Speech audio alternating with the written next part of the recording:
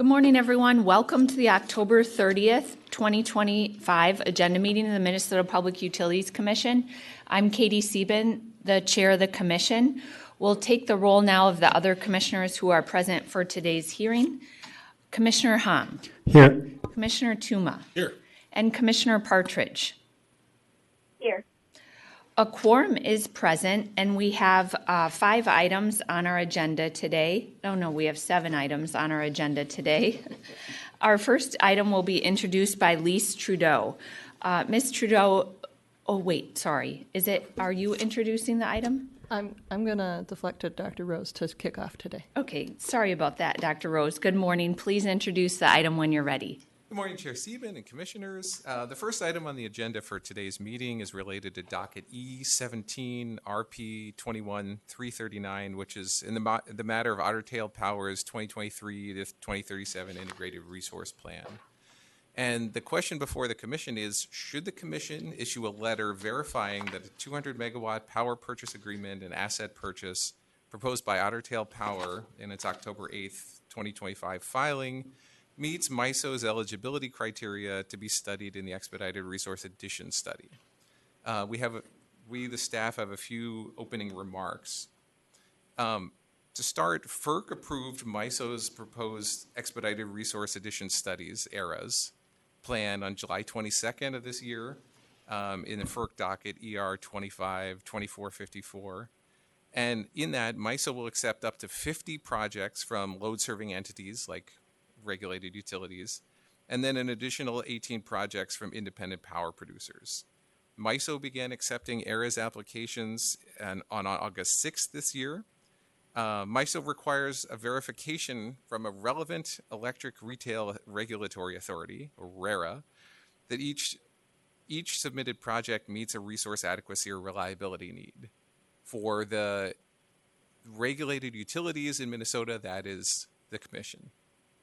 Xcel Energy, Minnesota Power, and Otter Tail Power submitted a total of 11 projects to the Commission and asked for verification that they met MISO's ERAS eligibility criteria. The Commission discussed those projects at a special meeting on July 24th, and the Commission submitted verifications for all 11 of them to MISO. As of October 15th of this year, MISO had only accepted 46 ERAS project applications from load-serving entities, which is less than the 50 project limit. So, Otter Tail Power submitted a proposed project to the Commission for ERAS verification on October 8th of this year, and that's the issue before the Commission today. The Commissioners have received briefing papers, which are posted online in the docket and on the calendar for today's meeting. I believe Otter Tail Power staff are available online to answer questions, and Department of Commerce staff are available in person to respond to questions about this ERAS project request. I don't have any further remarks. Thank you very much, Dr. Rose and Ms. Trudeau. I know this was a quick docket to get up in front of us, and so we all appreciate your work on it. We'll start with appearances from the parties and then turn to Commissioner Hom for questions.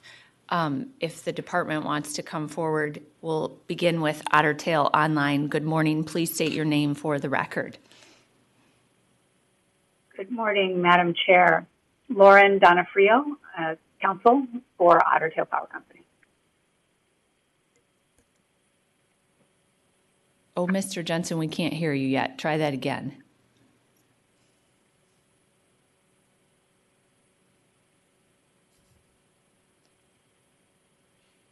You're unmuted, it looks like, but we can't hear you. Good morning, Chair. Can you hear me now? Yes.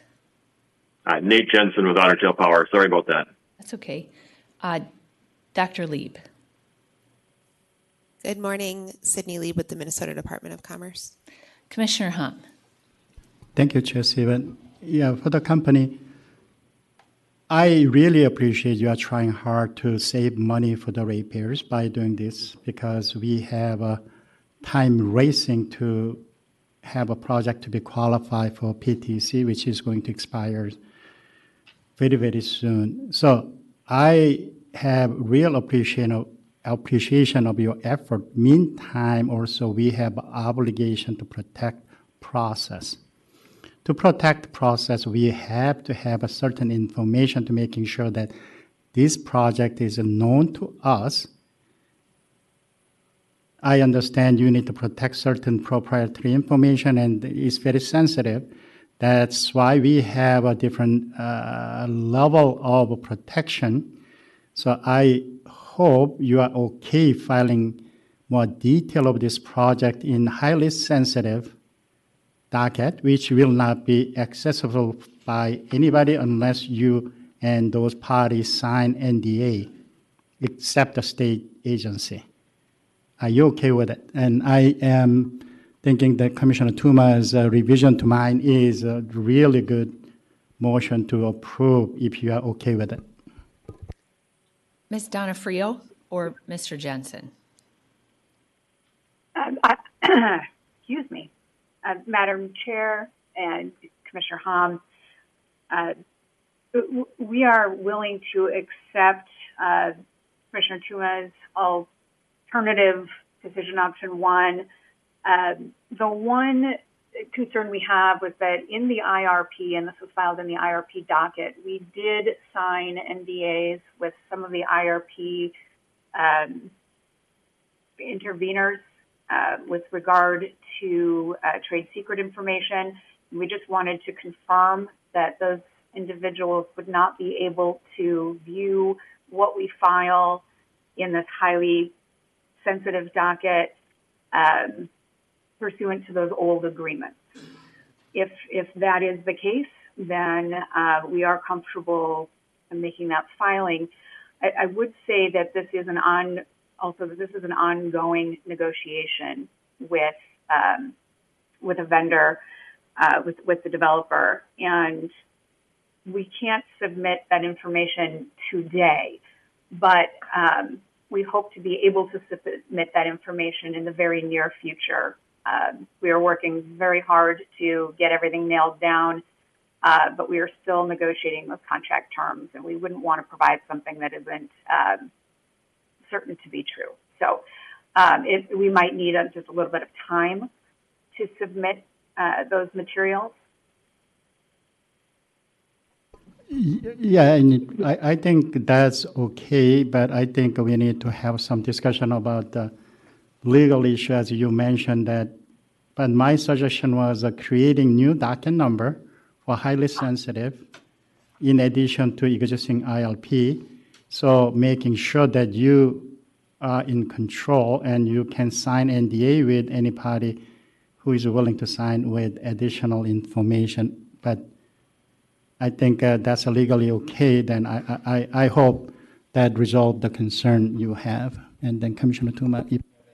Yeah, I mean, if there's some language that you want to make sure that's clear in our order, we're happy to put it in. I did not want to indicate that somehow we're going to put you at a disadvantage in negotiating, in particular, since it's going to save ratepayers money. So if there's some concern with that, or if you're just okay with us understanding this is going to be highly trade secret, hence why I was wanting the executive secretary to do it as opposed to being a public meeting and trying to come back.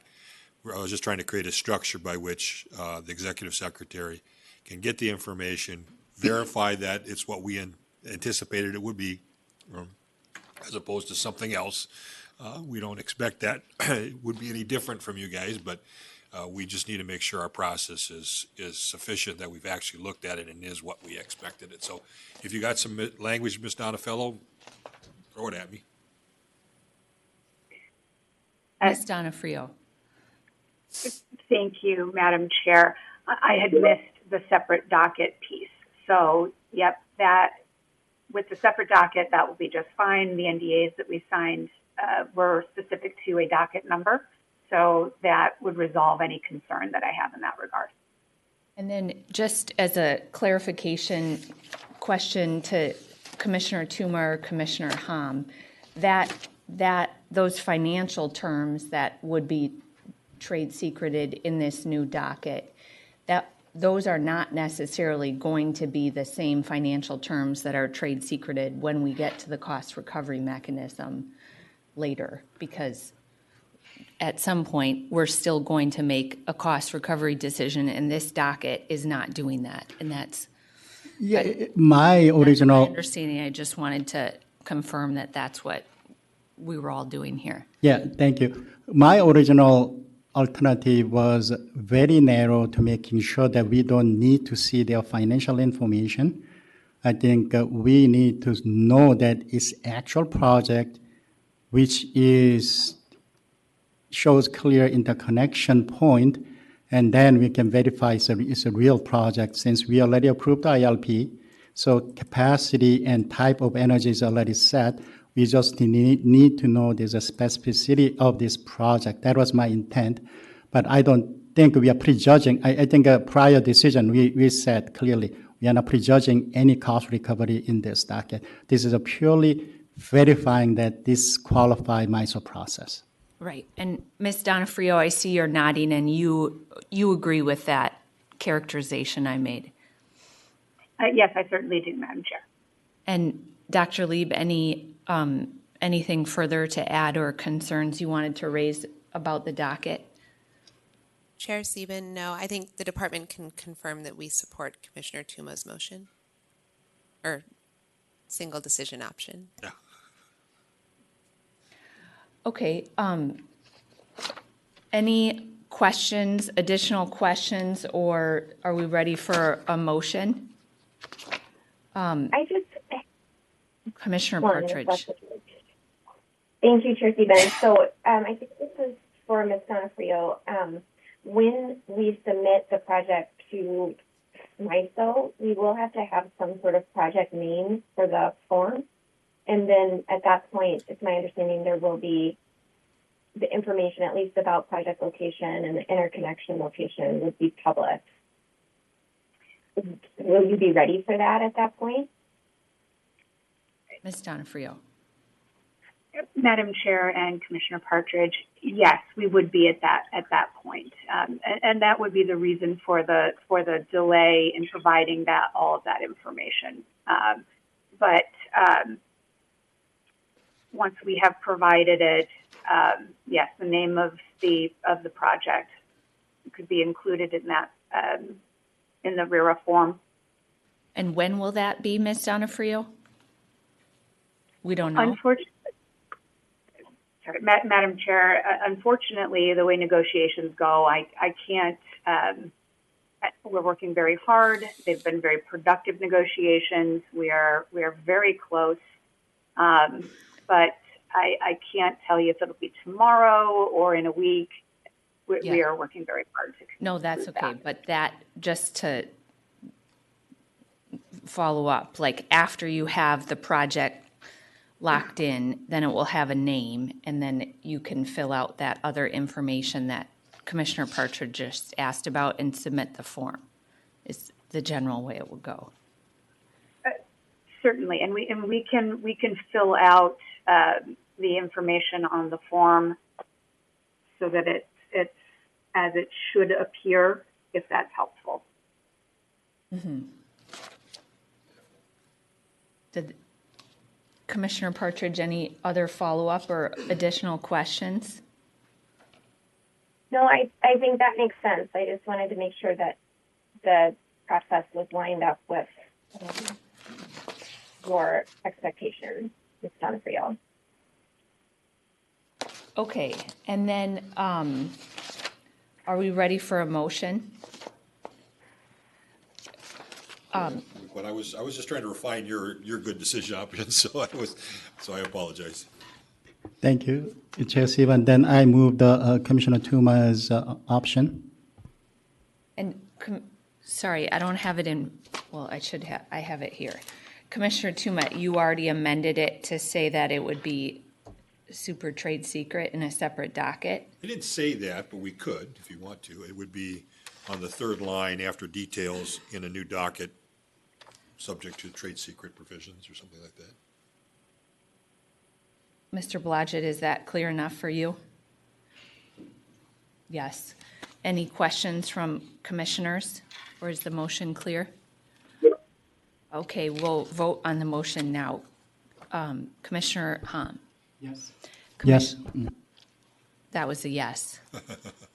Commissioner Tuma? And this is a yes. Commissioner Partridge? Yes. I also vote yes. The motion passes 4-0. Thank you, everyone, for your work on this. We appreciate it.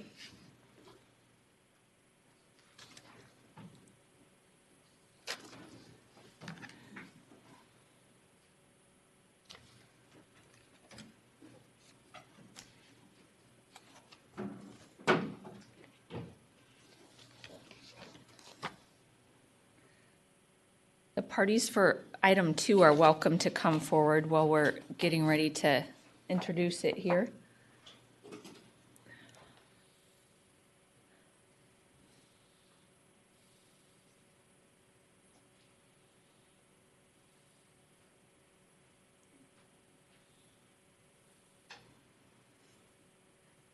Item number 2, Sarah Maxon is going to introduce it for us. Please introduce it when you're ready, Ms. Maxon.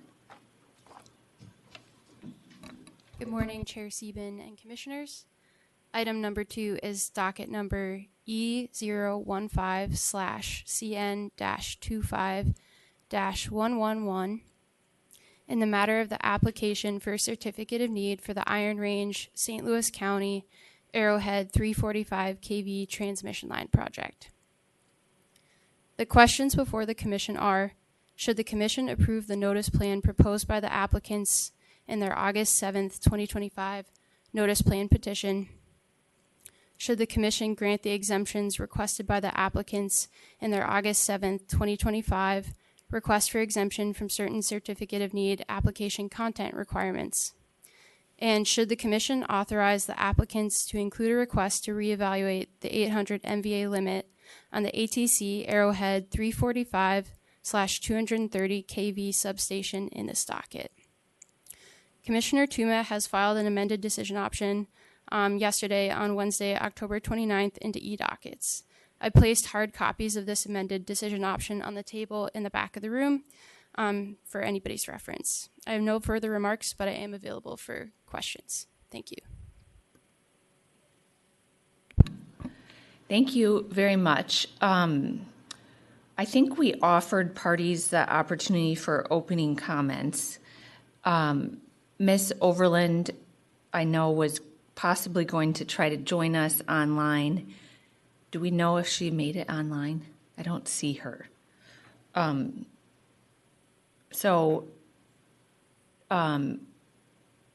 Ms. Overland, are you online? Len, we'll move, maybe she'll join, but we'll move to the other parties for brief opening comments if you'd like. So why don't we begin with, and you can state your appearances too, Ms. Kuklinski, or whoever. If you don't have opening comments, that's fine too. Thank you, Chair. I'll just make them brief. Good morning, Chair, Commissioners. I'm Jennifer Kuklinski with Minnesota Power, and I have with me Cody Verhalen with the Taft Law Firm, who is representing Minnesota Power as well, and representatives from ATC. We have spoke with ATC's counsel, and Minnesota Power will be providing these joint comments for the applicants today. We're excited to be in front of you today, seeking approval in this first step in the regulatory process for this important transmission project. We would like to thank staff for their balanced recommendations outlined in the briefing papers, which carefully weighed the regulatory requirements, burdens of the applicants, and public interest for the Iron Range to St. Louis County to Arrowhead 345 kV transmission line project. The recommended decision options are also directly supported by the Department of Commerce and reflect longstanding Commission practice. Staff recommended approval of the applicant's notice plan and recommended approval of reasonable variances that avoid duplicative newspaper publication, introduce flexibility in notice timing, and provide substitute information that is relevant to the analysis of the need for the project. These recommendations are practical, consistent with prior Commission practice, and ensure that statutory requirements are met while also streamlining the process for all involved parties. With that said, the applicants would like to address decision option 11, including the version in the briefing papers as well as the alternative version filed by Commissioner Tuma. As previously noted in the applicant's September 16th reply comments, the additional notice requirements in this decision option creates two concerns for the applicants. First, it requires the use of a 20-year-old service list that is no longer maintained or updated, unlike those proposed by the applicants, and as of this morning, we have been unable to locate it. The applicants do appreciate Commissioner Tuma's revisions, which seem to recognize service lists may not be available. However, perhaps more problematic with decision option 11 is that it requires service of the filing summary on individuals in the HVDC modernization docket that may not be directly interested in the 800 MVA limitation. In the HVDC dockets, Minnesota Power objected to consideration of the 800 MVA limitation issue because Minnesota Power believed that it was not properly noticed to interested persons in that docket and that its removal was not necessary for that specific project. Requiring service of the filing summary for the ISA project is a project that is distinct from the HVDC modernization project, and it risks cross-referencing those service lists, risk creating confusion for stakeholders, some of whom may have signed up for the HVDC modernization project solely for updates on that project, which do continue to be provided in that docket. Finally, staff analysis concluded that in the current recommended approach already provides thorough notice to relevant parties as validated by the Department of Commerce's review and applicants' replies. The proposed additional notifications beyond what has already been proposed by the applicants and recommended by the department and staff would not provide meaningful benefit or improve transparency for stakeholders and may ultimately create more confusion. Accordingly, the applicants support the decision options recommended by staff in the briefing papers, which are decision options 1, 2, 4, 6, 8, and 10, and we are available for questions. Okay, great, thank you. Then we'll go to questions. Why don't we start with that? Commissioner Tuma. Ms. Kikuchi, you didn't address probably the most important word in decision option 11 that matters to me, and that's the first word, okay? Require as opposed to authorize, okay? So you have any position on us requiring that analysis? Commissioner Tuma, sorry, not 11, but you're talking about 11. New 11? Okay. New 11.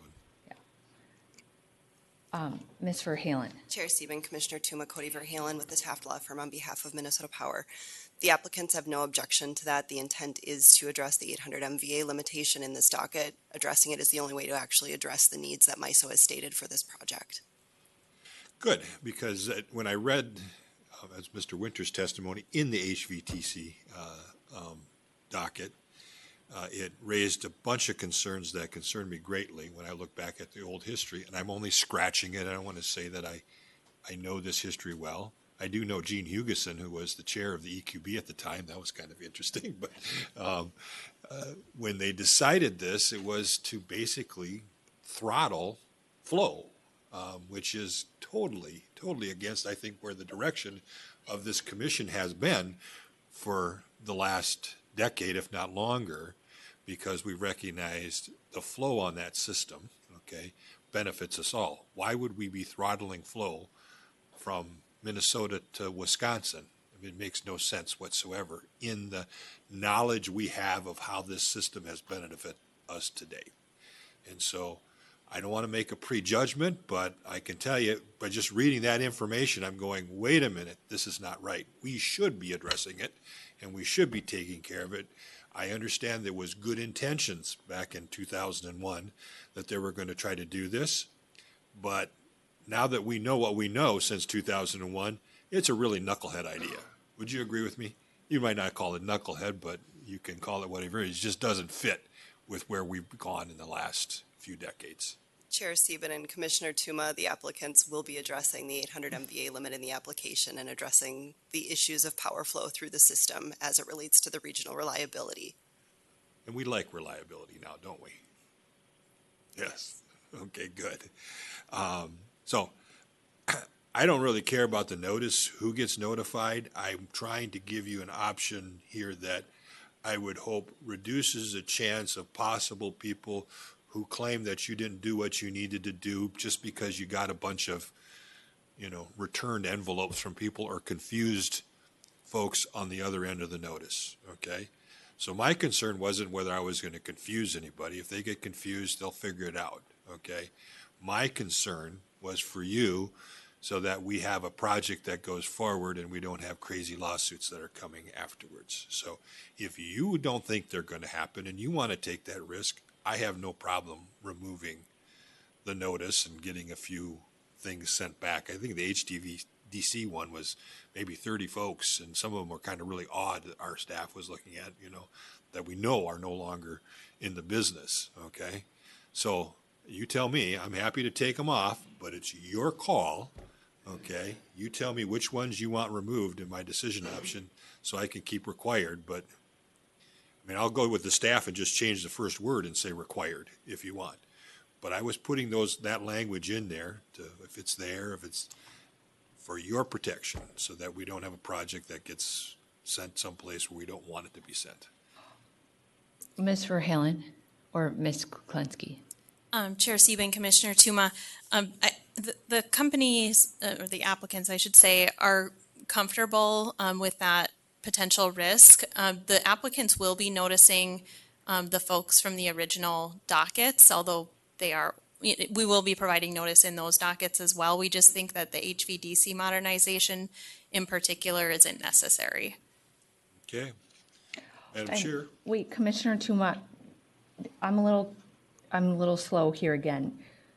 I thought staff and the applicants proposed 10, and you're saying you're fine doing 11 with the word require, but really you meant you're fine doing 10 with the word require. Okay, great. I was giving them a chance to take responsibility for whatever problems result from it. So I'm ready for a motion, Madam Chair. Okay, are there any other questions in other parts of the docket? One, well, no. Okay. Commissioner Tuma, Commissioner Partridge. Thank you, Chair Stevens. Commissioner Tuma, I just wanted to point out that my interpretation of your amended language also was that it would sort of skip a step where the applicant doesn't have to request that they reevaluate the limit, but that they just go do it. And so I'm sure the order writer is picking this up, but I just wanted to note that not only would you want to change the first word, but then striking that request to reevaluate seems helpful to streamline the process. If I understood that. But So I think Commissioner Partridge, if I'm not mistaken, the second line of decision options 10, is that what you're asking about? That if the applicants request to remove the limit? yes. Yeah, I think my thought is just that there were a couple edits that strike within TUMA amended 11 that I think are helpful beyond just changing the first word. And so I just wanted to raise that so we could catch it for the final order, that I think it would be helpful for it to just retain all of the edits that Commissioner Tuma proposed through the third line. That was very helpful, Commissioner Partridge. I missed that. Thank you. Okay. Any other questions on the docket? I would Commissioner move Tuma? decision option 1, 2, 4, 6, 8, 10 with the revision of replacing the word authorized with require, and then deleting the first few words in the second sentence, deleting if the applicant requests to remove the limit, comma. That would also be deleted. The rest would be the same. And that would be the motion.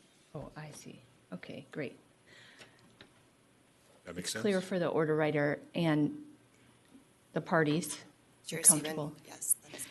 Any discussion on Commissioner Tuma's motion? Hearing none, then we'll vote. Oh, Commissioner One more Partridge. thing. Could the order writer also strike on the first line, starting include through a request to. So Commissioner Tuma, that would be consistent with the initial edit.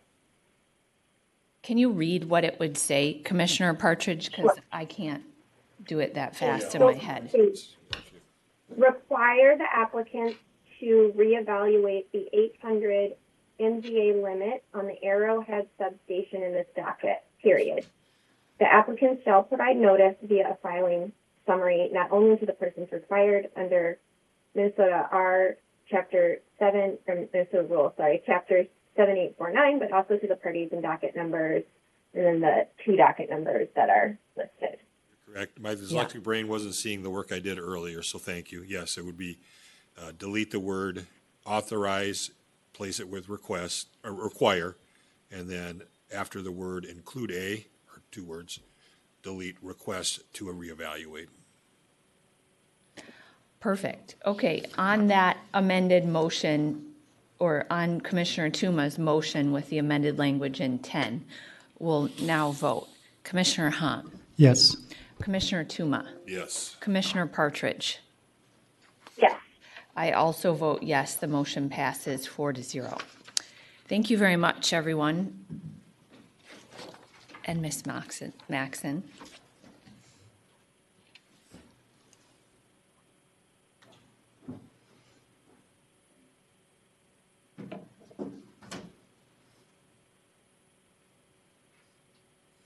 Mr. Eck, please introduce item number 3.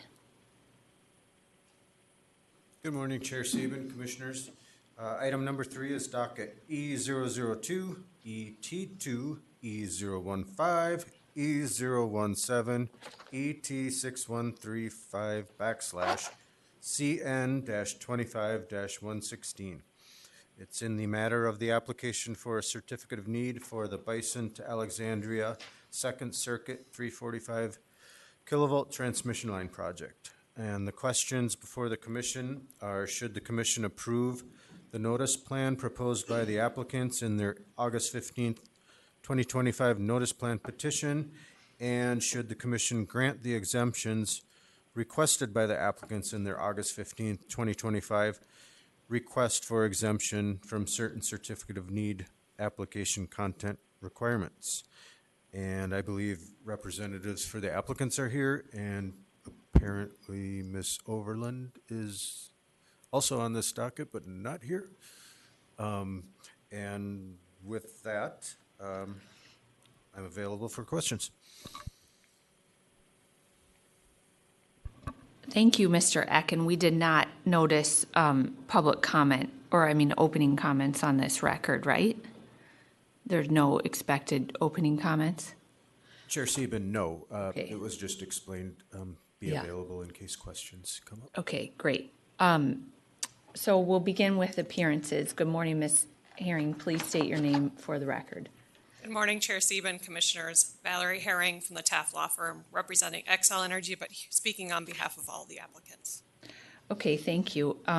Commissioner Tuma, would you like to begin with questions? Madam Chair, I have no questions. There is nothing but good things happening here, even though maybe our friends in North Dakota don't think so. We do, and we're going to do the hard work to make sure our system is not constrained. And so I'm happy I read through it and everything is fine. Mr. Eck has been trying to avoid me all week, so I wouldn't ask him any questions, and he successfully did that. So I'm ready to make a motion unless you have any questions. I don't. Commissioner Hom does, though. Thank you, Chair Sieben. No, I have one comment to it. I think this is a great example of when I think a company and Department of Commerce work proactively and working together and saving tons of money for the ratepayers. I think that this was the original CAVX 2022nd string line, and that was a vision provided by departments, and then companies or the applicant agree with, and now we are seeing this result. So I really appreciate the department's work and then applicants' willingness to take that at the time. Excellent. Yeah. I also thought the applicants did a nice job of explaining why the notice requirements in the newspapers made sense and to not be duplicative and further confuse people. So I'm supportive of those, of the applicant's request regarding notice too. So Commissioner Tuma, would you make a motion, please? I'll follow staff recommendations, decision option 1, 2, 3, 4, 7, 8, 10, and 12. Is there any discussion of Commissioner Tuma's motion? Hearing none, then we'll vote. Commissioner Hom. Yes. Commissioner Tuma. Yes. Commissioner Partridge. Yes. I also vote yes. The motion passes 4-0. Thank you.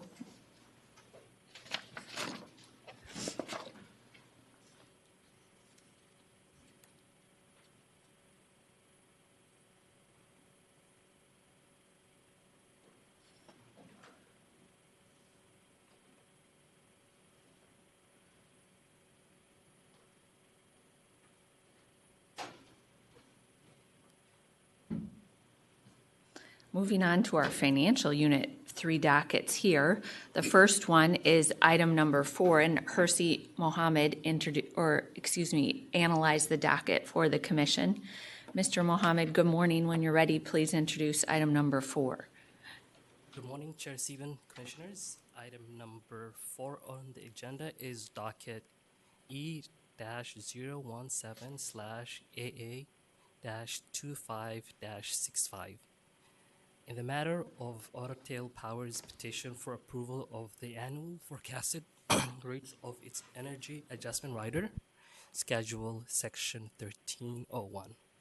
The question before the Commission is, at what level should Otter Power's company's 2026 annual forecast rates for its energy adjustment rider be set? Commissioner Hom introduced new decision options 6 to 9, which were filed in e-docket on October 27. Printed copies are available in front of the room. I have no additional remarks, but both staff and parties are available for questions. Thank you. Thank you. We'll begin with appearances for Otter Tail Power. Ms. Donofrio, why don't you begin?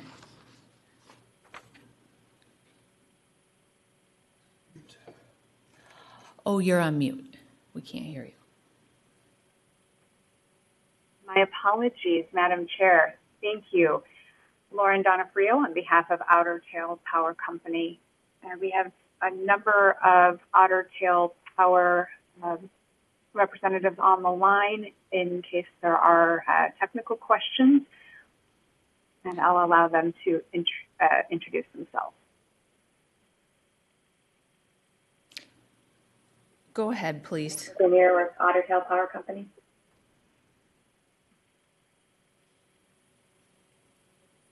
Oh, we couldn't hear you, Mr. Burns.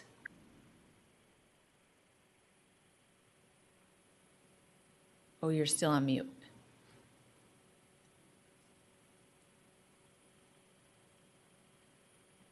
We still can't hear you, but we're going to skip over you for now, and then if there are questions, we'll figure it out. How about that? That works. Oh, wait, now we can hear you. So one more time, try your name, please. Otter Tail Power. Okay, thank you. And the department, for the department, is anyone here? Good morning, Chair. Mark Johnson with the Minnesota Department of Commerce. And also with me is Lynn Bear. Okay. Why don't we start with questions or comments from commissioners? Commissioner Hom, did you want to begin? Thank you, Chair Stephen. So I'll just go over a little bit about my alternative decision or additional decision option and history background. This is about the Mid-Continent Independent System Operator 4 or 5 years ago identified that about 50% of congestion revenue is not going back to the ratepayers, and those 50% was going to the Wall Street. And there was a significant concern about the situation because these congestion money, the so-called financial transmission rights, are designed to help the ratepayers to recover some of those congestion revenue. but significant portion was going to the Wall Street rather than going back to the ratepayers. So that discussion is going on as a macro level at the MISO. Meantime, I want to make sure that our individual utility is aware of the situation, what is their action taking to mitigate that, because one of the report identified issue was some of the utility is taking very conservative hedging approach on this annual auction revenue right nomination and FTL conversion. So I think to address overall issue, I want to see this big picture. So I want to ask a department, Mr. Johnson, have we done this analysis in any of these dockets? If you have done it, I don't think we need this, but if you haven't done it, I think this might be the first one we need to tackle this issue. Mr. Johnson. Yeah. Chair Sieben, Commissioner Hom, we have not done that type of analysis historically in these dockets, but we'd be happy to look at it in the future.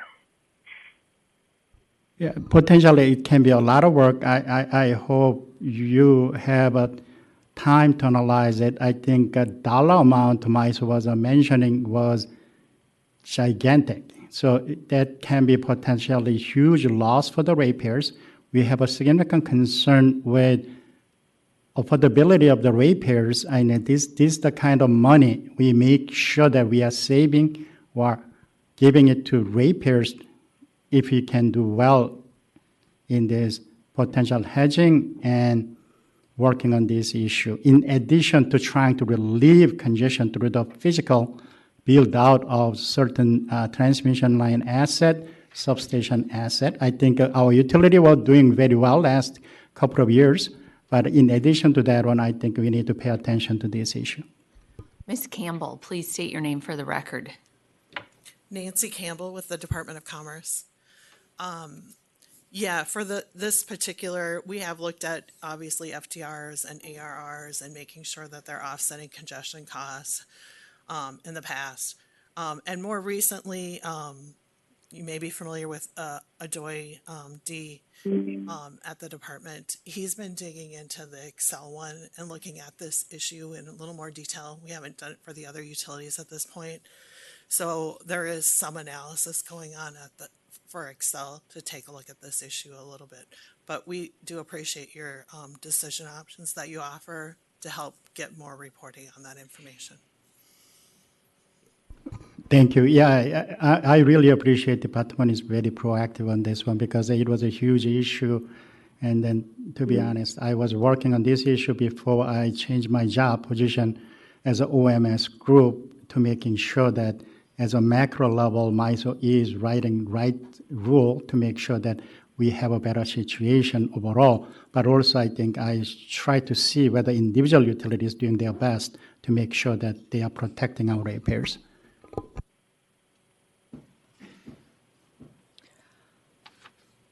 Other questions on the docket? Commissioner Tuma. I was kind of curious in this PRM revenue decision option. So I was struggling with it. Obviously, there was an error, and decision option 5 says we're going to address it going forward. So I was a little worried with the terminology in number 5 where it says approve Otter Tail's proposal. I think we want to say something instead, something along the lines of require Otter Tail to include, so delete approve and delete proposal, and require Otter Tail to include the actual net PRM revenues in the company's future refunds and FCA true-up filings.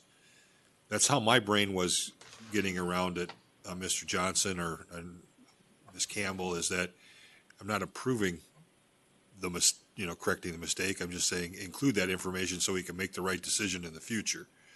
So that's how my brain was around it, but I don't know if I'm thinking of it correctly. Ms. Campbell. Chair Sieben, Commissioner Tuma, thanks for that question. We did take a look at this issue a little bit, and yes, normally you would make that correction for the MISO capacity revenues, but just so you know that the forecasted costs for 2026 for Otter Tail for the PRA capacity are not included in the forecast. We've been doing it more on an actual basis for Otter Tail, so you don't need to make the correction because the initial costs weren't forecasted in there. So that's why I would caution, we shouldn't make a correction for something that wasn't actually in the forecast. But we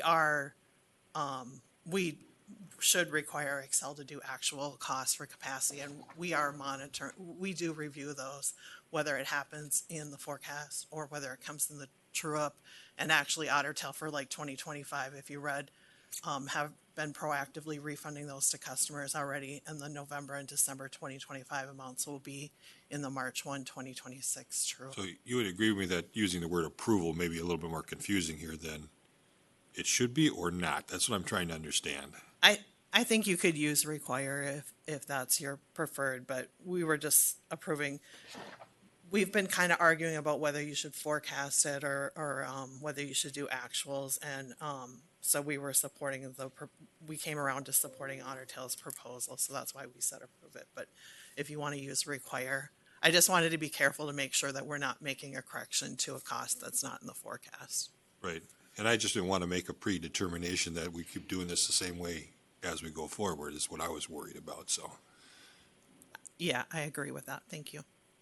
Mr. Hom, I was. Thank you, Chair Stephen. No, yeah, I think I'm good with your proposal.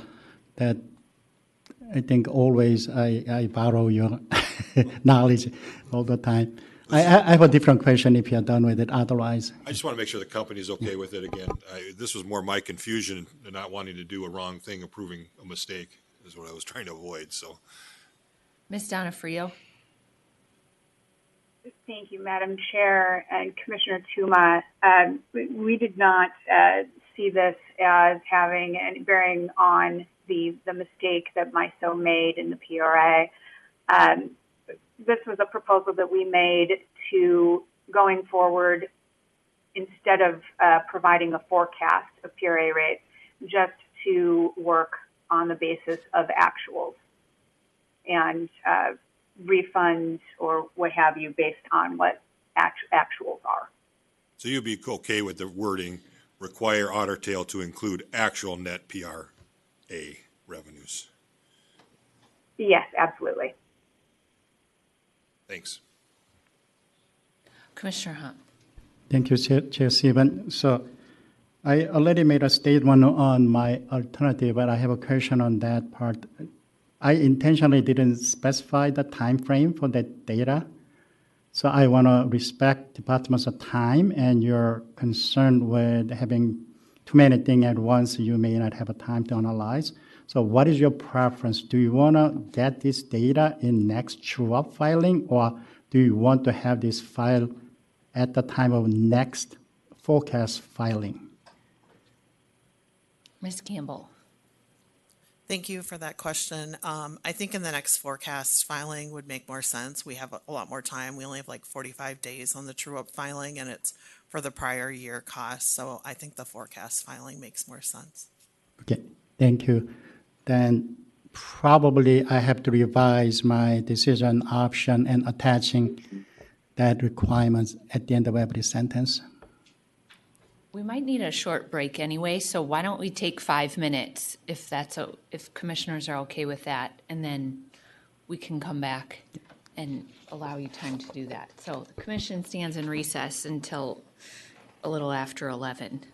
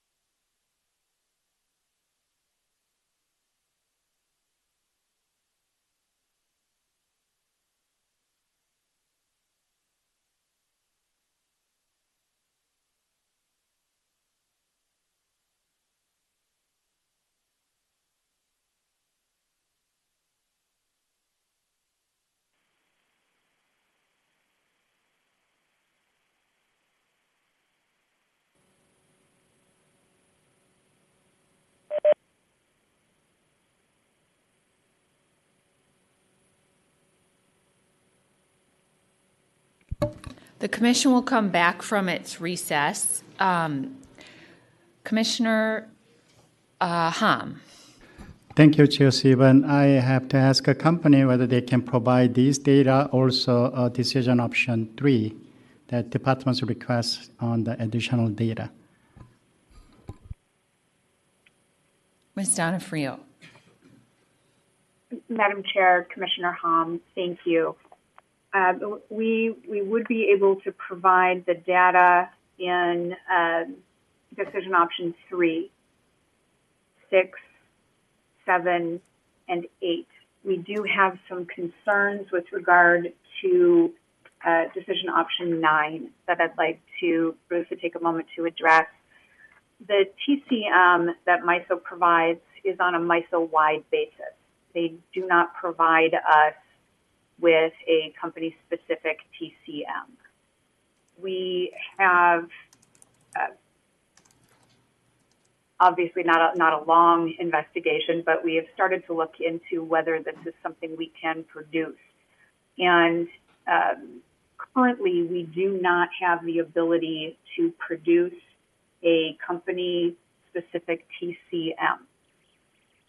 We are certainly willing to reach out to MISO to see if either MISO can provide a company or utility-specific TCM, or if they can assist us in determining what formula would be used, but we don't currently have the ability to do this. So we do have some concern about a decision option that would require us to do that. What we would propose to modify this decision option would be that we would either provide the information or an explanation as to why we could not provide the information if we cannot. It's just at this point, we don't know whether we will be able to. We have inquired of our programming folks, and what they have told us is they haven't really looked at it yet, but they anticipate that if they can, it would be very difficult. So that doesn't give me a whole lot of confidence that we'll be able to figure this one out on our own without some assistance from MISO. Okay. Thank you for the response, but that gives me more concern with the overall situation.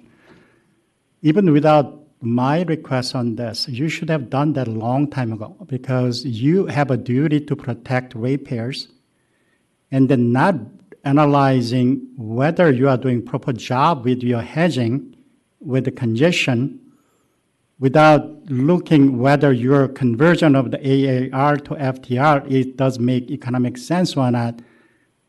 Sounds to me you are not doing it. I was hoping that you are already doing it, so I was just asking, give us the data. But the way you respond sounds like you are not doing your job. Ms. Donofrio.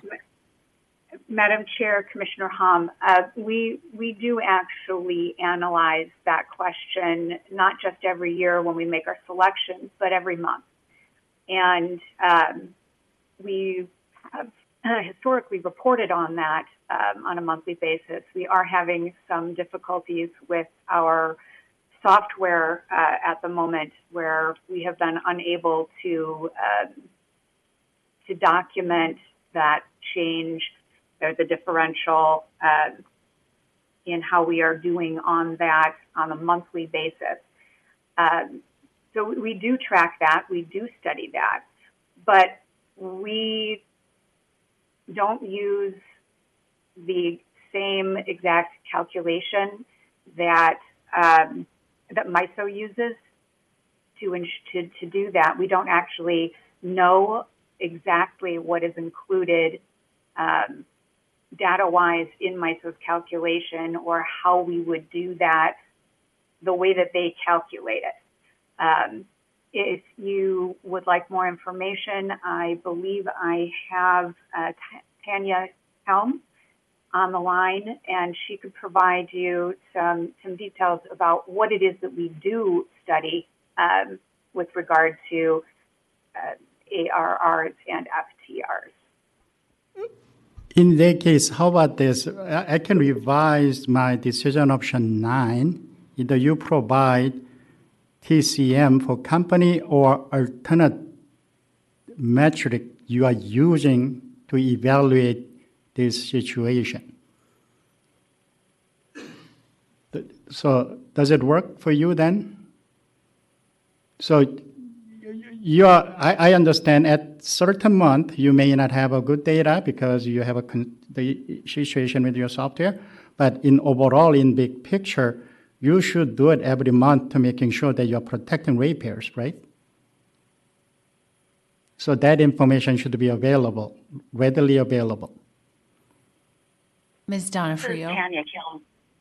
Oh, Ms. Kelm, good morning. Please state your name for the record first. Good morning, Chair Sieben. This is Tanya Kilm from Otter Power Company. You're correct, Commissioner Hum. We do have a report that we've been providing on congestion for a few years at least. We provide that monthly. As Ms. Donofrio had mentioned earlier, our programmers are having a problem with the software. So we have a few months of delay from which that we have not been able to report.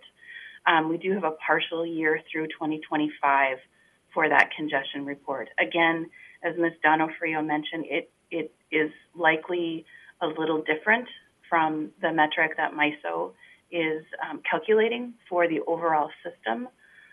But we do have something that we have reported in the past and that we intend to continue to report to the Commission.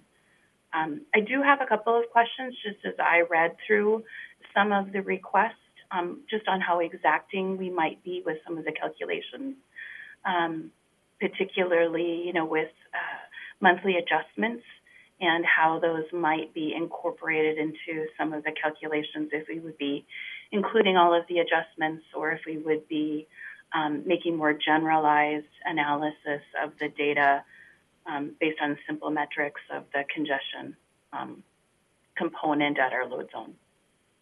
Okay, so my intent on this decision option is not about simply reporting congestion issue.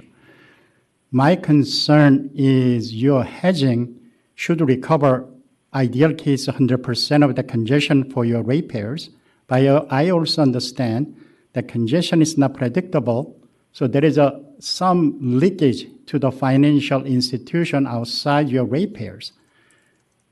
When it becomes 50%, that is unacceptable. I think MISO had 2 years back-to-back with 50% and above leakage. Simply reporting congestion is not going to reflect the situation. That requires your hedging revenue plus congestion revenue recovery and gross congestion portion. So you have to have that subtraction.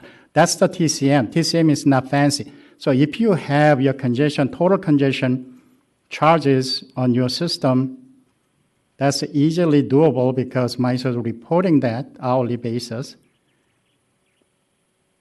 And you just need to see how much you are recovering that from it, and then you can net it with your FTR, ARR revenue from it. Then you will see what congestion revenue you are not recovering for ratepayers. So that's why I was wondering why you cannot do that calculation, first of all. But still, I gave you option to pick different path, but I'm not asking you simple congestion revenue calculation. I need to see what is the total congestion incurred for Otter customer, and then what is your net revenue for FTR and ARR, and that difference is a leakage. Otter ratepayers are not getting, recovering the congestion.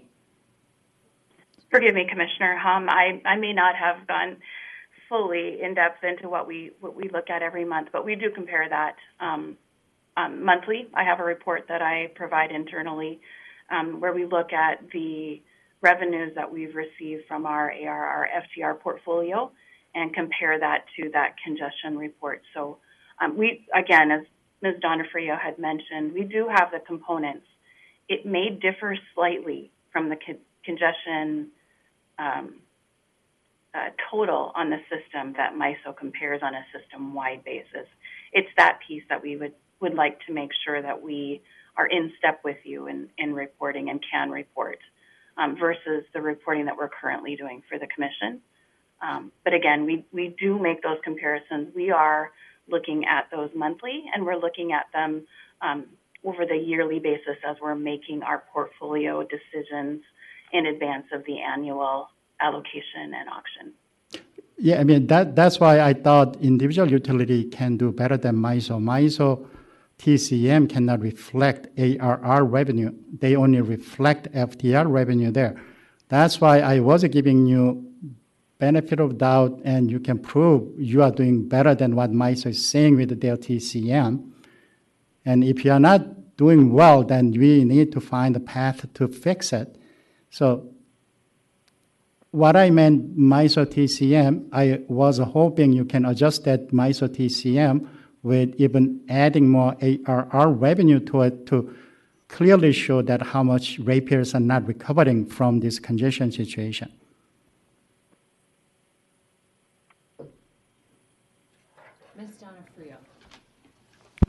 Ms. Donofrio. Madam Chair, Commissioner Hom, thank you for that. I believe with the suggested change that Commissioner Hom has just made, that we can accept the revised decision option 9. And we would be fine with providing that information in the next annual filing as Ms. Campbell requested. So yeah, my suggestion is either TCM or alternate metric companies using to evaluate its congestion.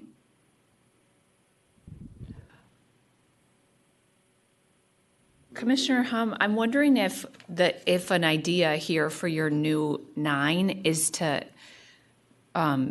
require the company to work with the executive secretary and the department on providing, and then go ahead and continue to with the language you have, just so that then our staff can work with the department and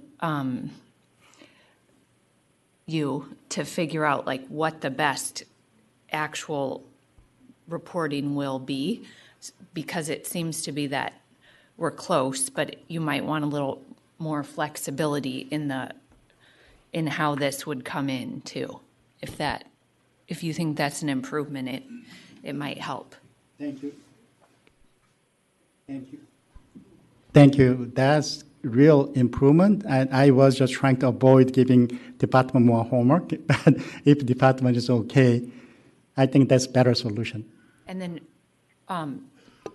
if we did it that way, Ms. Campbell, then, I mean, you already said you wanted them to do it by the end of the year, correct? Or and we could either say that here or have it work through the executive secretary to work that out, but I don't know if you have a preference. Yeah, our recommendation was to do it in the next fuel forecast, which is the May 1 fuel forecast. Okay, so I think that's the best place to do it. And is it helpful to then also work through more of the details on the executive secretary? Or do you think this is the language that Commissioner Hom worked out, just saying like, or other comparable and relevant metrics will give you the information you will want to? I think the revision that Commissioner Hom's offering is really helpful, because if they're using a different metrics other than the MISO one, then they can provide that. So I think that's really helpful, and I think that'll work. Okay, then let's not maybe add the executive secretary language in and just keep it like this. That I think that's actually better, Commissioner Hom. So looks good. Okay, any other questions on this docket? No? Commissioner Hom, then do you have a motion? Thank you, Chair Sieben. Yes, then I can move decision option 1, 2, 3, 4, and 5 as revised. And 9 is revised. And then 6, Oh, sorry. 7, 8, and 9 as revised. That works. Any comments from the company, Ms. Donofrio? Madam Chair, I can't see the entire what's being shared, but I would suggest adding the filing that this would be filed in. But other than that, we are just fine with that. Oh, there it is. Thank you. Is the department's good with a motion or any comments, Ms. Campbell? Yes, we agree with that motion. Thank you. Any question or comments from commissioners? Hearing none, then we'll vote. Commissioner Hom? Yes. Commissioner Tuma? Yes. Commissioner Partridge? Yes. I also vote yes. The motion passes 4-0. Thank you. Thank you.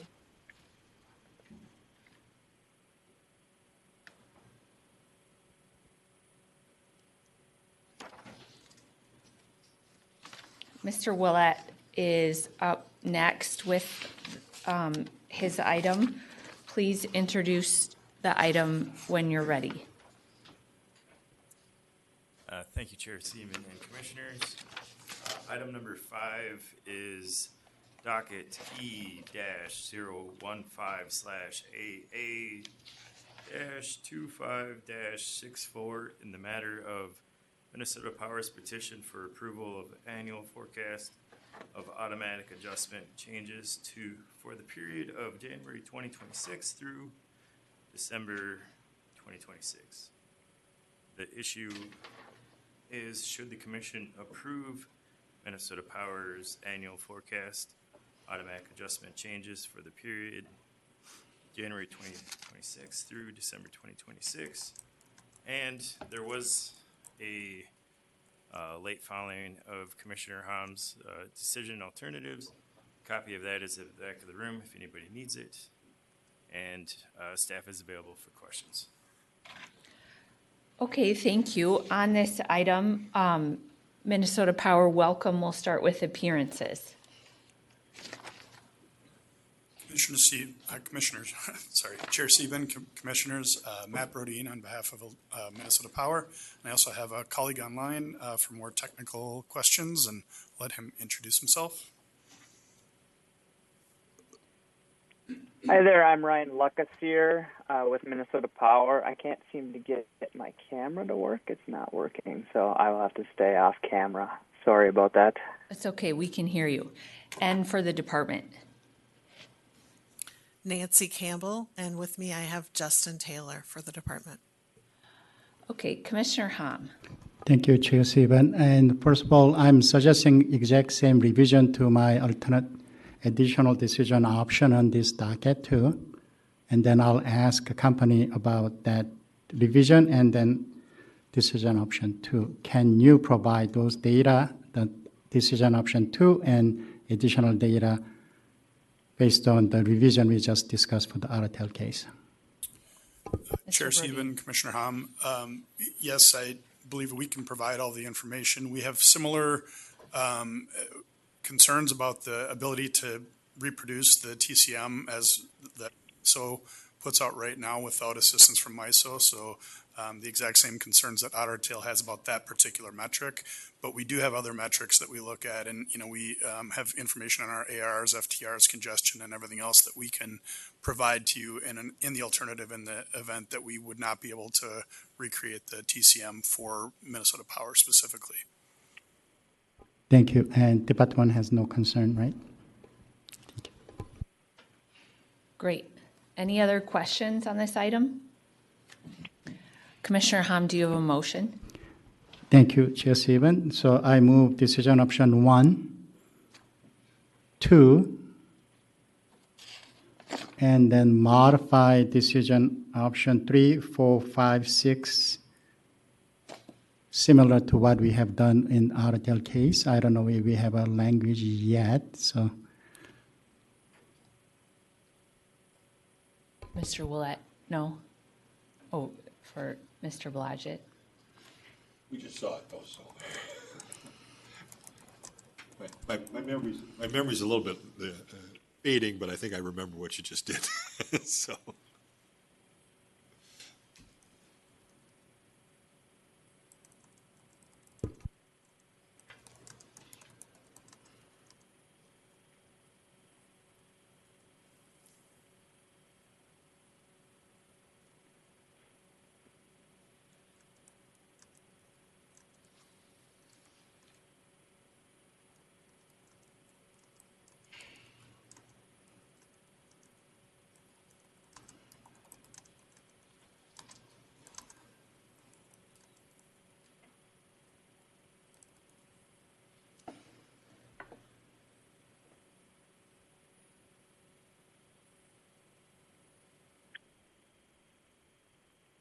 I see heads nodding for that new new 6, or at least that's what I was thinking you were going to put up, Mr. Blodgett.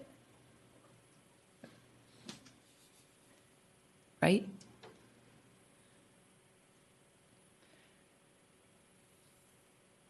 Okay, who was it? What are we doing? Or did we already make the motion? Sorry, you made the motion. Everyone's clear what the motion is. Is there any discussion of the motion?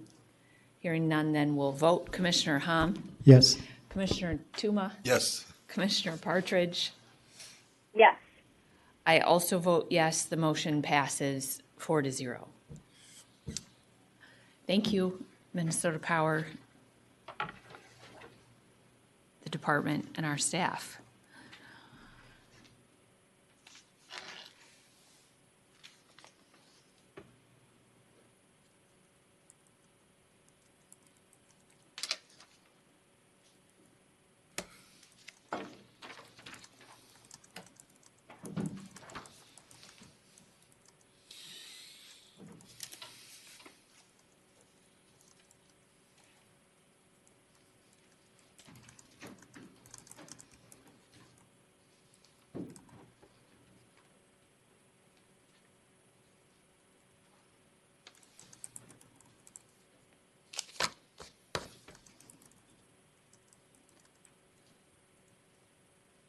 Ms. Marcus, thank you for introducing this item and your work on all of these. Please introduce item 6 when you're ready. Good morning, Chair and Commissioners. Item number 6 involves Northern States Power Company doing business as Xcel Energy for docket E002 AA 2563 in the matter of Xcel Energy's petition for approval of its 2026 annual fuel forecast and monthly fuel cost charges. The question before the Commission is, at what level should Xcel Energy's 2026 annual forecasted rates for its energy adjustment rider be set? Commissioner Hom submitted new decision options, and they're at the front of the room. I have copies. Staff is available for questions. Thank you. We'll begin with appearances for Xcel. Good morning. Good morning, Chair Stephen, Commissioners. Lauren Steinhauser on behalf of the company. And for the department? Nancy Campbell, and with me I have Kwong No from the department. Welcome. Commissioner Hom. Thank you, Chair Stephen. First of all, I just want to take care of a decision option 13 to 16. So are you okay with the as revised? Can company provide that information? Chair Stephen, Commissioner Hom, Xcel can provide that information, and as Ms. Campbell mentioned, we've been working with the department to provide similar information already. Okay, thank you. And I have a question on the decision option 5 and 6, department and company has a different opinion on that one. My concern with the the company's option is that, to me, is a bit arbitrary. You can pick and choose a time period you want to use.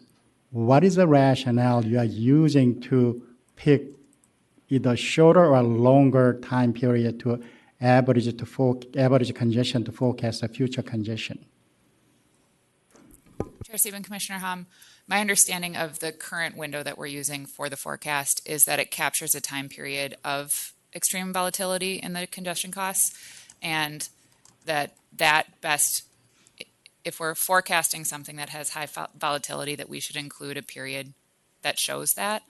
I have Mr. Dave Hornick on the line if we have more questions, but my understanding is if there was to be a period where that would change, or there would be a different, more recent period of volatility, that we would take that. So it's just trying to accurately capture the kind of high and low possibilities for the congestion in order to forecast most accurately. Okay, thank you. And same question to departments. What is your rationale you want to stick with the 36 month rather than trying to stabilize this volatility? Chair Simmons, Commissioner, thank you for this question. We think that the congestion spike in 2021 and 2022 is no longer relevant. So I think we should cut out that period. And I'll just add, I think for consistency purposes, because Xcel has over-recovered their congestion costs in the past couple of times, we don't want to collect it from customers only to have to refund it. And we think 36 months smooths out that volatility. We'll continue to look at it, but we think that's the better option. And that's why we would support the decision option 5. Okay, thank you. So I understand both the company and department intention is smoothing out the volatility, but companies proposing different approach than department. Have you guys discussed what is a potential best way to do it, like cutting down certain volatility portion of it, but it may not give you 36 months if you trim that portion of it? Are you okay with trimming down and then having less than 30 months in case that include the 2021 and 2022? Ms. Campbell. We'll take a look at the data. I guess one of the benefits of the 36 months is where we aren't picking up both 2021 and 2022. That seemed kind of high, but we are picking up one of those years. And we can certainly evaluate it, but we're really kind of looking at it, I guess, for purposes of this forecast for 2026, that we think the 3-year makes the most sense based on past over collections in the last, I think, 2 years. So, but yes, we're open to looking at it. We'll look at I think Kwong did a nice job of putting that analysis in his comments to show what the trend is, and we'll continue to look at that. Thank you. So department made their explain about their rationale.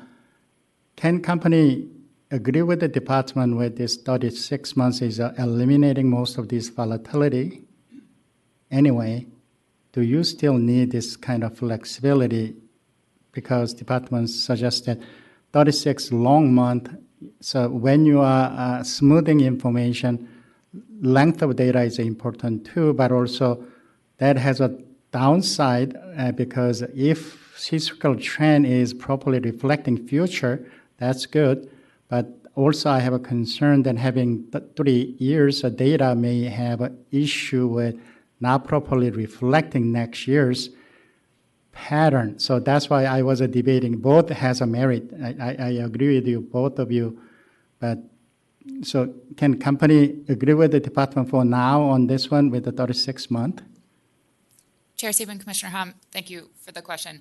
We can. I think the key point here is that we're trying to forecast. We're proposing different methods. We're trying to get to the same point, which is as accurate as we can get with volatile variables. And it's a true-up. So as long as the true-up mechanism remains, we're happy to try the department's recommendation this year and see where that comes out. Thank you for that flexibility. I think let's try with Department 36 month to see whether that will reflect a better future congestion.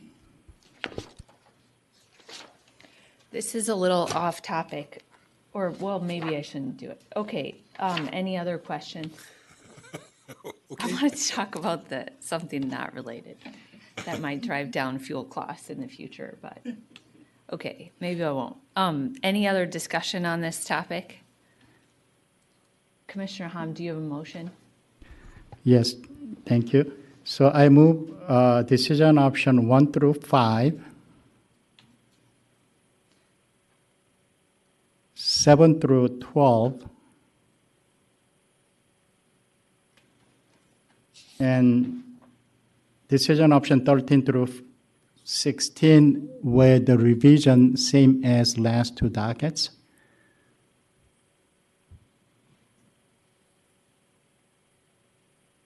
And while we're waiting for Mr. Blodgett to get that on the screen, did you have something else to add? Ms. Steinhauser, go ahead. Chair Seaman, apologies for, the department proposed a 2A. And I wasn't sure if we were talking about 2 or 2A. And I'll just clarify, we talked to Xcel and we probably don't need to do 2A per se, because if the commission is approving number 5 for the congestion costs, that'll impact the fuel costs, right? And our 2A was revising those fuel costs, and then Xcel came back to us and said the number was very close, but it wasn't exact. So we thought we could just do that in a compliance filing. So just have them recalculate their fuel forecast for 2026 in a compliance filing, subject to the adjustment made under decision option 5. Or maybe Xcel has more exact language for us. Do you have any proposal on the language? Chair Seaman, Commissioner Hom, I do. It's pretty basic, but I'm happy to provide it. Sure, go ahead. Require Xcel Energy to file a compliance filing within 30 days of the order, setting forth its final 2026 sales and cost calculation,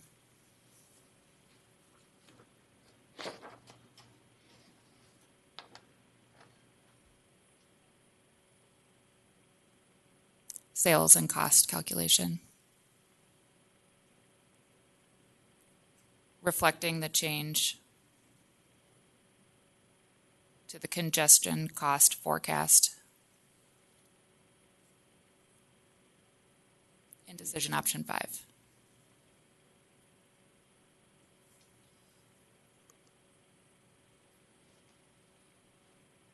Ms. Campbell, does that work for you? That does, thank you. And the question a different question I had was, Ms. Steinhauer, what's the status of Riverside now? Chair Seaman, I think it was in the briefing papers, the root cause report is complete and has been provided. The plant remains offline. It's not expected to be back online before June of next year. Before June of next year? Correct. And that was contained, that date, it will be back online is in the report too? I do not believe that date is in the report. It is part of rate case testimony. The date is part of rate case testimony of Chair when it will Seaman, that come is back correct. online? And the replacement power that's being purchased by the company now, that will flow through in the next fuel clause? Or when will we see that? Chair Seaman, I'm only pausing because I get mixed up with the dates of the filing. So for sure, I don't know if it's the next, but it will flow through the fuel clause filings. And Ms. Campbell? Yeah, so my understanding is that'll overlap 2 periods. So we'll see that in the March 1, 2026 fuel clause true-up, and we'll see it in the following March 1, 2027 fuel cost true-up, and the department is addressing that in the current Xcel rate case as well. Tell me why you're addressing it in the rate case. It's not clicking in for me. Why it would. It's kind of similar to the Sherco 3 outage, where there's issues related to the rate case, and there's also fuel clause issues. Because of the purchase power that they're not getting, that's flowing through the fuel clause, and the difference in that? The fuel clause issues, fuel costs are in the fuel clause rider, but we also are raising some capacity and other issues in the context of the rate case. Okay, sounds like a problem for another day. A minor one. Any other discussion? Commissioner Hom, do you have or can you just state your motion again, please? So in addition to my motion, I think I'm going to revise decision option 2 with additional language. And just to clarify, so keep what's there in 2 and then just roll in also the red language. Yeah, that's what department thinks is. That's good enough, right? Thank you. Okay, so your motion overall again is what's on the screen, Yes. So what you already said? 1 through 12 except 6, and then number 2 will be revised as shown in the screen.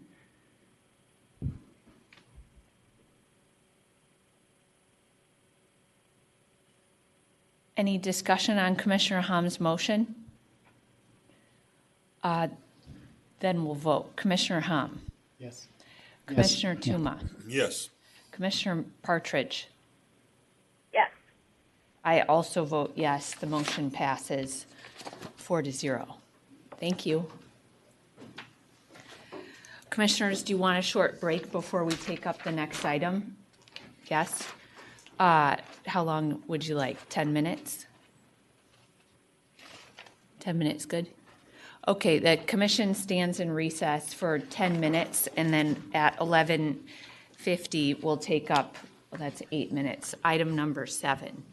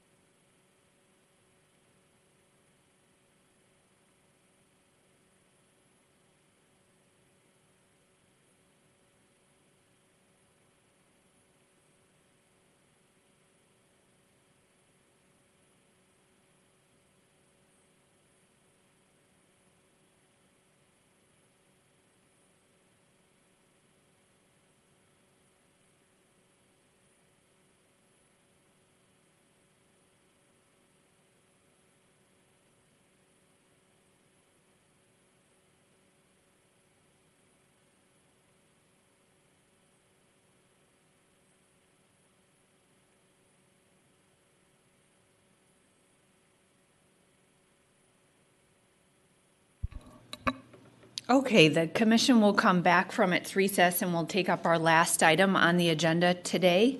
Christian Noyce analyzed this for us. Please introduce the item when you're ready. Good morning, Chair Sieben and Commissioners. Item number 7 is docket number E123 E002/SA-25-369, involving Minnesota Valley Cooperative Light and Power and Northern States Power Company doing business as Xcel Energy, in the matter of the Upper Sioux community's request to reassign Prairie's Edge Casino Resorts service territory under Minnesota Statute 216B.399, Subdivision 3, and 216B.42. The question before the Commission is, should the Commission grant the Upper Sioux community's request to reassign service area of Prairie's Edge Casino and Resort from Minnesota Valley Cooperative Light and Power Association to Northern States Power Company? Staff filed a letter into the docket responding to the Upper Sioux community's consultation request, and Commissioner Tuma filed a new decision option, Tuma New 6. There are copies of these filings in the back of the room for the public and at each commissioner's station. We have representatives from the Upper Sioux community, Minnesota Valley, the Department of Commerce, the Office of the Attorney General, Xcel Energy, and Wolf River Electric available in person for questions. We also have a representative from the Fond du Lac Band Resource Management Division online available for questions. The chair has allowed for 3 minutes of opening comments by the parties if they so choose. I have no further remarks, but I'm available for questions. Thank you. Thank you. We'll begin with opening comments, and we'll start this morning with Upper Sioux community. Who is... Hi, welcome. Sorry, I don't know who everybody is. Please state your name for the record. There's a button at the bottom of on your microphone there, and then you're welcome to provide a few minutes of comments on the docket. Good morning, Commissioners. My name is Josh Peterson. I'm here on behalf of the Upper Sioux community, along with my co-counsel, Leif Rasmussen. The community is on land that it is inhabited long before Western society ever reached the Americas. The reservation it now occupies is only a fraction of the land it once settled. And although it lost almost all of its land and almost everything in the latter half of the 19th century, it didn't lose its sovereignty and it didn't lose its jurisdiction over that territory. Its jurisdiction over that reservation is broad, and we submit that at the very least, it includes the ability to choose to operate a clean energy solar array project to power its casino. That casino is its lifeblood. It provides the revenues that are essential for its government services, including healthcare and education. Without it, the community may not even be able to survive. I say all this because I want to put it in context, and I want folks to keep in mind the stakes here, why this matters so much for the community. The cooperative wants to shut the community's life source off if we turn on this clean energy project. And if they do that, we will lose those revenues. They have gone from a partner to us to an adversary, and we have no interest in continuing to deal with an adversary that's threatening us to turn off our power. We've tried to work this out. We've gone through hours-long mediations. The PUC had a front row to part of us trying to work that out a few months ago. Probably could tell that it's not going well, and it hasn't gotten any better. We're convinced it won't get any better, and so now we come to the Commission asking to allow us to switch from Minnesota Valley Cooperative to Xcel Energy, because as we understand it, Xcel Energy will allow us to operate this solar array. We respectfully request the Commission grant our petition. I'm happy to answer any questions that the Commission has. Great, thank you very much. Next, we'll go to Minn Valley or Minnesota Valley. Chair Sieben. Hi. Good morning. Chair Sieben, Commissioners. Good morning. My name is Matthew Hogan, and I'm an attorney at Nelson, Oyen, and Torvik Law Office in Montevideo, Minnesota. I represent Minnesota Valley Cooperative Light and Power Association. I'd like to thank the Commission for the opportunity today to respond to the request filed by the Upper Sioux to assign a portion of the service territory currently held by Minnesota Valley to Xcel Energy. As I previously told the Commission on July 24th, 2025, Minnesota Valley is a member-owned nonprofit electrical cooperative headquartered in Montevideo, Minnesota. Minnesota Valley has 3,260 miles of power lines and 5,250 members in 8 counties in western Minnesota. Minnesota Valley has a defined service territory, which includes all the property owned by the Upper Sioux community. Minnesota Valley was established in 1937 pursuant to the Rural Electrification Act. Minnesota Valley was established because other utilities in the area, including Otter Power Company and Northern State Power, found that it wasn't profitable to serve western Minnesota. Left with no other options but to form their own co-op, residents in western Minnesota established Minnesota Valley so that it could provide reliable electric service to those in western Minnesota. Since 1937, Minnesota Valley has invested over $107 million in its distribution network and infrastructure in its service territory. Minnesota Valley continues to maintain and improve its infrastructure, and during the current 4-year work plan is spending over $40 million to maintain and improve its infrastructure. In making these investments and incurring the debt to do so, Minnesota Valley relies on future revenue sources to pay those debts and to pay for the repairs and maintenance. Minnesota Valley has served the Upper Sioux community for over 80 years. The Upper Sioux has asked the Commission to assign a portion of Minnesota Valley service territory to Xcel Energy and to now allow Xcel Energy to be its energy provider moving forward. Even though Northern State Power, which is now owned by Xcel Energy, previously found it unprofitable to do so. Minnesota Valley's defined service territory was assigned pursuant to Minnesota Statute Section 216B.39 and was drawn based on electric service in April 1974. The Upper Sioux argues today that 216B.39 allows the Commission to change the boundary of the assigned service territory, but fails to point out the statutory mandate that any assigned area modifications need to be consistent with Minnesota Statute 216B.37. 216B.37 reads in parts that to declare or promote economical, efficient, and adequate electric service to the public, the state of Minnesota was divided into geographic service areas which will allow a specific electric utility to service customers on an exclusive basis. To now allow Xcel Energy to serve the Upper Sioux when it previously declined to do so would cut against this statutory mandate. As I argued before, Minnesota Valley is a nonprofit cooperative, and any profits that it earns are returned to its members through capital credits. Last year alone, Minnesota Valley returned over $56,000 in capital credits to the Upper Sioux community. To assign a portion of Minnesota Valley's service territory would result in additional costs than spread by the other members of Minnesota Valley. The lost revenue alone from the Upper Sioux will be borne by all remaining members of Upper Sioux at an average cost of $120 per year. The Commission has already referred the previously filed complaint by the Upper Sioux community to the Court of Administrative Hearings for a contested case proceeding and to make findings and recommendations to this Commission. Minnesota Valley is here today asking the Commission to decline this request at this time and wait until the contested case is completed and a record, including findings, are made. Thank you. Thank you. Next, we have, how about the Department of Commerce? Chair Siebing, Commissioners, Catherine Arnold, Assistant Attorney General for the Department of Commerce. Thank you for providing the Department with the opportunity for brief opening remarks. As explained in the Department's comments, the Commission has jurisdiction over the Upper Sioux community's request to reassign the service area of the Prairie's Edge Casino Resort and reasonable grounds to investigate the request. Given the relevant statutory factors and the community's preferences, the Commission should use an expedited process to render a decision. The Commission has jurisdiction under 2 separate statutory provisions. Minnesota Statute 216B.39 Subdivision 3 allows the Commission broad latitude to make changes to the boundaries of assigned service areas.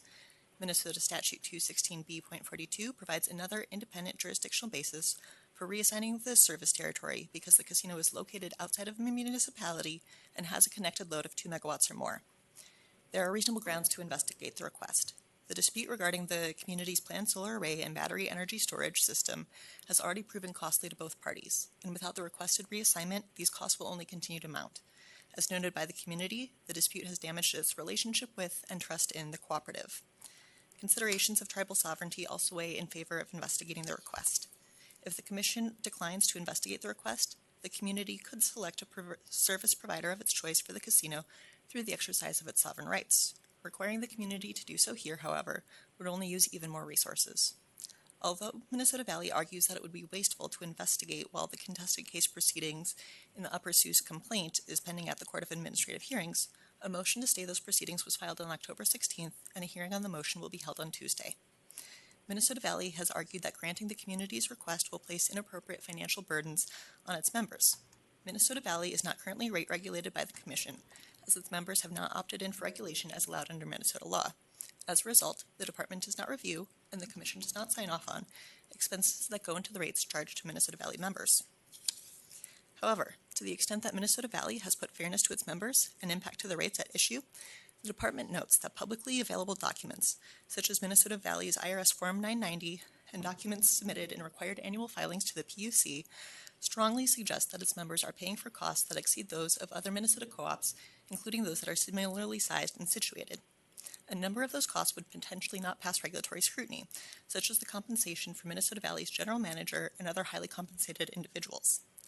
Given that Minnesota Valley is also among the smallest of Minnesota's electric cooperatives, those per-member costs are staggering and cannot be ignored in considering Minnesota Valley's arguments regarding cost impacts or appropriate compensation. While Minnesota Valley has relatively few members to spread costs among, the Upper Sioux community has even fewer, with enrolled members equal to approximately 1/10 of the co-op's membership. The Commission should take serious consideration of the community's size and resources in deciding how to proceed. In sum, the Department believes that the Commission should investigate the community's requested reassignment of the service territory using an expedited process. The Department is available for questions. Thank you. And Mr. Schultz. Good afternoon, Madam Chair and Commissioners. Peter Schultz with the Office of the Attorney General, Residential Utilities Division. I'll keep my remarks very brief. As the Commission knows, the OAG is charged by statute with representing the interests of residential and small commercial customers before this Commission. In this proceeding, the OAG sees its role as a fairly limited one to help ensure that the Upper Sioux community's understandable desire to change electric service providers is balanced against the potential costs to Xcel's ratepayers of extending service to a new customer. In other words, we have an interest in seeing Xcel apply its kayak policies consistently and fairly in this case, and we fully expect that it will do so. That is all I have for opening remarks, but I'm available for questions. Thank you. Is there anyone else who wanted to provide opening comments? Chair Sieben, if I may. Please, sorry, introduce yourself. Good afternoon, Chair Sieben and Commissioners. My name is Nicholas Kasparovich, General Counsel for Wolf River Electric. I was asked to appear today by both Xcel Energy and the Upper Sioux community in the event the Commission had any questions regarding the solar system which Wolf River Electric developed. Wolf River Electric fully supports the Upper Sioux's position that the Commission has clear jurisdiction pursuant to Minnesota Statute 216B to consider the community's request to reassign the service territory. In addition, Wolf River Electric encourages the Commission to exercise its independent authority to initiate its own motion mirroring the petition brought by the Upper Sioux community or to simply grant the community's petition. We appreciate the opportunity to appear today and respectfully urge the Commission to affirm its jurisdiction and to bring its own motion in support of the Upper Sioux community's sovereignty. Thank you. Thank you. We'll begin with Commissioner questions, and we'll start this morning with Commissioner Partridge. So Commissioner Partridge, please go ahead with questions you have for the parties. And sorry, before you begin, Commissioner Partridge, some parties are new or weren't here previously, or I wasn't here previously. So just a reminder to all parties that when addressing the Commission, you should work through me as the chair, just so we keep a semblance of order. So Commissioner Partridge, go ahead. Thank you, Chair Sieben. I have a question, I think, initially for the Upper Sioux community, and I just wanted to really narrow in on the request that you have put before us. So it's my understanding that your request is that we work expeditiously or as expeditiously as possible to reassign your electric service because of this impending threat that Minnesota Valley may disconnect power to the casino. Is that a good summary of the issue before us? Thank you, Madam Chair. That is a good summary. I'd say that it's largely related to this dispute about the solar array, our treatment by the cooperative in that dispute, in the lost trust between the parties. I do want to be clear because I saw it in Commissioner Tuma's new decision options. There was a short discussion there about the different requests we're making. We're only making a request to have the casino switched to Xcel Energy. We're not making a request beyond that to the other, I believe you had other listed buildings or government buildings or individual members' buildings. It's only the casino at this time. Thank you, Mr. Peterson. Is that correct? Yes. Okay, thank you. Sorry about that. Thank you. So the reason I wanted to just make sure that I had that right is that because of the urgency and immediacy of this issue, which is that the utility has threatened the community with a disconnection of your primary source of income, as I understand it. I just want to make sure that we have that urgency in mind as we move forward. And I think this goes to some of the scope in Commissioner Tuma in your new proposed decision option. I just want to note that I have some concern about expanding the scope in this particular docket because I want to really make sure that we are working as fast as we can to fix this very specific problem. I think there are a number of questions that we could ask related to electric service for tribal communities, and I think those are appropriate to ask. But I really want, for me, to make sure that we are very narrowly focused today so that we can fix this immediate problem before us. I have a few more questions, and I'm sorry, Commissioner Tuma, to keep going and not let you respond to that, but I know you'll get a chance here in a minute. Don't worry, you know I will. No doubt. Okay, so another question, and this is for perhaps the community and maybe for Xcel Energy as well. So in the filing, I think Upper Sioux community noted that this transition would be feasible with minimal adjustments to transmission and distribution, and it would avoid unnecessary investments in duplicative infrastructure. I just wanted to understand, for either of those parties I named, do you expect that there will be any need for a transfer of infrastructure, equipment, or property, or do you anticipate being able to make this change without a transfer of property? Mr. Peterson. Thank you, Madam Chair. We largely defer to Xcel Energy on this. It's our understanding that that's not the case, but we don't want to be inaccurate. They have a much better understanding of that. And it might be, Commissioner Partridge, did you want to hear from Xcel? There's someone you can't see, but hear from Xcel.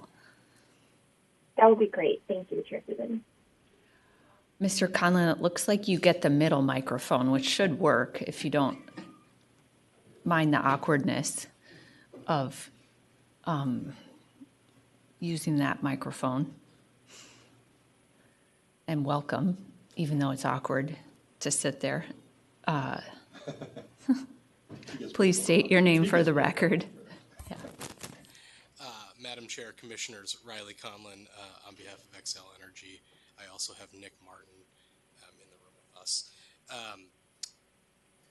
Madam Chair, Commissioner Partridge, to answer that question, my understanding is no, we are not looking for any transfer of assets. A little louder, sorry. There will be no transfer of assets is my initial understanding thus far. I don't think he's mics. You might want to do that. No, it's working. It's just not Meg. Camera go into it. It is. Oh, the camera what? Oh, maybe it was. I could hear him online. Okay, good. Okay, so that's great. So that would make this process simpler if there's no transfer of property necessary. I guess where I'm at here is I'm looking at, a few questions. One is, does the commission have jurisdiction? And I think for me it does. but there's certainly a question around the process going forward and then the complexity of this transfer if we did determine that that was appropriate. And the complexity will inform, I think, the appropriate process that we want to pursue going forward. I have a question for the utility for Minnesota Valley. Mr. Hogan, I asked you a question at the last hearing regarding this dispute, or a similar dispute, I should say, not this one. And I'm going to ask you a similar question, and that is, here, as I understand it, you propose that we pursue a contested case hearing, a contested case process if we do consider this petition. And my question to you is, would Minnesota Valley assure the commission that you will not disconnect the casino as that contested case process plays out? Mr. Haugen. Chair Sieben, Commissioner Partridge, I just want to clarify what Minnesota Valley's position is here today. We are asking the commission not to take up this request and to let the currently occurring contested case proceeding continue on. The commission has tasked the Office of Administrative Hearings to make very specific findings and recommendations to this commission, and we are asking that that process continue, that there not be parallel processes, but instead that that process continue, and then once those findings are made, then those findings can be, or this request can be re-examined by the commission. To your second question, the position of Minnesota Valley has always been that this solar array is inconsistent with the board policies. Minnesota Valley wants to work with the Upper Sioux community. Minnesota Valley served this area when no one else would. Minnesota Valley is not discriminating against or in favor of the Upper Sioux community. The Upper Sioux community has chosen to move forward with this solar array knowing it is inconsistent with Minnesota Valley's board policies. The position of Minnesota Valley was and continues to be that it will not allow this solar array to occur or be ran at the same time that Minnesota Valley is providing electrical service. One thing that I also wanted to clarify is that Minnesota Valley has noticed the Upper Sioux that there is a number of equipment or items of equipment of a cost of approximately $120,000, which do have some pretty extensive lead times, which has been relayed multiple times to council, to the Attorney General's office, and that this items would be required even if Minnesota Valley agreed to allow the solar array to be run at the same time. So no, I cannot assure you that if they put the solar array on, that Minnesota Valley would return on the power after requested to do so. Thank you. I have a follow-up, Chair Stephen. Mr. Hogan, what do you mean by that we would agree to turn the power back on? Chair Sieben, Commissioner Partridge, my understanding is based on consultation with the engineers and with representatives of Minnesota Valley, this is a situation where you have to shut the power off to the Upper Sioux community at the casino, if that's what we're talking about here, to allow the solar array then to be turned back on. And so the power would have to be cut, the solar array and battery would then be activated, and then Minnesota Valley would have to turn the power back on at that point. So when I'm referring to that, I hope I'm explaining it clearly, would refuse at that point once they are operating that solar array of 40 kW or greater, which is in violation of Minnesota Valley's board policies. At that point, Minnesota Valley would not turn the power back on. And this has been relayed in letters to council and to the chair of the Upper Sioux explaining that. And even if power was to be turned back on, as I stated, there is a number of improvements that have been identified by PSC, Power Systems Incorporated, the engineer that is hired by Minnesota Valley, that would be required to be installed to make sure that this system is safe on both sides of the meter, and there wouldn't be a situation where Minnesota Valley would have an outage. The Upper Sioux would be creating power through this system, and I think to use the term by Commissioner Tuma at the last hearing, would be an island or islanding. This with that equipment would be to protect against that. Thank you. Thank you, Mr. Hogan. I mean, I'll just say this, that I appreciate that Minnesota Valley 80 years ago was willing to serve the community when other utilities were not. That is not pertinent to this. we don't get extra points for that at this point in time when you're threatening to shut off the primary source of income to the Upper Sioux community. So thank you for noting, but you've just said that you will not allow the solar array to run. And so I think that really bolsters and explains the request from the Upper Sioux community, And at this point, what I'm asking you is, I am not interested in not hearing this petition as an individual commissioner. And so it's my understanding that if we did hear this petition, you wanted us to pursue a contested case. It is also, based on your answer, my understanding that you would not agree to continue to provide power to the community throughout that. And that was important for me to understand. Another question, just I think one more for the community. What is the timing of the in-service for the solar array at this point? Mr. Peterson. Thank you, Madam Chair. The timing, as I understand it, is that the solar array is being commissioned, which is, they're checking the systems basically, and that it could be turned on within the next month if we wanted to turn it on, if we decided to. Okay. Thank you. I'm sorry, I do have one more follow-up question for the OAG and the department. And that is, Ms. Arnold and Mr. Schultz, as I understand our legal obligation to provide due process around this petition if we were to pursue an expedited process, how do you think we could meet that standard and obligation through an expedited process if we did not pursue the contested case? Ms. Arnold, and then Mr. Schultz. Chair Sieben, Commissioner Partridge, yes, the statute talks about notice and hearing, but it doesn't specifically talk about a referral to a contested case process.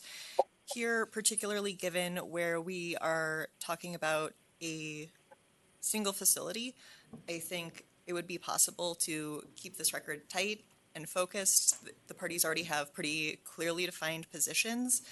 And so while there might not be as extensive a record if we do notice and comment as if we did a contested case, there is also concerns about, what record is needed to be adequate to establish the facts. And I think that could be done through a notice and comment period and be more efficient for both of the parties, noting, as has been thoroughly discussed, these parties are small and these costs get very high very quickly. Thank you.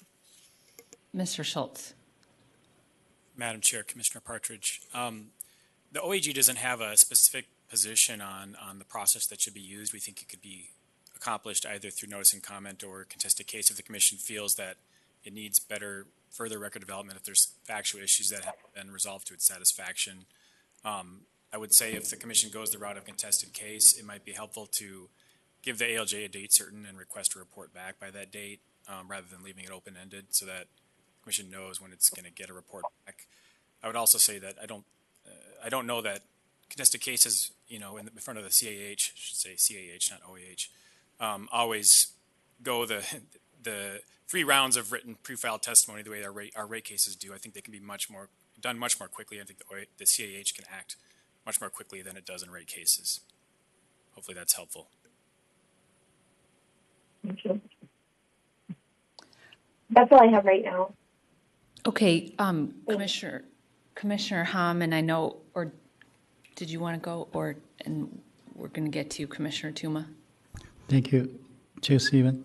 So for the community, why you are only trying to transfer casino load to Xcel, not the whole community? Mr. Peterson. Thank you, Madam Chair.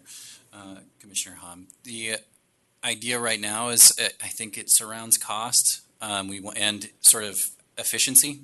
If we just do the casino, it's a much simpler project as we understand it. Again, this is sort of Xcel's expertise. They actually understand exactly what has to happen, but that's our primary reason. And that's also where the solar array is. And there's land there where future solar arrays could be built.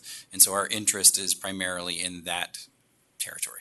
So let's say if you include the whole community potential, it include asset transfer or the acquisition by Xcel, that will complicate overall process. Given the urgency of your need of the solar array to be on.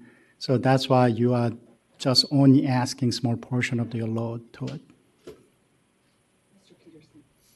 Yes, Commissioner Hound, that's exactly right. Okay, in that case, as Minn Valley claims that your non-transferred load will bear additional costs if their claim is true, right? So you are not going to refuse to take potential, because according to Minn Valley, if your load is going out from Minn Valley service, their overall cost may go up, but you understand that your remaining load will bear that additional cost equally among other Minn Valley members. Thank you, Madam Chair. I think that's what they're saying. I don't know that what they're saying is true, but that's what I think we heard from Minnesota Valley. But that will be your understanding. If overall cost is going up, you are not going to refuse to bear that additional cost for the remaining load, which will stay within Minn Valley service. So I think I understand what your question is, Commissioner Hum. I think what you're saying is, for example, the community has a number of governmental buildings, and those government buildings would still get their energy bill from Minnesota Valley. It is not the community's intention to say, no, we're not paying, a dime more than we used to pay. That could open up a whole nother can of worms. I hope that we don't get to a spot, and we want to avoid any more disputes with the cooperative, but that's not our intent at the time, to just decline to pay our bills. Okay, thank you. What is the current status of interconnection request? I think I just heard from Minn Valley, protecting the system, protecting the people, and they are trying to block the islanding issue. All sorts of those things is a part of interconnection process. The prior docket, my understanding is Minn Valley is refusing to give you interconnection. That's why I was wondering what is the current status of your interconnection at this point. Is Minn Valley okay with you interconnecting your solar array to their system as of today? So I'm going to punt to Wolf River in a moment just to give him a warning. But I just want to give a little bit of background here. So after the commission's hearing, I want to say it was late July, I believe, I'm going from memory here, we heard new news that all of a sudden these upgrades were going to take 40 weeks minimum to make. I had a similar reaction. And we were not going to be permitted to construct any of that. It was going to be through a subcontractor that was paid by the cooperative. We don't trust the cooperative. We don't have any visibility into these upgrades. We don't agree that these upgrades are necessary. Almost all of them relate to export.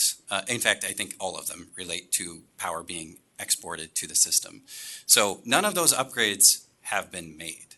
We don't think they have to be made, and if we ever had to, we could present experts to say they don't need to be made. But that's where my knowledge stops. I do not think that we are interconnected. I know that during the last hearing there was a question about what that means in this context, and now it's appropriate for me to kick it over to Wolf River. Mr. Majeski. It's Kasparovich, Chair Sieben. Thank you. Spelled just as it sounds, I'm sure. Yes, in reviewing the reports, there's a lot of conflicting information that's been presented to both the Upper Sioux community and Wolf River Electric. As Minnesota Valley indicated, the engineering report was done by PSE engineers, and we reached out to them as Wolf River Electric, including myself, following the notification that there would be approximately $125,000 worth of upgrades required for the utility grid. In speaking with the engineer, it became apparent that he agreed that there was a change in scope to the report. Initially, the report, which we had requested, was to investigate whether or not the impact on a non-export system. But at some point, believed to be October of 24, almost exactly 1 year ago, or perhaps just a little bit more, the report request from Minnesota Valley was to be switched to only 40 kilowatt of on-site use, with the remainder wheeled to SPP at real-time marketing price. That's a report I have right in front of me right now.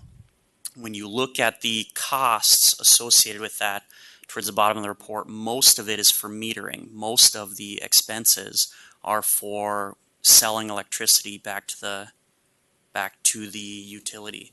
And as we, the Upper Sioux and Wolf River Electric, have consistently held, this system is a behind-the-meter non-export system. So we don't believe those upgrades are necessary. And we also, in speaking with Xcel Energy, in the process of seeing whether or not this is feasible to move the system to Xcel, they don't believe these upgrades are necessary either. Okay, thank you. Yeah, my understanding is the federal statute on the qualifying facility is to your right to claim to be a QF. You have no obligation to send energy to the system. You can consume 100% of your energy at the system. So your position is consistent with the federal statute. Being said, yeah, that's why I'm just hearing different story today from Minn Valley, so I was wondering what's going on. So thank you. Commissioner Tuma, before we get to you, I just have a couple questions that I think are a little more tailored along the lines of Commissioner Partridge's, that I wanted to try to get at the crux of the issue. And so I think my first question is for the Upper Sioux community. My understanding from what was filed into this record, and then also reviewing the order the commission made from July, was that essentially the problem here today that we are addressing is whether we should transfer the service territory of only the casino, not even those associated facilities with the casino, to Xcel Energy. And that, in the tribe's understanding, will solve the most pressing and immediate issue. Is that correct? Madam Chair, that's correct. And the discussion with Commissioner Hom about the actual system and how that transfer, not only the service territory transfer would take place, but how we would go about, or how you would go about hooking up your solar array to Xcel's system, is some information that we're just learning today and finding more about. But I think that in reviewing the record, one thing that I'm worried about is we have what seems to be a litigious, non-cooperative relationship that is developed between Upper Sioux and the cooperative, unfortunately.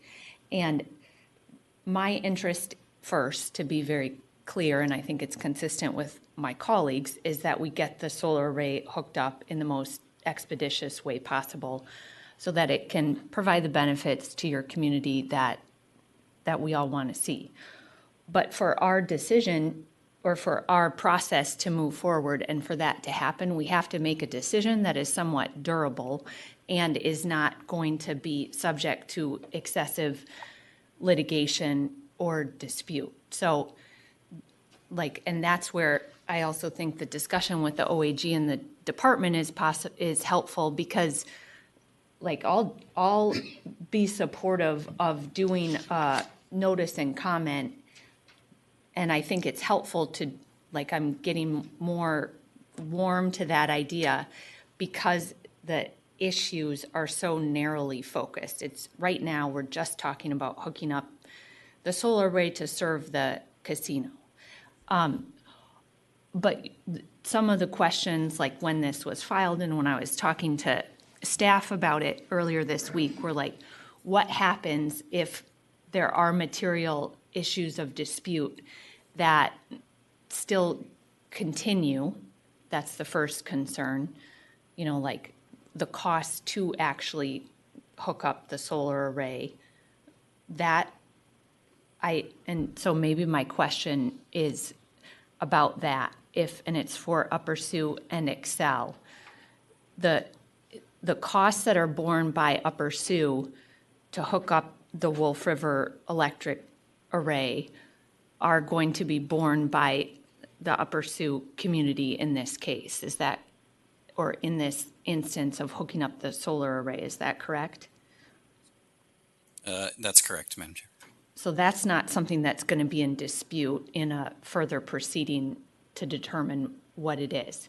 The cost for Xcel to serve that, or to then serve just the casino through a kayak, is that something that is going to be in dispute between Upper Sioux and Xcel? First, that's a question. Yeah, not that we're aware of. And then will that kayak service, the actual like cost to hook up the array, ever be in dispute between Upper Sioux and Minn Valley? I don't think so. I don't think so either, but I'm just through this. Yeah, and just to try to, cut through a little bit here. Mm-hmm. If we can get the power switched, the service provider switched to Xcel, the commission or the community doesn't have a lot of interest in pursuing the rest of these disputes against the cooperative, right? We don't need to get to the very heart of why they aren't doing this or refusing to do this and spending more and more money on all of that stuff. If we can just get it switched, we view this as a much quicker, more efficient, friendly way of solving a problem. And then what I think could be in dispute, though, is the casino is now served by Minn Valley, correct?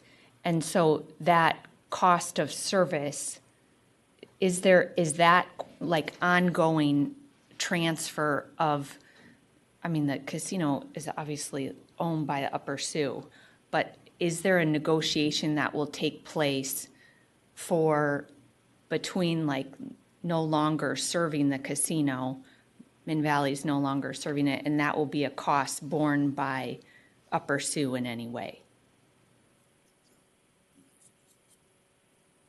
Yeah, we don't expect to bear that cost. Right. So I think, and Mr. Conlon, then my question for you, and I know that if, Xcel's in a little bit of a weird position, but this is not like some other service territory transfers necessarily that the commission has seen where there's direct negotiation between two utilities to transfer service from one utility provider to another, or is it in some ways that we're not like really talking about that will? And my concern again is that it will turn into a bigger dispute somehow, and then the durability of our decision will be slowed or impeded somehow because we'll get sued or someone will get sued here. Madam Chair, appreciate the question. And I want to start just backing up, first of all, and that Xcel Energy, first of all, we respect and recognize the community's sovereignty overall in this issue, but we also acknowledge the Commission's authority to regulate utility service in Minnesota. And we understand that there's the issues presented here relate to questions of both. And so we also understand that the outcome of this proceeding could result in us having the privilege of serving at least a portion of the community's load, which would be the casino. And we would take that obligation very seriously. But in terms of how we're viewing the transfer of assets or how we would view this in the context, I think you're referring to like a 216B44 between service territory transfer. And to be clear, as you correctly pointed out, this is a fairly unique situation that we're still working through. Xcel Energy's position is we are here to be helpful and provide information and hopefully, be helpful with the information. Yeah, no, I get that. But like Yeah. at the end of this, if we do either a contested case or a expedited proceeding where we take this up again, and like, will there be, for example, service territory maps that will show just the casino that now is covered by Xcel Energy and no longer served by Minn Valley? Like that those are the types of questions that, like, it's not quite a normal service territory transfer, and I think we need to be pretty clear on, like, procedurally where we're headed so that later our decision is durable. Madam Chair, appreciate the redirect there, and I think what I'm trying to get to is I think we understand where you're coming from, and there would have to be some of those aspects thought through. Ultimately, could we handle that in notice and comment? I think we would endeavor to try. That being said, there are things to think through. So if we did like a notice and comment proceeding, service territory maps would be included. You would file information about how the financial transaction does take place over between you and Minn Valley, I presume, like another service territory transfer cases. And then the commission, like other service territory transfers, would look at the evidence in the record and determine why that works. Madam Chair, yes, I think what we would try to do is think through the issues and file what would be something the commission could weigh the evidence and make a complete decision. And I think as this situation is fluid, we are thinking through exactly what that would look like, but we would endeavor to provide that information as well. And you're pretty confident that doing it through notice and comment would work? Or do you have again, like, I don't want it to take longer for a lot of reasons, mostly that it will take longer and you can't hook up the solar array more quickly without Minn Valley threatening to cut off service to the casino. But we want to decide on a process here that achieves both of those things, that the decision the commission makes, and again, I'm ready to, like, make the decision to transfer the casino to Xcel Energy in the service territory now, but we want that decision to be durable, and we want it to, all of the other things that need to be in place to do that. So you're confident we could do that through notice and comment because you're going to continue to work with both the community and Minn Valley on some of these issues. Madam Chair, I appreciate the question, and subject to someone telling me otherwise, we will endeavor to fit in what needs to be done in the timeline prescribed by the commission. Mm-hmm. And Ms. Arnold, for the department, again, like, I want there to be I think there's enough, like, information and what we've seen to transfer the casino service territory to Xcel. And what about the process, though? And it seems to me like there's not totally enough information now to make that formal decision, but I think there is enough information to say, like, we should work towards transferring the service territory of the casino as the Upper Sioux community requested to Xcel. So what's the process that can make that happen the quickest, but also stand up to what could likely be, further challenge for either our authority or Minn Valley's unhappiness with that decision? Chair Sieben, thank you for the question. I appreciate the concern about future litigation risk and the burdens that would impose, but frankly, looking at everything that has happened to date and what we're seeing here today, the department doesn't necessarily see a path forward where there is a way where an unhappy party wouldn't be able to continue pursuing it at future levels.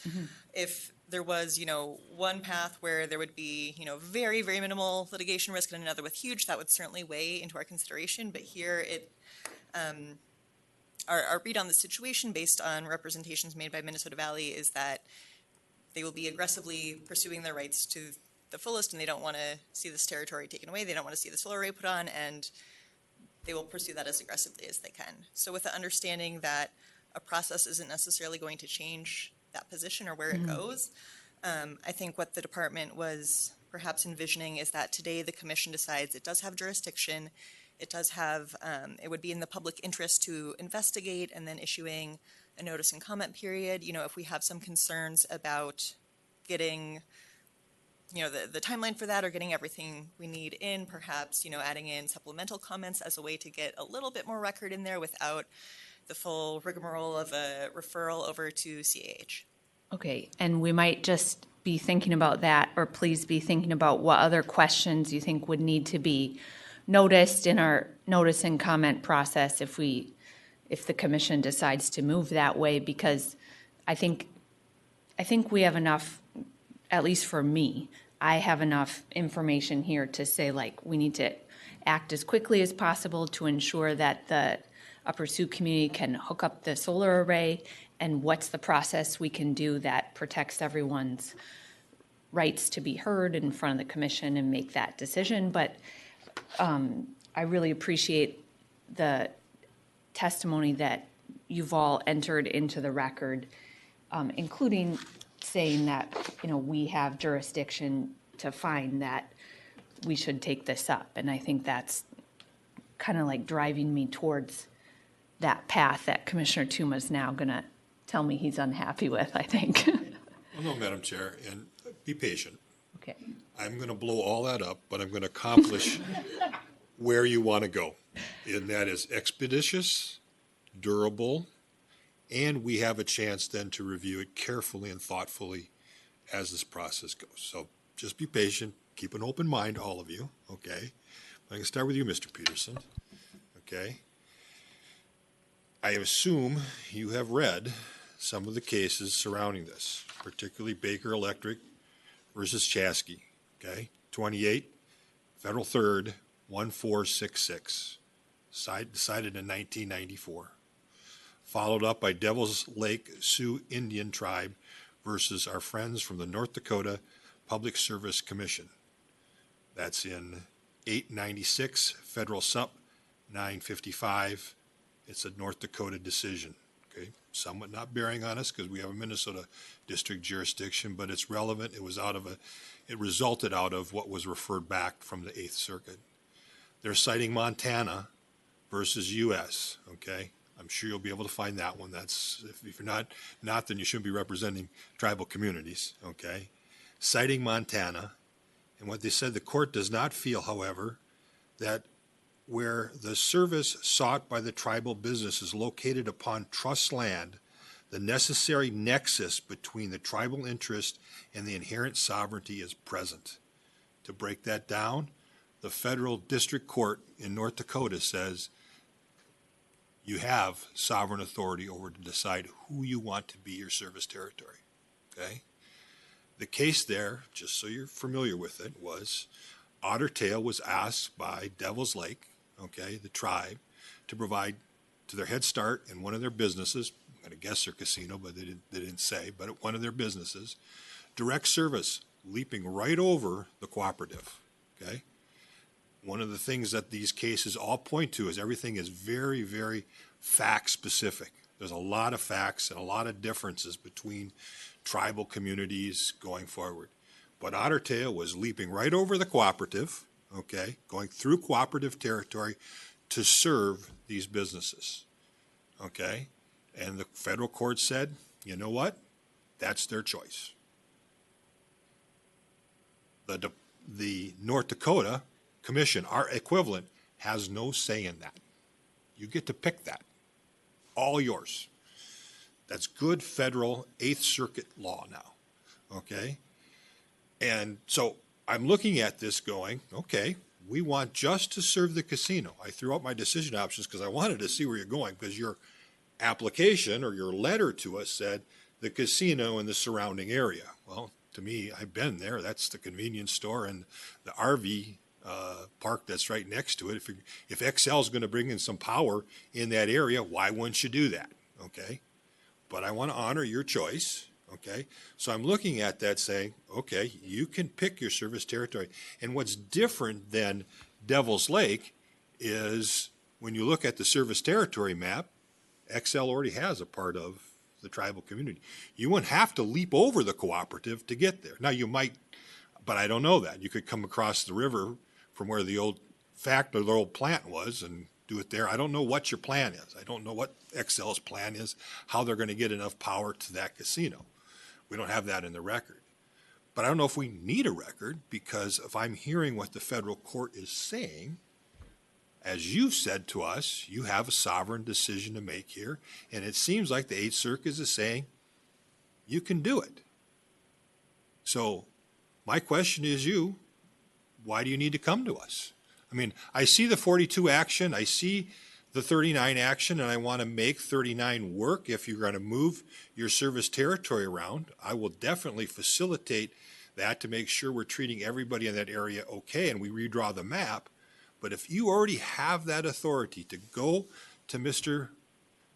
Xcel, okay, and say, hook us up, and they're willing to hook you up, problem solved. Now, I also know that they might try to take you to court and get an injunction, okay, to say you can't do that, okay, but Otter Tail won that one already, okay. It seems like it's pretty clear to me that you have the ability to make this contract without our blessing. Now, you'll have to get a blessing from us somewhat, because we have to make sure that Xcel, okay, is not treating, as Mr. Commissioner Hom pointed out, their members unfairly. So if you sign a contract with them, like they would sign a contract with, say, I don't know, Google, okay, we oversee that. But it's their right to make that contract and come to us. So that seems like the negotiation that's finally happening, okay? I think the tribe wanted that to happen earlier, okay? Now it's happening, okay? So why aren't you just developing the contract with them? Why do you need my blessing? You have that sovereign authority. Thank you, Madam Chair. Commissioner Tuma, I don't want to get too much into how the sausage is made over here, or start talking about Josh's School of Federal Indian Law, which I would love to do and go on about for way too long. But I think there's a few things here.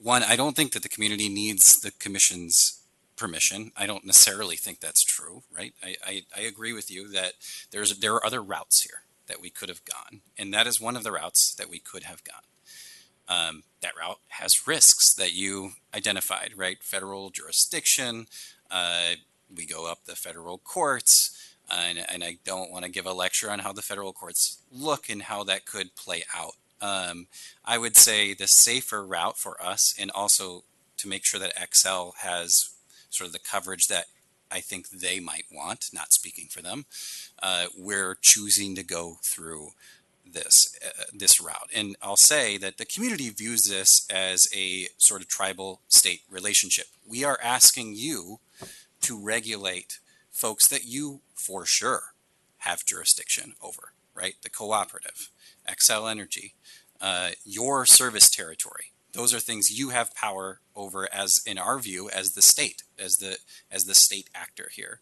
As the tribal actor, we're coming to you, asking you to regulate the things in your power to help us as a sort of tribal state relationship.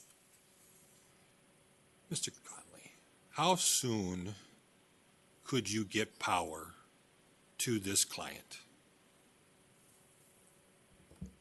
It's just so none of this dispute's happening. Somebody comes to you and say, I have a casino I want to hook up, okay? And you have power in this area. How soon can you get power to them? Madam Chair, Commissioner Tuma, I am going to refer that to Mr. Martin, who has been part That's of a wise these call. discussions.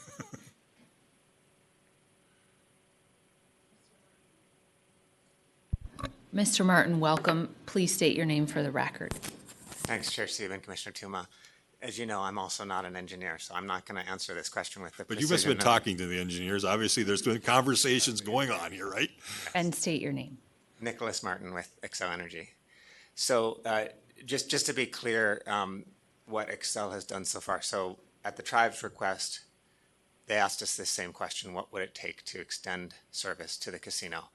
And I think that the initial premise was that we serve a building nearby, and therefore it should be quick and easy.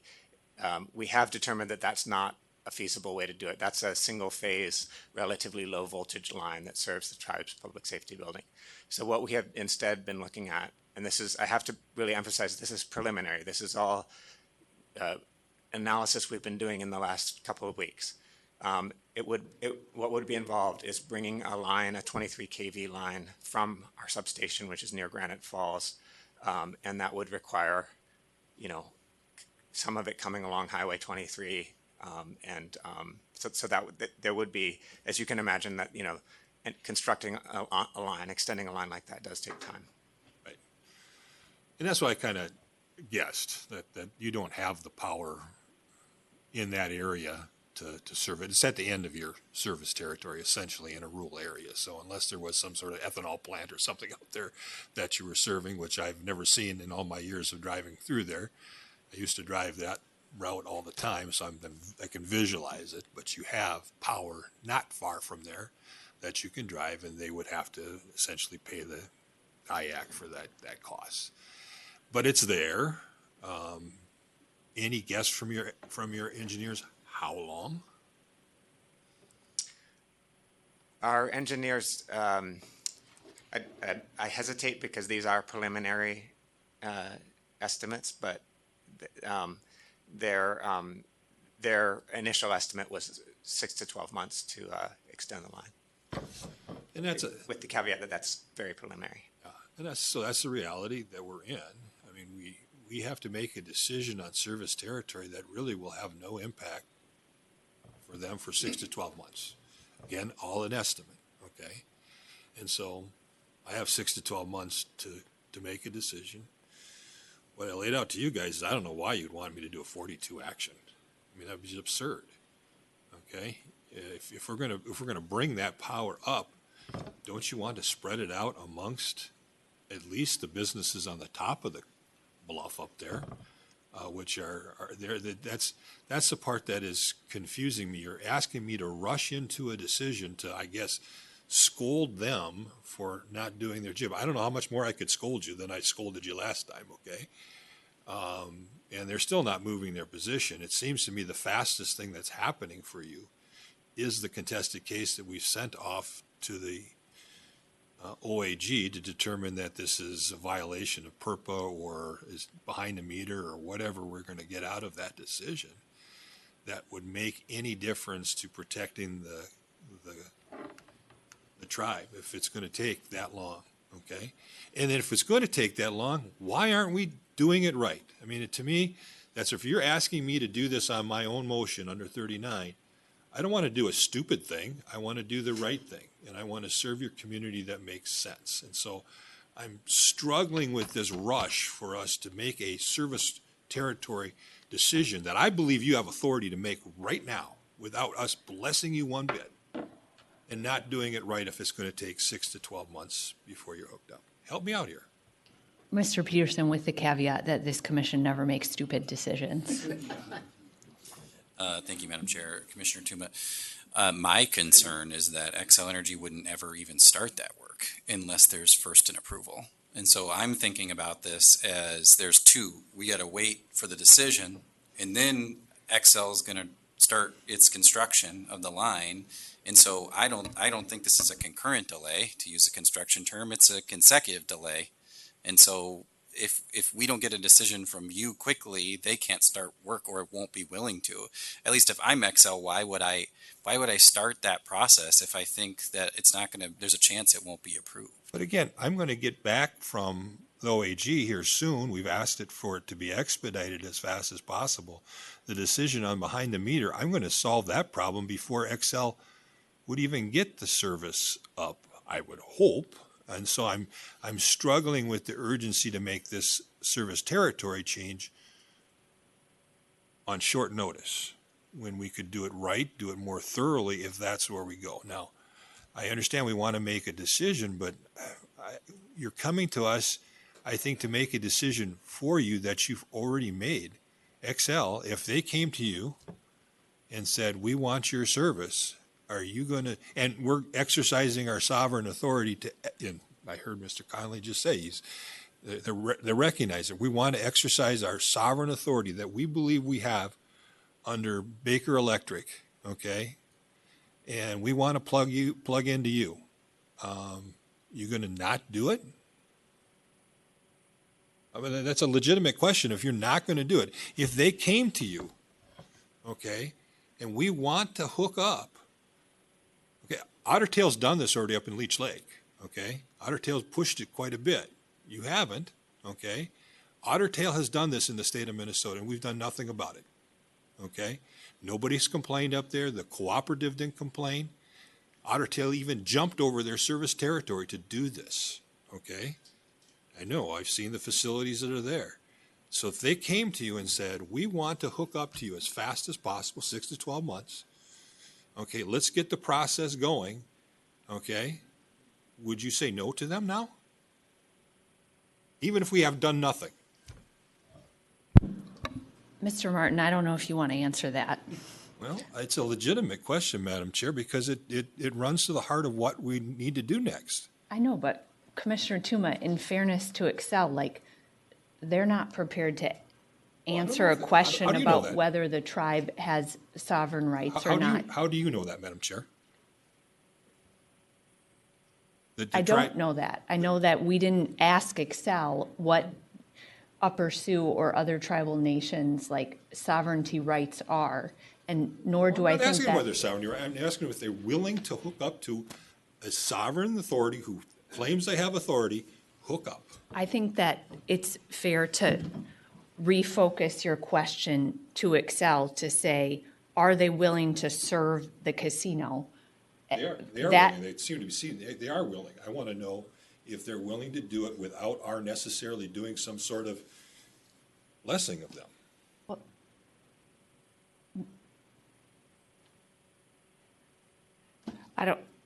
go ahead, Mr. Conlon, if you want to address Commissioner Tuma's question, but I think it's fair to say, like, it's not a fair question. Madam Chair, Commissioner Tuma, I appreciate the question and the dialogue. Commissioner Tuma, I think, while I understand the point you're emphasizing, I think our answer would be, as is evident by the proceedings here, is there is an ongoing. Oh, your mic isn't on, I guess. I'll try that again. It was well said the first time, but I'll try it again. It'll get better. Madam Chair, Commissioner Tuma, appreciate the question and the dialogue there. I tend to agree with Chair Sieben that we wouldn't, I'm not going to speculate how we would or would not do that, but one thing I think that is evident by the proceedings here is there is an ongoing dispute between a customer, a sovereign customer, and their current service provider, and to insert ourselves into that dispute without at least some guidance from the commission with whether or not we're serving a sovereign entity or not, we do have a relationship with the Minnesota Public Utilities Commission and our customers in the state of Minnesota. So I think we would not speculate as to how we would do that under that situation.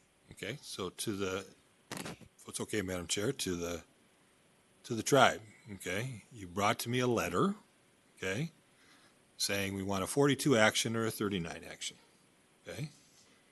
If I were to look at the 42 action as it sits in front of me today, I would say go back and file a petition, okay? You have a right to a petition, okay, us for a 42 action. I don't see any elements addressed in your letter. It's not normally the kind of petition we would normally see in a 42 action. I'm quite familiar with 42 actions because my little township of Bridgewater just got denied a 42 action, okay?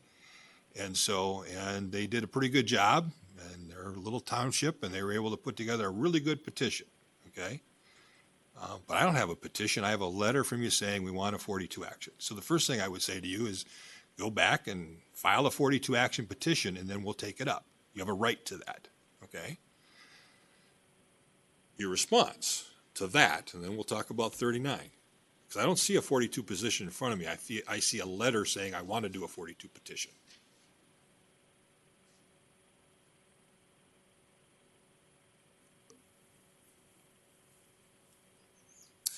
Thank you, Madam Chair and Commissioner Tuma.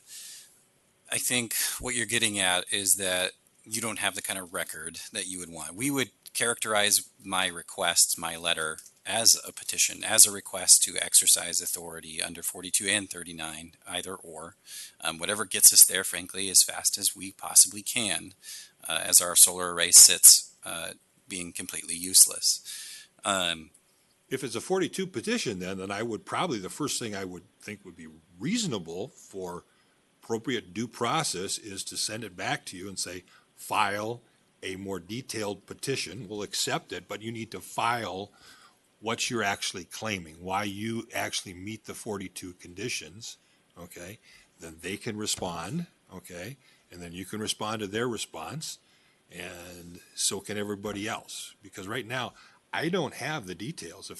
If I were just to decide it on this petition, it would be a summary judgment because you haven't said to me why you meet the 42 criteria.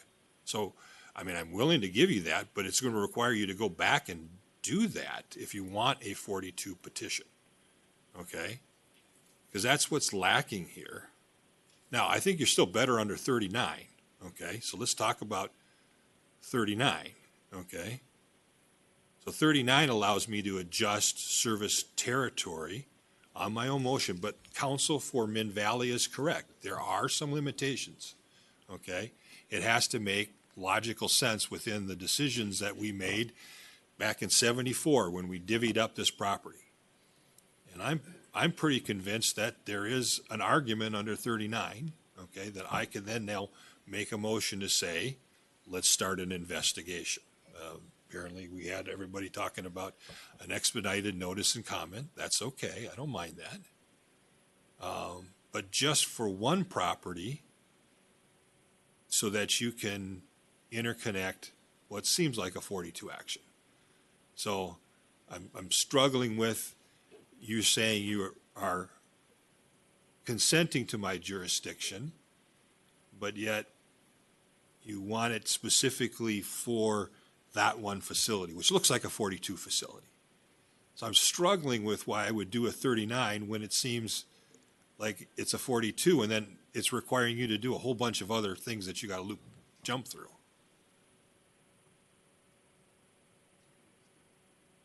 Thank you, Madam Chair and Commissioner Tuma. So I just want to make sure that it's clear from earlier, we're asking our state partner to make a decision. I wouldn't say that we're consenting to jurisdiction. That has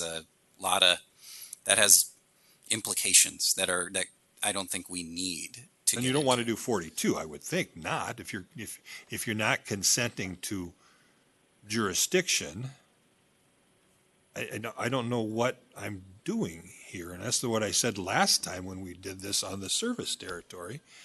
I was struggling with the jurisdictional authority we had here, and that's why I suggested a service territory change that would make logical sense for this area, because back in 1974, there's a lot of water that's gone under the dam or over the dam since 1974 on tribal sovereignty. You know that.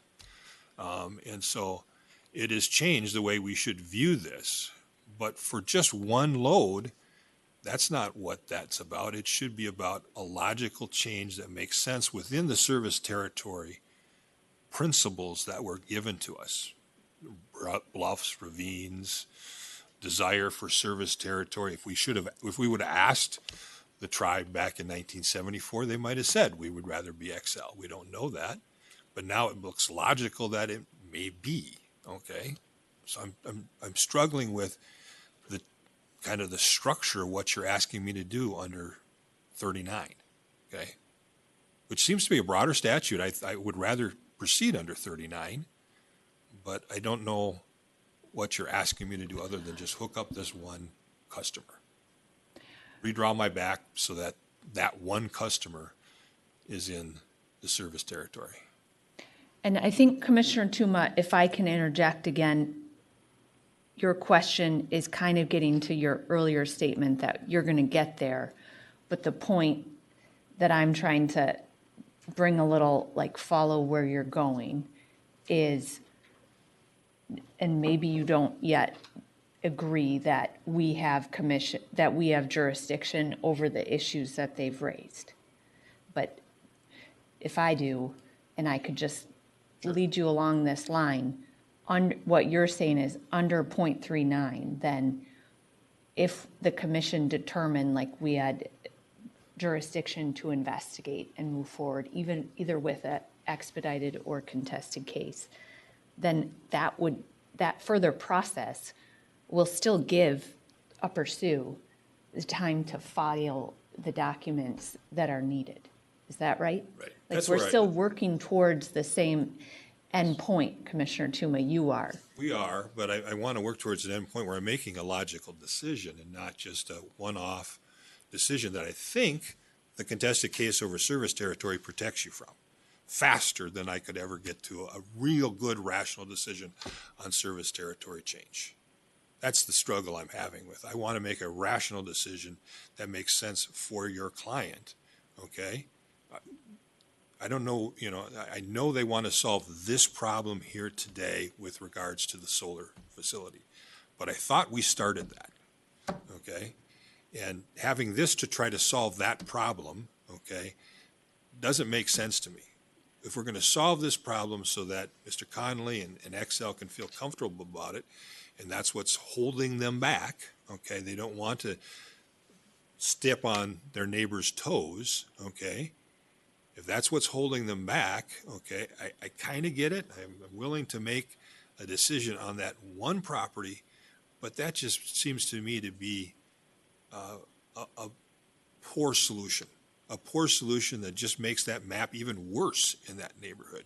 If I'm going to draw a good map, I want to draw a good map, and I want to draw a map that makes sense, okay? That if they're going to run it up 23 and they're going to run it right by that convenience store and right by that RV park, why aren't they hooking up the convenience store in the RV park? I mean, it makes no logical sense that I would draw a goofy map like that if I'm taking care of the problem in the other docket.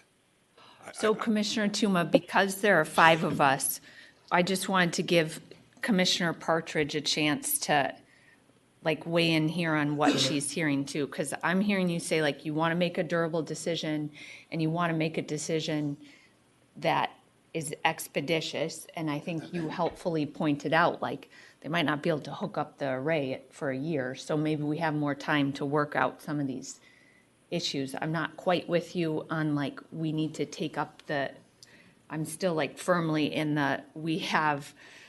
we should limit this to like the jurisdictional issues that come in front of this commission now. And I see your like rationale of making it bigger, but I have some administrative concern over that too, that maybe we could just skip over and go to Commissioner Partridge, please. Thank you, Chair Stephen. I share your concern, and I also, not just from an administrative standpoint, obviously also from the complexity of tribal law and legal matters around that. But also, I think I want to point out that this community, the Upper Sioux, is using their sovereignty to decide what path they wanted to ask us to take. They could have taken a different path, but they worked internally to determine the best path for them, and I personally want to respect the request that they have here, which is that we make a determination under one of these statutes. I think it makes sense to me that Xcel is going to want some sort of sign-off from their regulator before they start investing in the projects. And I also want to say, just related to the statutory question around whether 216B39 or 216B42 makes more sense, I do want to point out that in subdivision 3 of 216B39, the first sentence is, to the extent that it is not inconsistent with the legislative policy stated in section 215B37, boundaries of these assigned service areas, and that's where all of the considerations are around geography. But I think what I keep going back to is in 216B37, one of the factors that we have to consider is adequate electric service. And frankly, this utility is threatening to disconnect the primary source of income for the Upper Sioux community. That is not adequate service. And I think under that statute, we could certainly change the service territory. And I understand that it may not make sense on maps, but I think that it does make sense within the statutory framework that we're given here to go through 216B39. So, Madam Chair, if it's okay to the tribal community, what are you wanting to bring forward? I mean, I think it's a pretty straightforward question. Okay? I'm willing to open this docket up to a notice and comment process. Okay, but I still struggle with why you want to do a 42 action. Okay, I still think we're better under 39 and just proceeding that way. But if you want to bring a petition and you want to do a notice and comment, let us know that's what you want to do, and I guess we'll do it. Okay, because we have to. I don't have to do a 39. I can just, ignore you, and then you can't sue me and take me to, the Court of Appeals and say they didn't do their duty. But I'm willing to do a 39, and it would make more sense to me to do a 39. But if you feel you want to do a 42 also in the same process, okay, you can go right ahead. There's a lot of facts, though, that are more fact-specific that drive a 42 action than I think the 32 action here. So is that what you want, a 42 and a 39?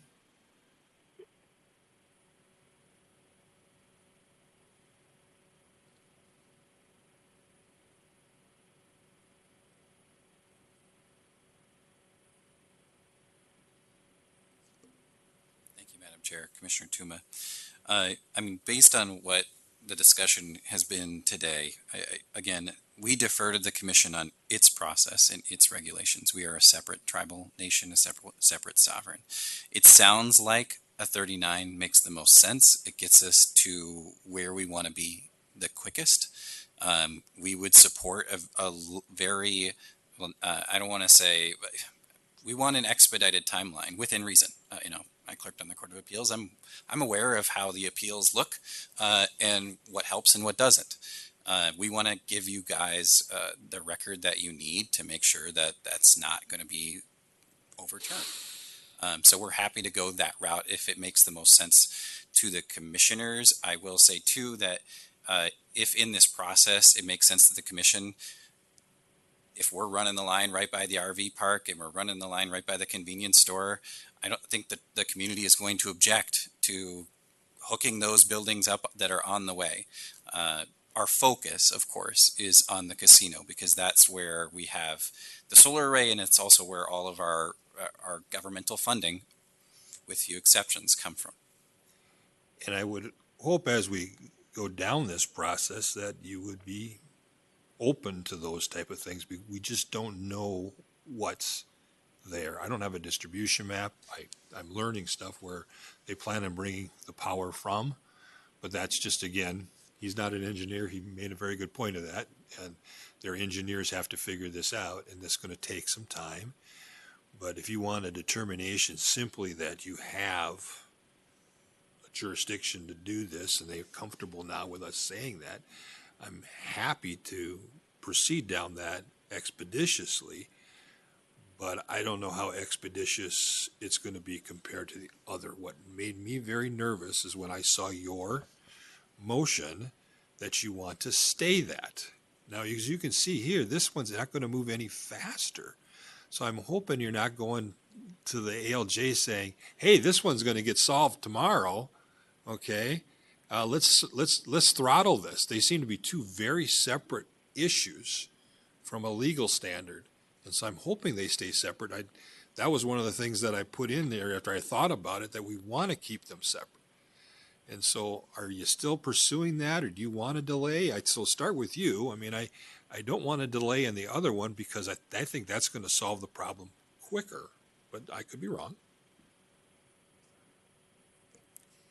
Chair Sieben, Commissioner Tuma, obviously what is decided here today is going to influence whether the department sticks with its original position or updates it in light of changed circumstances.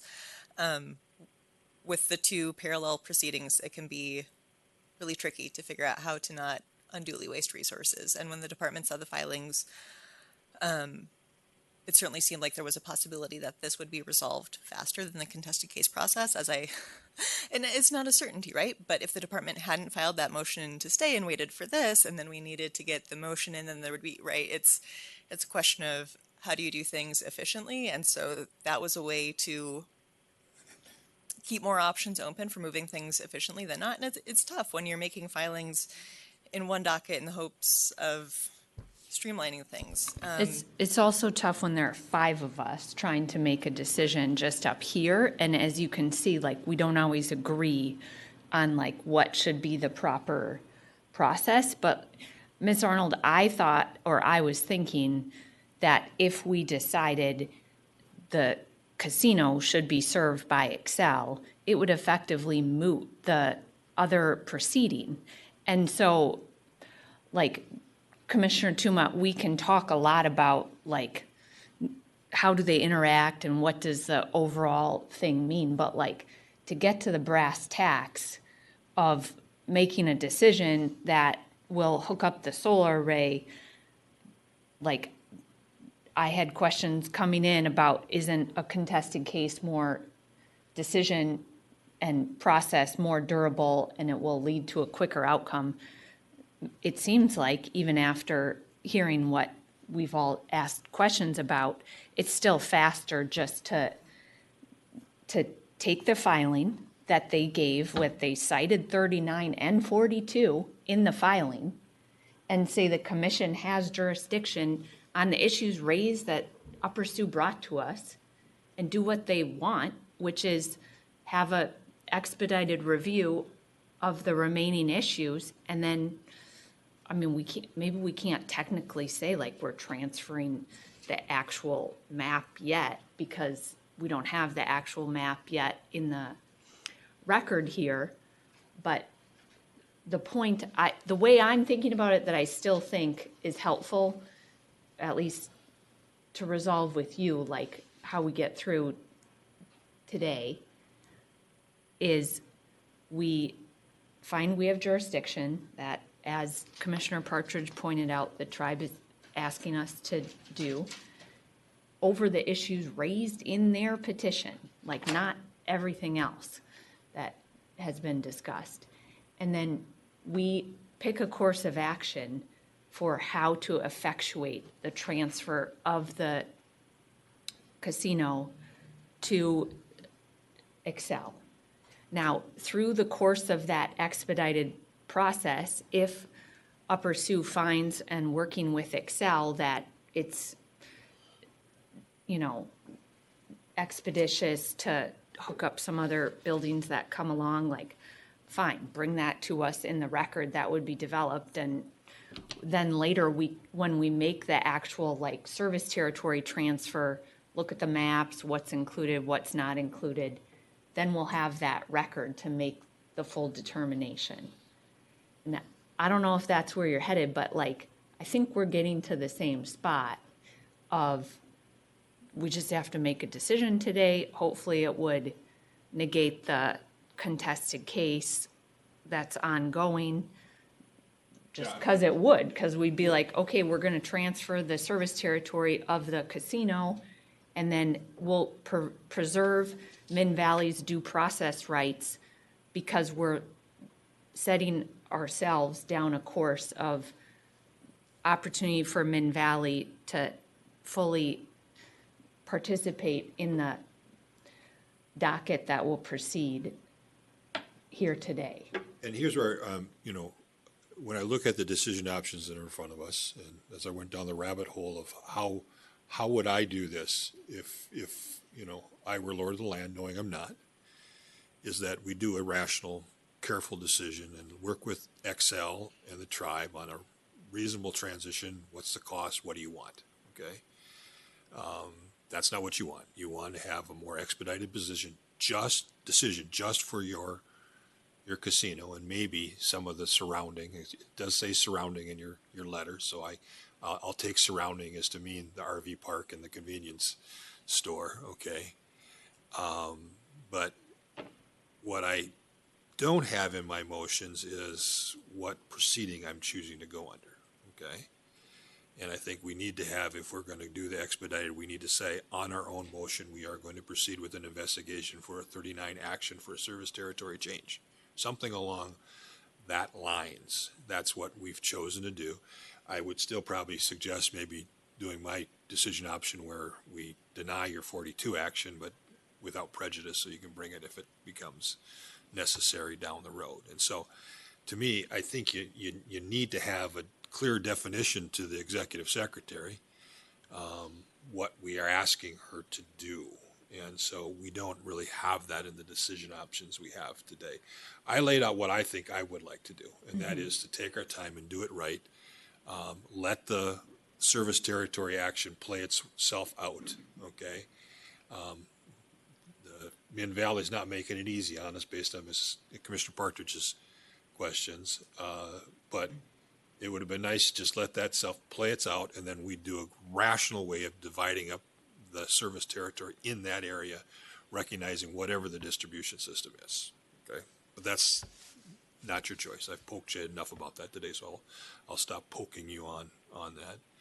But I need a decision to develop a decision option, and I'm hearing from you, and I'll confirm it again. So when we take a break and draft up a decision option, you would like a 32 action, or 39 action for the casino and around the casino if it makes sense.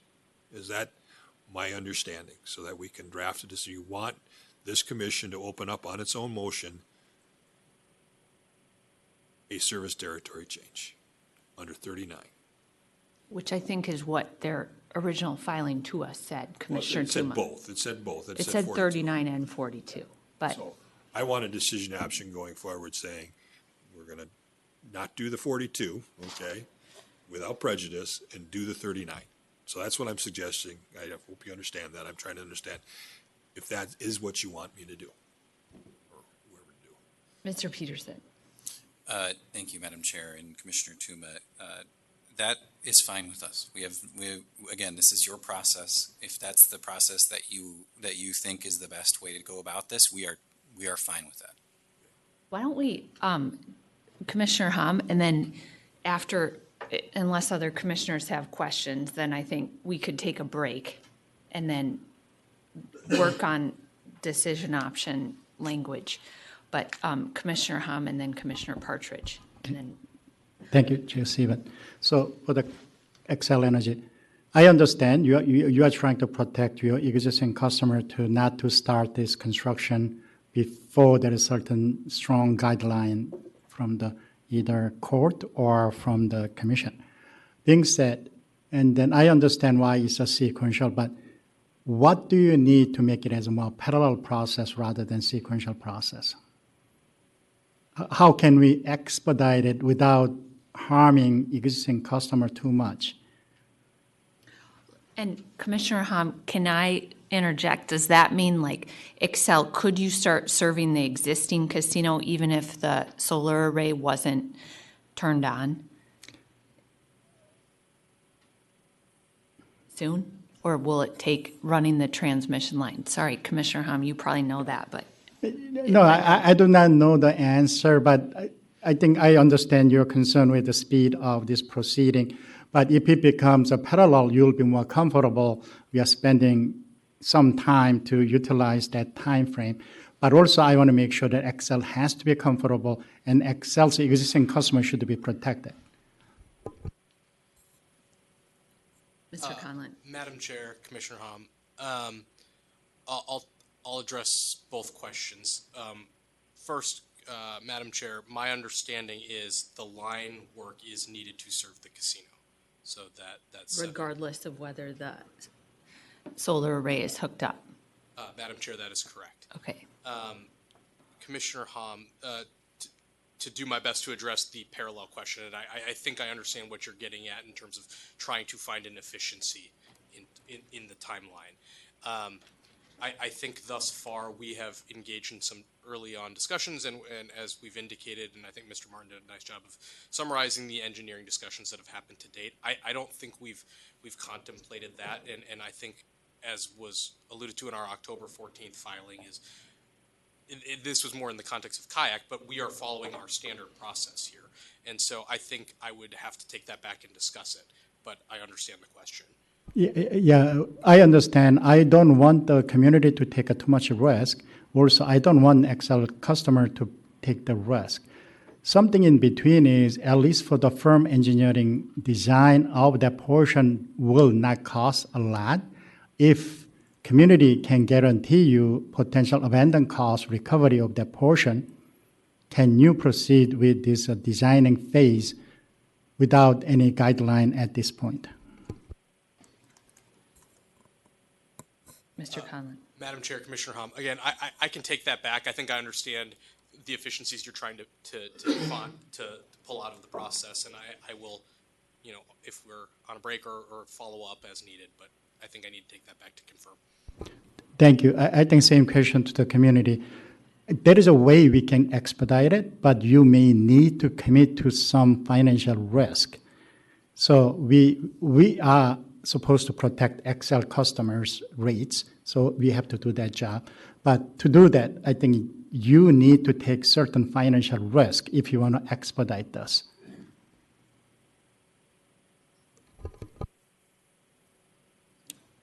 Was that for Mr. Peterson? I mean, you don't have to answer question, but if you can answer it, is great. But I think I'm just giving you potential path to expedite this one, even without our intervention, so you and Xcel can work it out to make it better and faster. Mr. Peterson. Thank you, Madam Chair. Commissioner Hom, we are aware of that financial risk, and within reason, I think we intend to take it. I'm assuming there'll be some back and forth, like we've already discussed. We've already been chatting with Xcel, so the process, in a way, has already started.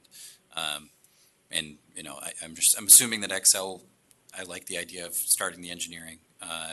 Obviously, I don't have client consent for that, but I would think that they would take that risk. Commissioner Partridge. Thank you, Chair Stephen. In listening to this and the timeline for everything, I think regardless of how fast any of our processes or Xcel's parallel processes move, we're still leaving the casino at risk that Minnesota Valley, in their own words, will disconnect them or will not repower them if they power the solar array. So my question is for the Office of the Attorney General, for Mr. Schultz.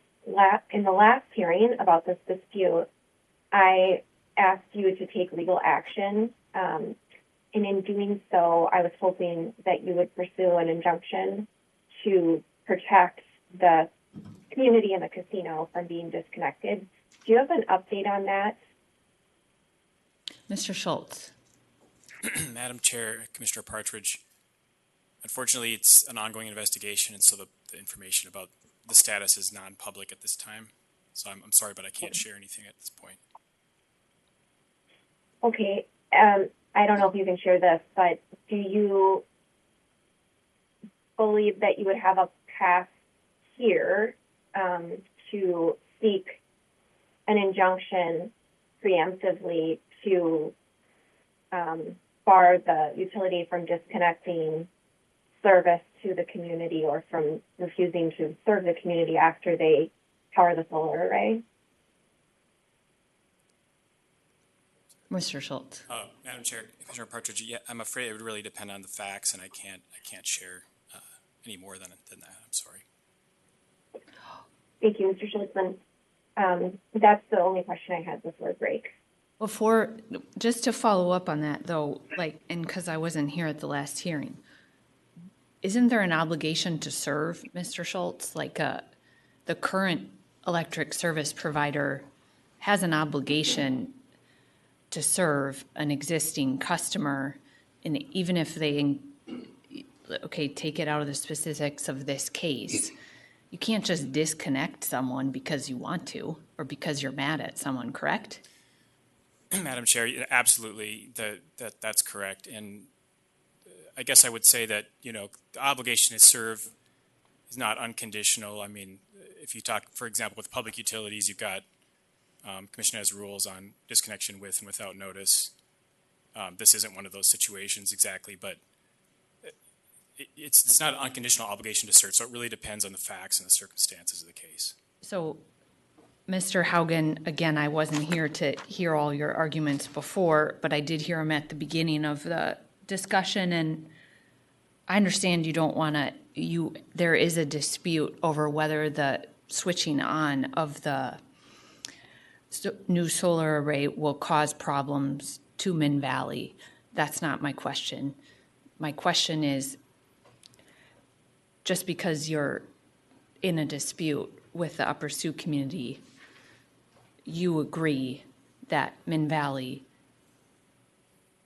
regardless of how that dispute over the solar array is resolved, you understand, and Minn Valley understands that just like you can't disconnect a senior who can't pay their electric bill, heating bill in the winter, you can't just disconnect a customer because you're engaged in a dispute with them. Is that your understanding of the law? Chair Stephen, I will try to respond, and I just want to begin by explaining, while we are at issue with the Upper Sioux related to the solar array, we have worked with the Upper Sioux for over 80 years. We have our annual meeting 2 out of 3 years at the Upper Sioux community. They are a part of this community. Everything that Minnesota Valley is doing here today is to protect all of its members, 5,250 members. Yeah, I appreciate that. And So it to sounds answer like the answer to my question is yes, then. You understand the obligation to serve means that Minn Valley wouldn't. It would just be nonsensical and really mean if you disconnected a large provider of economic development, and they need power, obviously, to continue to run that vital operation in their community. So you're not going to disconnect them in the winter, for example, because we're in this dispute. Just tell me yes, please. Chair Seaman, as I indicated at the prior hearing, which I know you were not present, Minnesota Valley is not regulated by the PUC. It has 7 board members that are elected by, just let me explain, please, I apologize, that is elected by the membership, and they set board policy. Yeah, I am and here representing to the board policy. The board policy is that if a 40 kW or greater solar array is online, the board policy provides no, we will not turn it back on. So as much as you want me to answer yes, that is inconsistent with the board policy. The board has directed me to follow the board policy. Yeah. And so to the extent that service continues without the 40 kW solar array being in place, yes, service will continue. Okay, that's what I wanted to hear. I'm sorry, I maybe because I'm just talking to you as a person, not as the chair of the commission, and I understand we don't regulate your service, or I'm speaking to those 7 board members. They're not going to disconnect the casino in the middle of winter, for example, before the solar array is hooked up, just because we're engaged in a dispute or you're engaged in a dispute with Upper Sioux. I think that's we just need to not vilify Minn Valley here either. That's not going to happen. We are trying to handle this as best we can in the most professional way possible.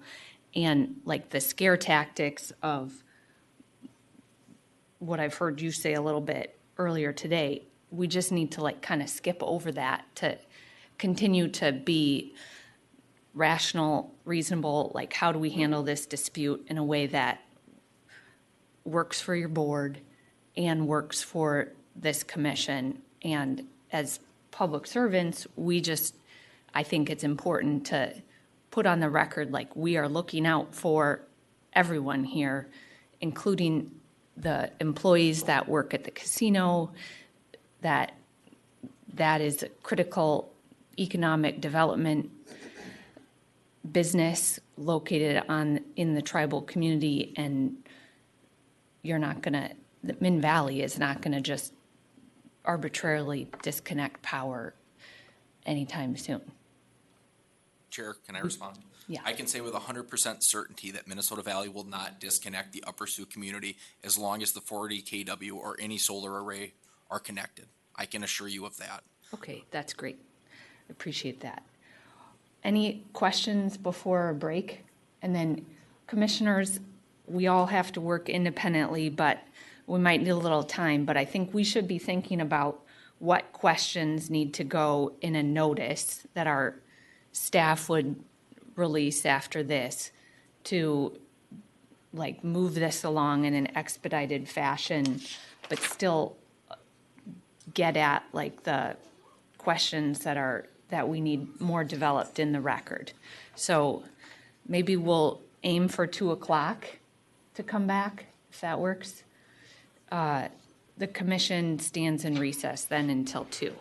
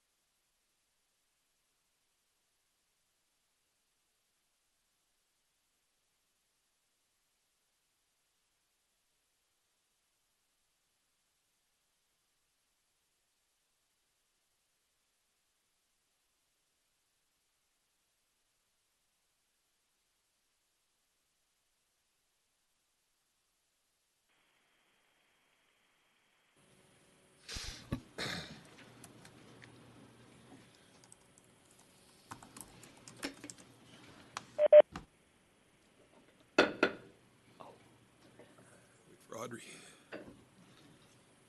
There she is.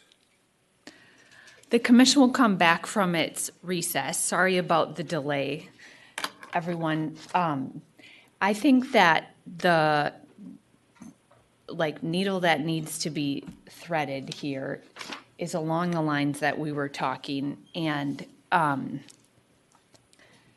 Commissioner Tuma, if you wanted to lay out what you think should happen, you're welcome to, or I'm willing to kind of talk through what I talked about with staff on the break to effectuate the outcome that I think we both want, or we all want as a commission. I'd be interested in what you laid out. I think what I laid out was what I thought would be ideal. That's how a 39 action should be done, but I'm not given the ideal, and so I don't want to let the perfect get in the way of the good. So let's figure out where it makes sense after we've had the discussion today to go, and let's focus on that. Okay, so I think if I have the right thing up here, and what I think would best work for an expeditious review of the facts before us is, first, we move decision option 1 and determine that the commission does have jurisdiction over the issues raised in the petition. And then we would, and this is a little different than what I talked about before, but we would refer the matter to the Court of Administrative Hearings for an expedited proceeding that includes an evidentiary hearing to develop the record on whether the service area surrounding the casino and the casino should be served by Xcel under either statute, 39 or 42, or Commissioner Tuma, I'm happy to talk about that more. And then also in the expedited review, there'd also be testimony filed over the material facts relating to facilitating that change. And then we would request that the CAH give us a report back within a time frame that tries to say how we're doing this more quickly. So perhaps within 3 months, the commission's order on this. The idea, and we all want to hear from the parties on whether you think this works. The idea is that I understand that a contested case proceeding will take more resources, but it might end up making our decision more durable along the lines of the questions or the discussions we had earlier. If we send it to the CAH and have some of these facts further developed in the record or in a record, and then have the judge give us a report. Now, what's not really being said in the commission's or in my motion here, but my thought process is we are essentially trying to expedite as quickly as possible the transfer of the casino and their service territory to Xcel. And the record needs to be a little bit more developed around that particular topic, what does it mean for the exact maps, those types of things. But having this developed at the CAH may result in a better record for the commission's ultimate decision than to withstand and not be subject to as much criticism down the road. So that's kind of what I talked about with staff on the break. And I don't know if other commissioners want to weigh in on that or the parties want to first. And again, I get that I kind of pivoted off of doing an expedited docket process here. Was there language that you had developed, or? Yeah, or Mr. Blodgett has it.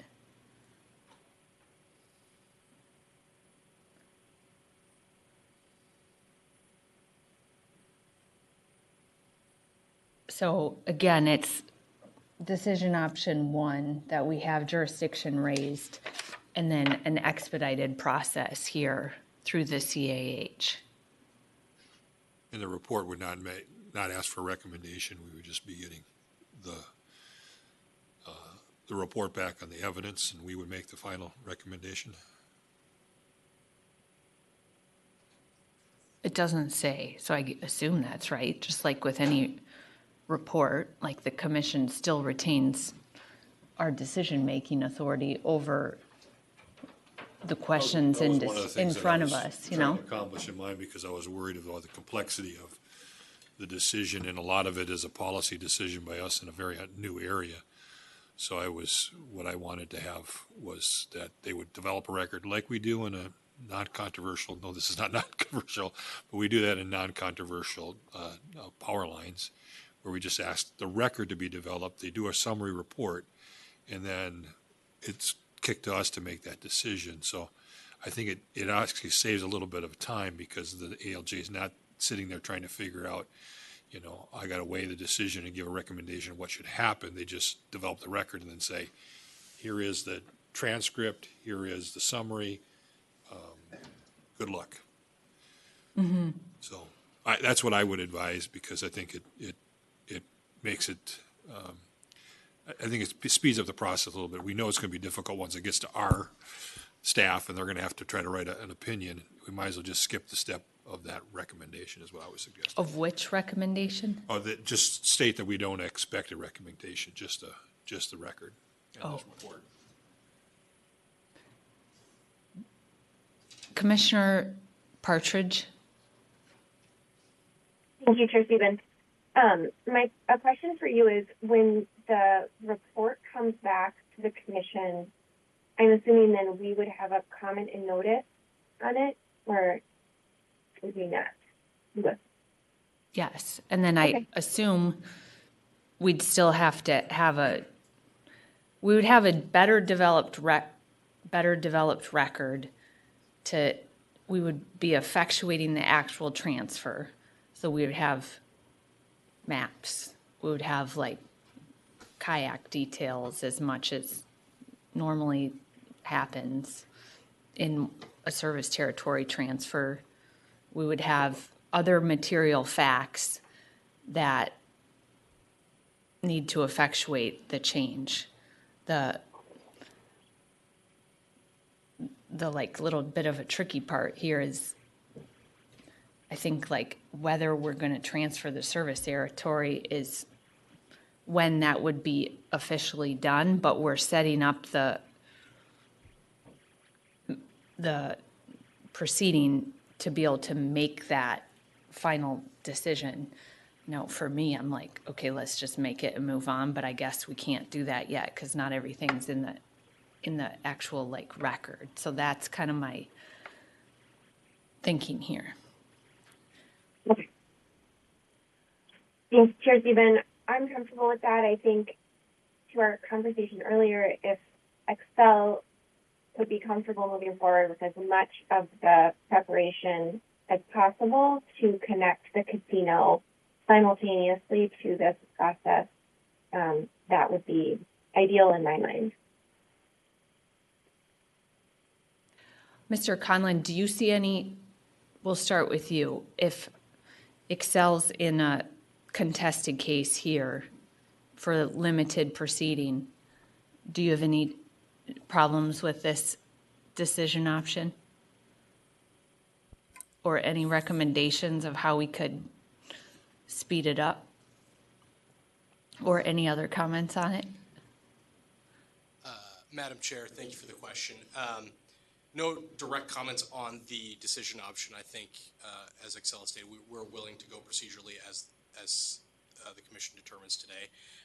In terms of Commissioner Partridge's question about the efficiencies, which I think was tacked onto the questioning from Commissioner Hom, I think to the extent there are things we can do, we will take a look at doing those.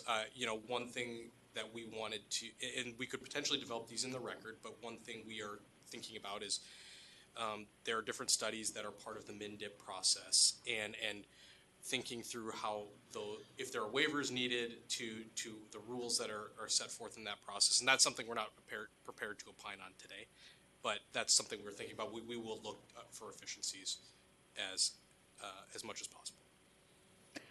And the OAH or department, do you have any comments on this new decision option?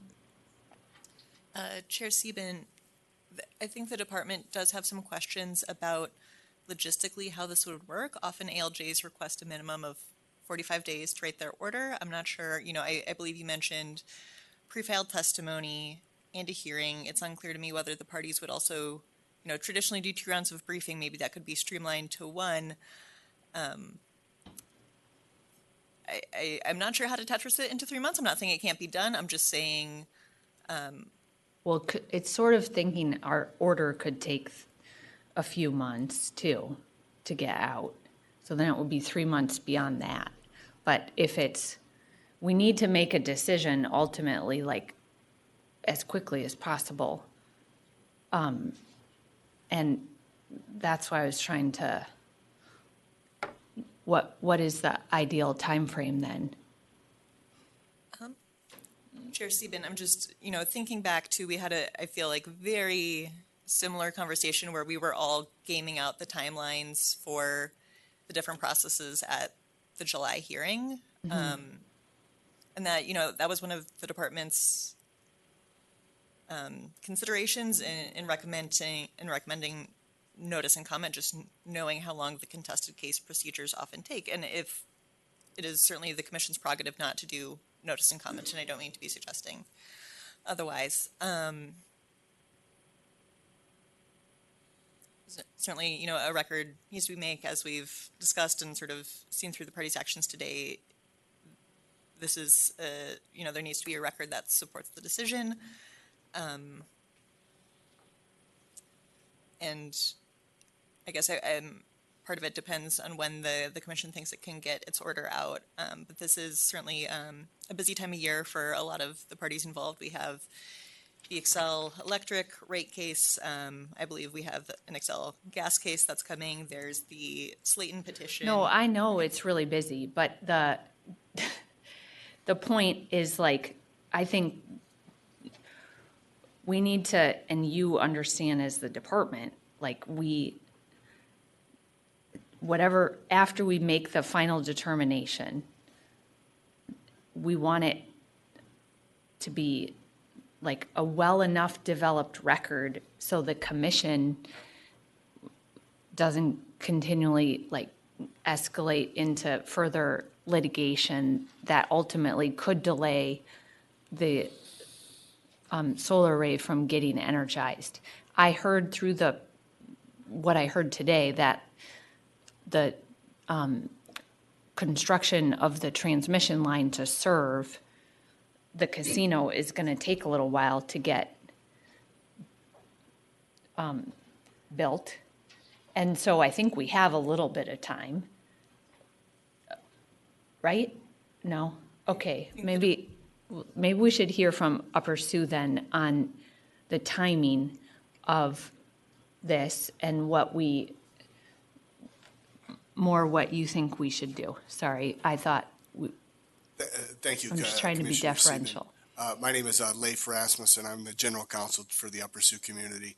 I did speak with the Board of Trustees and Chairman Ginsvold over the break, and Chairman Ginsvold wanted to state for the record that he fully supports Commissioner Tuma's analysis of the situation, that we as a sovereign Indian nation do not need consent from anyone to do what we'd like to do here, but obviously Xcel will not move forward without the blessing of the PUC. So that's the catch-22. But the timeline that you're laying out here, the solar array is ready to go right now. Well, you're talking about contested case hearing at 3 months, and then if you award the territory to Xcel, it's going to take them another 6 to 12 months to get the lines there. We're talking that the solar array is going to sit there inoperable for 18 months. So what do you want us to do, Mr. Rasmussen? How the process is going, Mr. Rasmussen. That's the part that I was trying to indicate by not muddling these two together. We started a process as expedited as we can to deal with the complaint. So it'll be running, and then you can still make a service territory change after it's up and running. But that's the part that's confusing me. I know you want this to be an immediate decision, but you're in serious jeopardy if we just go, well, we think it's a good idea now, because we don't have a record. Well, it seems to me that you can, I'm sorry, Commissioner. Go ahead. Sorry. Yeah, I mean, No, go ahead. You can develop as I think as the testimony was earlier today, there isn't that much factually in dispute here. So the idea that we have to have a contested case hearing, I think is unreasonable. We can do a notice and comment period within 30 to 60 days and have that decision, and then the PUC can give the blessing to Xcel to not just serve, and as the Board of Trustees and Chairman Jensvold points out, if we're going all this way down like you suggest, Tuma, then Commissioner Tuma, we want the whole reservation to be as it should be, up to their decision of who provides the power to the reservation. So all we're looking for from the commission here is to tell Xcel, yes, you have our blessing to do that. And we understand Xcel is not going to do it without the blessing of the PUC. When you say the blessing, do you think that that Xcel needs to construct the transmission line? Because I thought that the real issue is that, I mean, not the real issue, but one issue is that even if tomorrow you could technically hook up the solar array, which I think it's very close to, it sounds like, Minn Valley could still disconnect the casino, and that the solar array and the associated battery doesn't provide enough power for the entirety of the casino. So then you're at risk, the community's at risk of losing service to the casino. Is that not right? Commissioner Seaman, I mean, that's somewhat correct. But I think the tribe, if this commission would give Xcel the go-ahead as quickly as possible, I think the tribe is willing to then potentially not turn that solar array on for the 6 to 12 months that it takes for Xcel to provide the power and to basically get the co-op out. Yeah, that's what I'm trying to do. But given the the timeline, I'm sorry. You can argue with me, but that's what I was trying to do here, just to be real clear.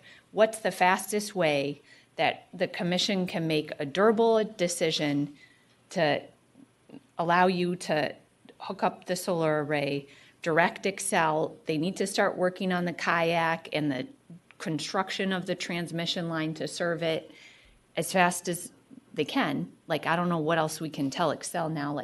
We want you to do it. You need to develop the record. And then once that record is developed, all those details, then we'll bring it back up.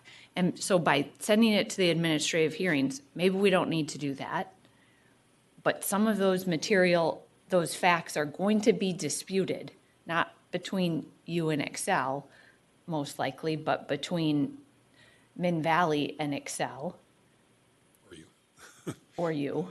And so, it could just end up, it takes longer if we come back from notice and hearing after noticing these topics, and then we can't make a full decision, and then it would need to be sent to the administrative hearing judge at that time. So as long as you understand that risk, I'm happy to go ahead. I don't know what my colleagues want, but to go ahead with notice and comment, but it might end up taking longer anyway, too. Just an idea, Madam Chair. Mr. Conlon, we've done this with Minnesota Power with some of their larger customers. And I don't know, just if you could do it here, is specifically ask for a approval of your contract with the tribe. That'll give you the blessing, that we're trying to protect the ratepayers, as Commissioner Hom was trying to point out. You just come to us with the request to, whatever your contract is, to serve them, and we'll bless it, and they can then react as the sovereign nation they are and say, we like that contract, and we're kind of at that point, then we're kind of done.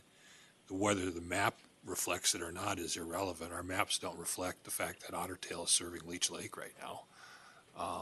So, is there an option there? If you're needing some sort of indication from this commission that we're not going to get mad at you for doing what I think should be easy to read in the tea leaves that's going on here, and if you can't read them, then you get in to hire a new soothsayer.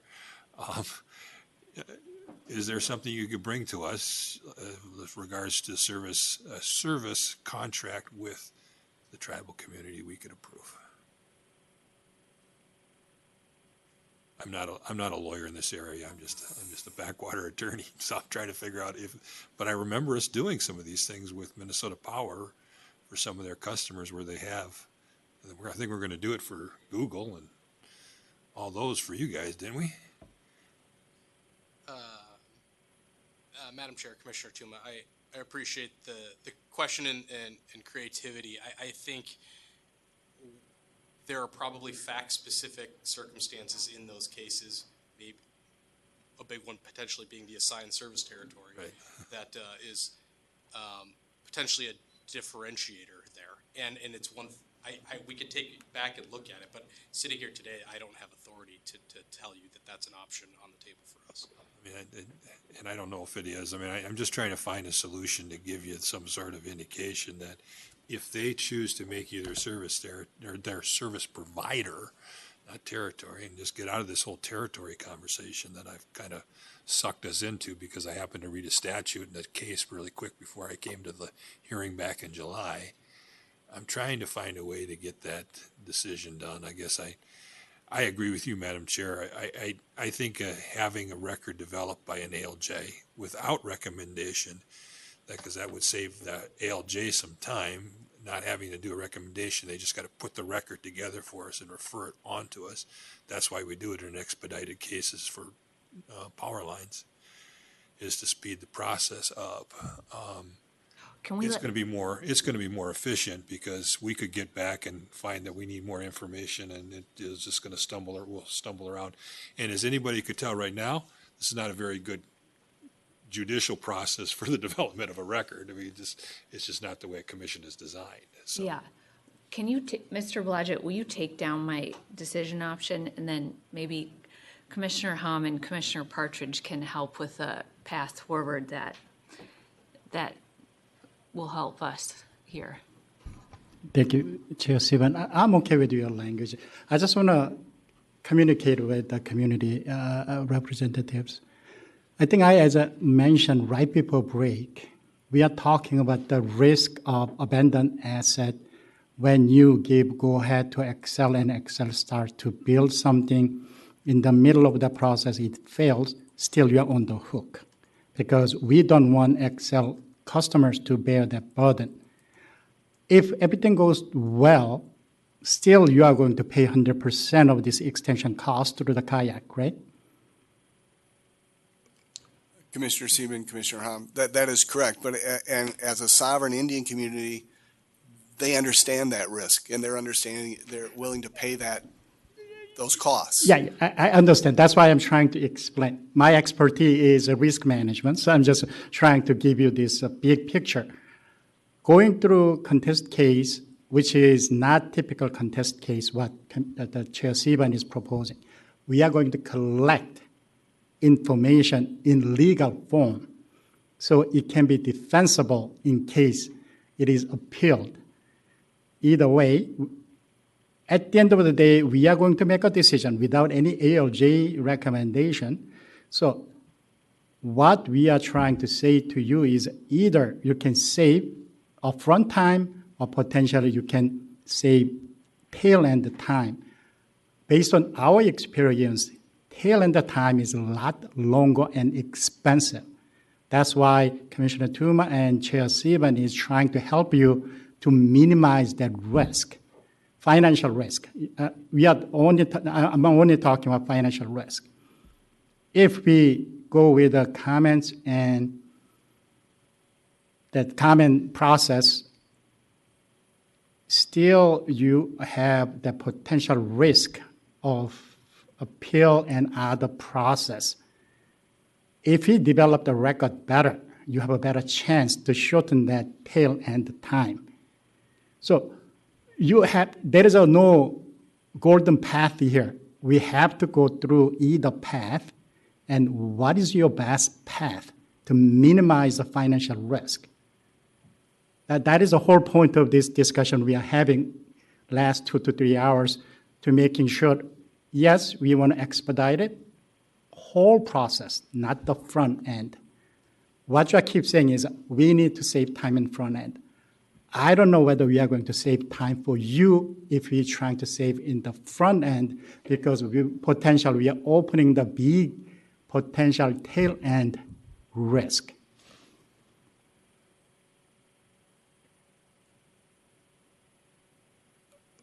Commissioners Sieben and Commissioner Hom, I understand your concerns, but once again, when I think about when you say contested case hearing, what's there being contested here? A notice and comment, Xcel is going to come in and say it's going to cost this much to bring what you want to have done. It's going to cost this much, and it's going to take this long, and they're going to tell us that, the sovereign Indian nation. And then the tribe will make a determination. That's too much or is not enough. I don't understand what, with an ALJ and a contested case hearing, we're just giving all kinds of process to a decision that really is just a financial one, assuming this commission will give the blessing to Xcel to allow them to provide power to the tribe. Then it's really just up to the tribe to decide how much it's going to cost. And why do we have to go through a contested case hearing for that? Yeah, thank you for your response. We have more than Xcel and community. In Minn Valley is a party, we have to give them due process. Please, in your view, there is no dispute facts, but in Minn Valley's view, they may have a disputed facts. That's what we're trying to rehash.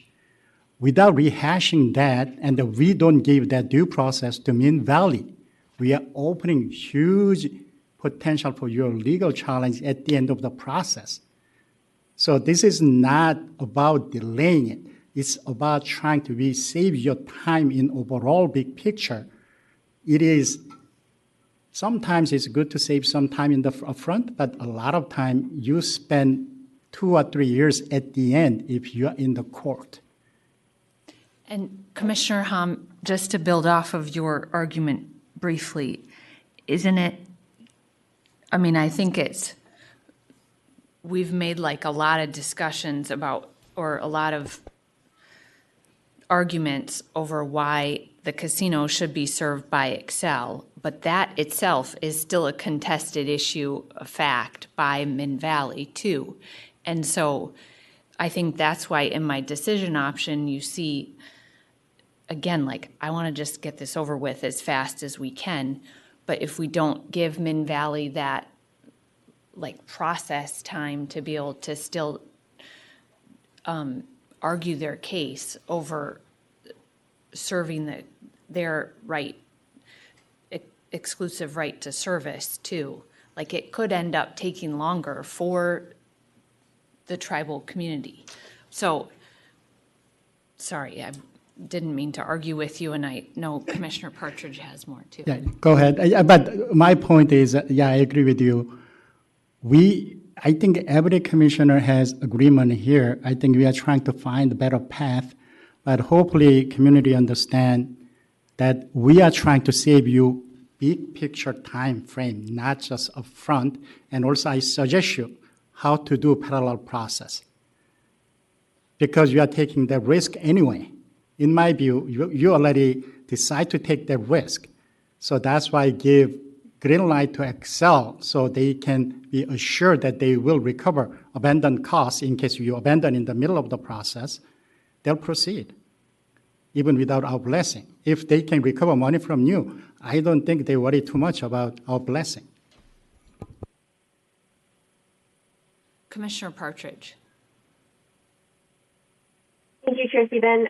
I think I have a slightly different approach, and I think my question for the community is, I think what you're hearing from us is we can have a longer process up front, and then we feel, based on, not my experience, because I've not been on the commission long, but based on the experience of these commissioners and staff, that it is likely to shorten and reduce the risk for you after we make a decision going forward.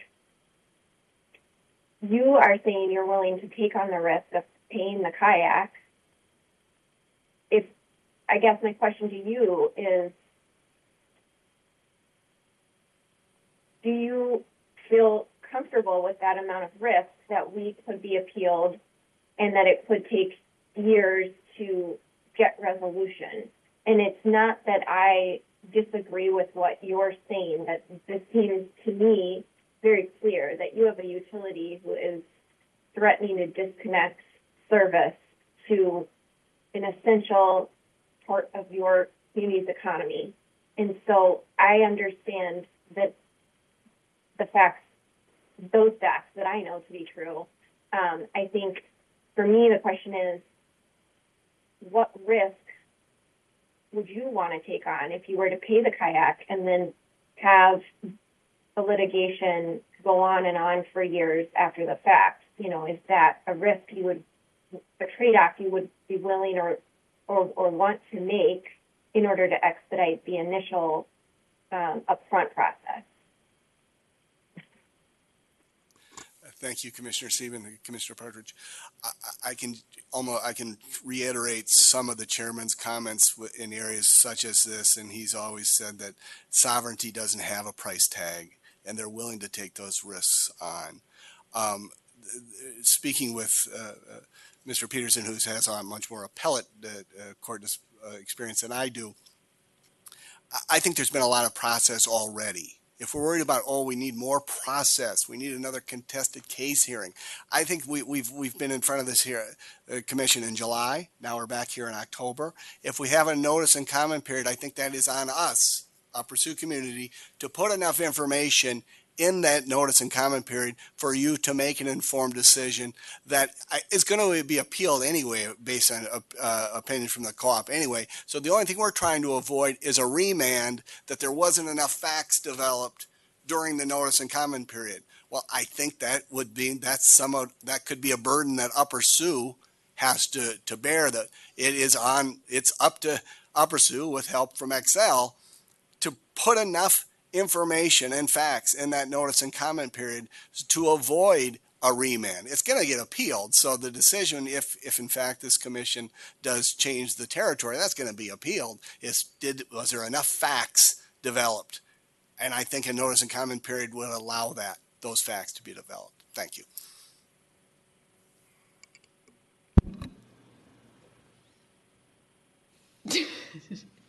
I don't know, commissioners. It's about the contested facts and the commission's decision is going to be appealed. So. Mr. Hogan, you're not going to appeal this, right? Yeah, if the OA. Like an opportunity to comment. Sure. Go ahead, Mr. Hogan. Apologies. I saw you wanted to, so I was trying to get you, Mr. Hogan. I'm trying to be respectful to the body. I just want to clarify one thing before we went to break too. I just want to make sure it's clear. The Minnesota Valley will not terminate the power supply as long as the solar array is not connected, whether that be a return on or that. I just want to make that 100% clear. That's great. That's what we wanted to hear. Okay. I also understand that the commission here now is proposing a number of different things. With all due respect to this commission, my understanding of why we were here today based on the agenda was, should the commission investigate? And now what I hear is what I'm hearing from the commissioner, from the commissioners, is that you guys have made your decision and now we're trying to bolster the record so that if Minnesota Valley appeals a determination. And I really don't think that's what this body is supposed to do, with all due respect to everybody here. It's supposed to make a determination based on the facts. And I would agree with Commissioner Tuma that there are still a number of facts. I also agree with Mr. Rasmussen that Minnesota Valley wants a resolution to this. Minnesota Valley has said that we want a resolution to this. I agree that that may require additional litigation, but that might be the process that it takes.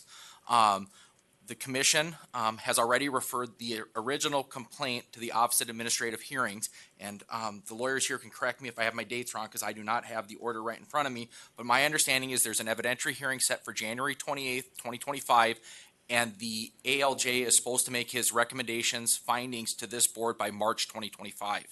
My request, 2026, excuse me, my request here today is that to the extent that we can let that play out, I think that would provide a lot of the information that this board is looking for. If there's additional information or additional questions that can somehow be included in that, that is what I'm asking, because I don't want to attend two separate proceedings with similar questions and similar evidence. So to the extent that I can propose something, I would ask that any additional findings or recommendations, and I know the commission isn't looking for recommendations here today from the ALJ, that those just be referred to it and included in the current task or requests that have already been made to that ALJ. Yeah, that, Thank you. I know that was in your original filing, and that, is perhaps a procedural path too, like it's already in process. I think the discussion we had a couple hours ago is like, if the commission determines that it's a service territory transfer, it negates the need for that ongoing contested case. So again, that's why I wanted to just like find that we have jurisdiction and transfer the service territory and say it without putting all of the factual, we don't have all of the factual details developed, not because the commission necessarily messed it up, but because if it is a service territory transfer, you need things filed into the record to do that. And so, like, I don't know what to do here, folks. Like, I think we want to effectuate the, oh, wait, did we, Commissioner Partridge, go ahead. I'm not trying to, we're not prejudging. Jump in. I just want to say to Mr. Haugen first, though, like, we're not prejudging things by having this discussion here. We are trying to figure out the best path forward to resolve the dispute. Again, because Minn Valley, like, has a very strident position that you are not going to allow one of your longtime customers to hook up their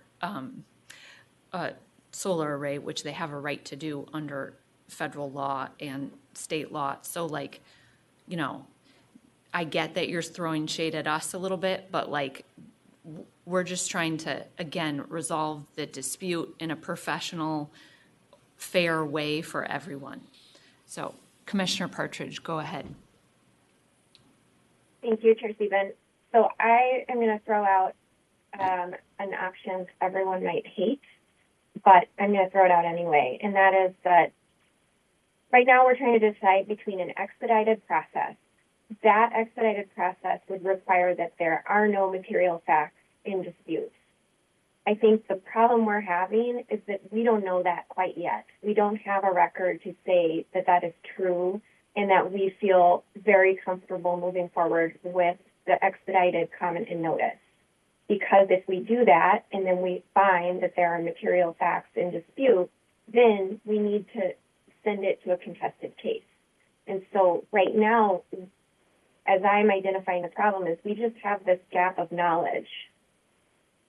One option that would potentially save time but could potentially extend the timeline is that we could issue a notice to determine whether there are material facts in dispute.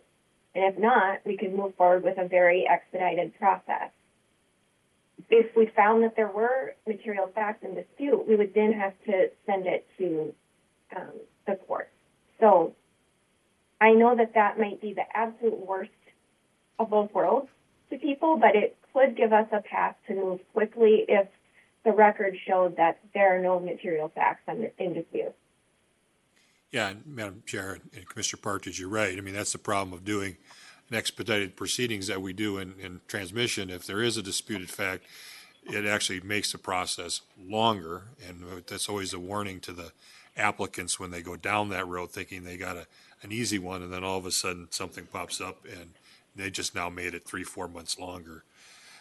That's why I was thinking send it to the ALJ with the understanding that they're developing the record, not a recommendation. That's going to save you at least a month, and that they refer the record back to us for a decision on the record development. Using a contested case is a challenge.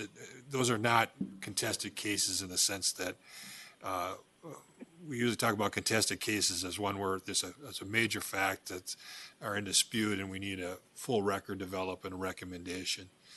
We understand this is contested, but we're asking for record development from the OH and I think, or from whatever they're called now, CAH. You know, I think they'll understand the need for that. I still think we are all better off by just getting that record developed and not taking the risk that something pops up where we have a contested set of facts. And I know Mr. Hogan's going to work his hardest off to point that out. And there are some areas in this service territory change that are open to contest. I mean, they just are. I know you just want to say, oh, it's all about cost, what Xcel says, but there are also standards in the statute. 37 does require us to look at certain standards in this area and make sure that we're making a rational decision. It's just not a arbitrary decision on our part to do it. We have some obligations to follow the statute. So I'm struggling with doing other than what Commissioner Sieben has recommended, but just point out that we don't expect a recommendation to save some time and then just come back to us. So I'm still there, Madam Chair. I don't know where Commissioner Hom and you are at, but I think your approach is probably the right approach. Not ideal, but it's the right approach that we have to take. And it's not like we haven't been expediting this. We've been trying to move it hard as we can on all issues that have come before us since they've brought complaints in front of us, which are novel, if for lack of a better term. Yeah, Chair Sieben, as I said, I can support your proposed motion if you move it. Being said, yeah, I think it's not just as simple as a lot of parties are saying. It's about our credibility too. Commission is the entity with the process. We cannot shortcut the process. I hope there's some respect on our process too. We have to make sure that we are doing our best to protect our process. So Minn Valley has their right to have their own due process. We understand your urgency, but also we also need to respect their due process rights. Without that proper process, our credibility is in trouble. So I only talks about the risk on your side and Xcel, but also there's another aspect of it. As Commissioner Tuma mentioned, that we need to develop a certain record to making sure that our decision is not arbitrary. So we have to have those records to making sure that our legal counsel has a comfortable record to make sure that we can make a decision. Personal belief does matter. Personal understanding does matter here. As of all 5 commissioners, we have to make a decision based on the record and law. And we want to have that opportunity to make sure that we are following the law. We are making decisions based on the record, not based on individual personal belief. So I hope you understand that why we are trying to do this. Commissioner Partridge. Thank you, Chair Sieben. And Commissioner Hom and Commissioner Tuma, I fully agree with what you were saying about it being important that we follow the law and we develop the record. What I'm proposing is I'm hearing from the community that they are very willing to take on a significant amount of risk. And what I'm trying to chart forward is an opportunity for us to expedite if we can. And we could develop the record to say, you know, give us the record, and then we can say, are there any material facts in dispute? If there are, then we would move it to a contested case, and that would delay the process. But if, and I apologize, I don't have the list of participants, but if the general counsel, as he said, if there are not material facts that are in dispute after we develop the record through a comment and notice, then we could move forward in an expedited process, and we wouldn't need that additional record development by the CAH. And I think that if the community was willing to take on that risk, and that risk now is a time delay because it would delay the contested case. But if they were willing to take on that risk, I would be very comfortable with it. And I think it could be a nice compromise where we're still ensuring that we have sufficient process. We will move this case to a contested case if material facts are identified that are disputed in the record. But we are also recognizing the need to move forward quickly. We are recognizing the need for this community, for the Upper Sioux, to be able to connect to this very valuable resource that is important to them, and to continue to maintain operations of their casino. And I think that that's an important thing for us to consider as well. Yeah, Madam Chair and Commissioner Partridge, I understand your desire to listen to their direction of how they want to handle procedurally going forward. I appreciate that, but having seen this, you know, if there is a contested fact, there's a right to a hearing at that stage, and that's the part that I have no choice. And then I lose in the next level if it happens. And in the uncontested citing dockets, we always make sure we pass on that this is very dangerous. Uncontested, it's very dangerous. You could extend the process, and some choose not to do that in uncontested. This is clearly contested, and so I'm worried that it's not going to take much for them to claim that. That's the part that I fear that, you know, yeah, it's following their instructions, but then I'm going to just disappoint them by saying, "Oops, caught." You know, that's the part that I'm worried about. Commissioner Tuma, I guess I'd like to allow them to make that decision with the knowledge that if the record comes back and we determine there are material facts in dispute, we have an obligation to send it to a contested case. And that would delay the contested case from beginning. But that's a risk that I don't want to make that decision for the Upper Sioux community. I want them to make that decision.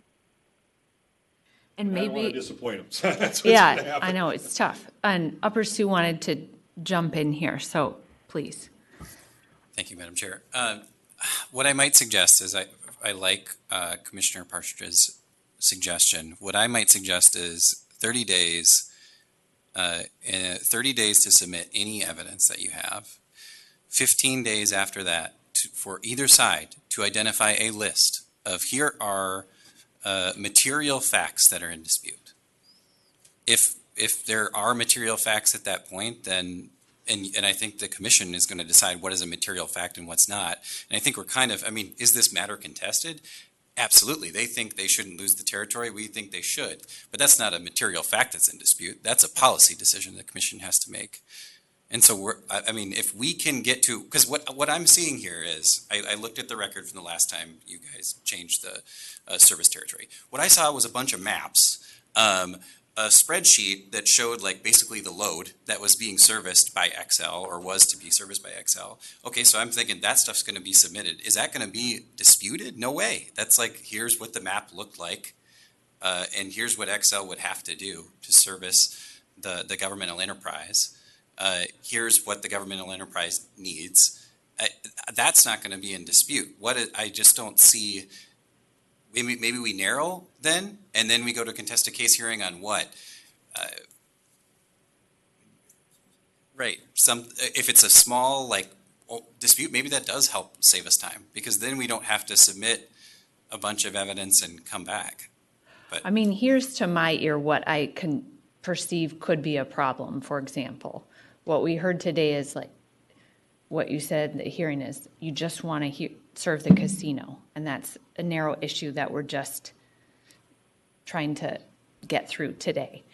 And then through the course of the hearing, it's like, oh, well, maybe when you build the new when Xcel builds the new transmission line, then maybe you might want to, they might want to serve some other customers along the new transmission line. I don't know if that's in Upper Sioux service territory or Minn Valley's or whose, but like, say Xcel builds a new service or a new transmission line to serve the casino, and then later it's like, oh, we want it to serve the gas station. We want it to serve like the farmer's ethanol plant that it's going by. Like that is going to be a issue of dispute for the commission to handle, even if it's not in Upper Sioux tribal territory right now. But those are things that, like, I'm sure Minn Valley will be like, yeah, that's a big deal, commission. You can't just like, you know, start picking off our customers and giving them to Xcel because the tribal community, especially if they're not, you know, members of the tribal community. And that's where, you know, maybe it's beyond the scope of what you're asking, but I think that's, as someone who's seen these service territory transfers, usually they're not contested. It's a utility to utility transfer, and they're agreeing to take service from one utility to another. So, but again, like for the purposes of trying to resolve the dispute today, like Commissioner Partridge says, if we can handle it like really narrowly through notice and comment, and it's only about serving the casino, and you don't think that Minn Valley is going to say that's disputed, how it's served, because they are, you know, like we can hope that that works, the notice and comment, but there might, in the record being developed,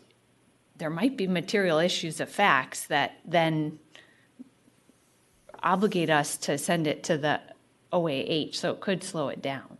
So like, I'm just kind of talking out loud now of what, like Commissioner Partridge, I'm willing to, I think like she's trying to find a narrow, very narrow pathway to keeping the issues super tight around like the kayak and maybe, as you said, they're not in dispute between you and Xcel, but you need to understand the risk that like Minn Valley has a right to be heard too in this, because it's their service territory in some of these areas, and we can't just like wave away their right to be heard on these matters either. And it doesn't serve the commission well to kind of, this is aside from an Upper Sioux issue, it doesn't serve the commission well to kind of be like, oh, let's just let Xcel like pick off different co-ops service territory where they want. And I don't think that's what Xcel is saying, and they're actually like very nervous that I said that, because they're definitely not saying that. But that's sort of where we get in a tough spot then. So, Madam Chair, I don't know, Mr. Hogan, I'm just curious, we've laid out a couple options right now about expedited. You indicated you preferred some sort of expedited earlier, I thought, so I'm trying to understand if you're comfortable with Commissioner Partridge's concept of 30 days comment and 15 days reply, and then determine if it's expedited or not. So, thank you, Chair Sieben, Commissioner Tuma. I'd like to comment on a couple points. I haven't been getting a lot of opportunity, which I understand. The first is the proposal by Mr. Peterson for this staggered type situation. As I understand it, this is an action brought or request brought pursuant to 216B.39, assigned service area. The commission may on its own or at the request of an electric utility make changes in the boundary of the assigned service area, but only after notice and hearing as provided in 216B.17 and 216B.18. And reviewing that, what he is proposing isn't consistent with 216B.17, so I don't think the commission even has the ability to do that. The second was the comment by the chair, and I just want to make this comment on the record that I am concerned that the commission is opening this up in the future for utilities to fight with one another over service territories. Up until this point, my understanding is Minnesota was pretty much nailed down. Everybody had their service territory. They stayed on their side of the line, and there weren't these disputes. So I Yeah, am well, concerned if that you we're- would have allowed them to hook up the solar array, there wouldn't have been a dispute. So don't put that on us, please. Like I get that you have a right to be heard on whether the qualifying facility should be hooked up, but that's not our issue. That is Minn Valley's issue. May I respond, Mhm. Chair? And that was one thing that was brought up at the July 24th, 2025 hearing. And one issue that's still at issue is 216B.164 subdivision 11, and whether Minnesota Valley has the authorization under that statute to put this very board policy in place. And as I think Commissioner Tuma at that point was indicating, it needed to go to the Office of Administrative Hearings to make those findings. That is what I really think the crux of this issue is. I agree that we want a resolution to this, but Minnesota Valley does want to protect its procedural rights and its due process here. I am very concerned, with all due respect for this board, in the way that it's conducting itself, that it's already made the decision that the assigned service territory should be given to Xcel. I think that's a foregone conclusion based on the objective hearing of the statements made today, which to me really calls into question this whole process when we're here only to talk about whether the commission should investigate the Upper Sioux's request. And we're already making decisions, and now we're trying to do backwards math to figure out, can we somehow justify this to the Court of Appeals? That is very concerning for an objective board, but I say that with all due respect to everybody in the room. I would ask that we continue with the Office of Administrative Hearing that is already set and add any additional information that this commission feels it needs to make its determination.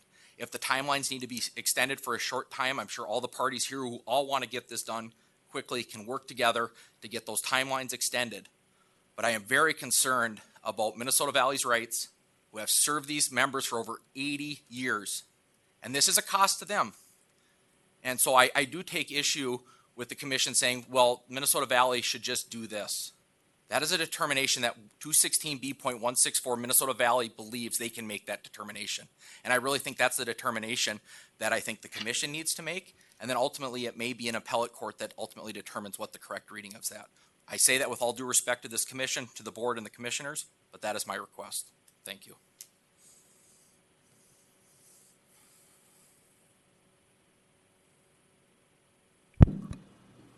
What should we do, commissioners? Do you want to take a short recess? Let's take a short recess. We'll stand in recess for 10 minutes until 3:30 and then come back.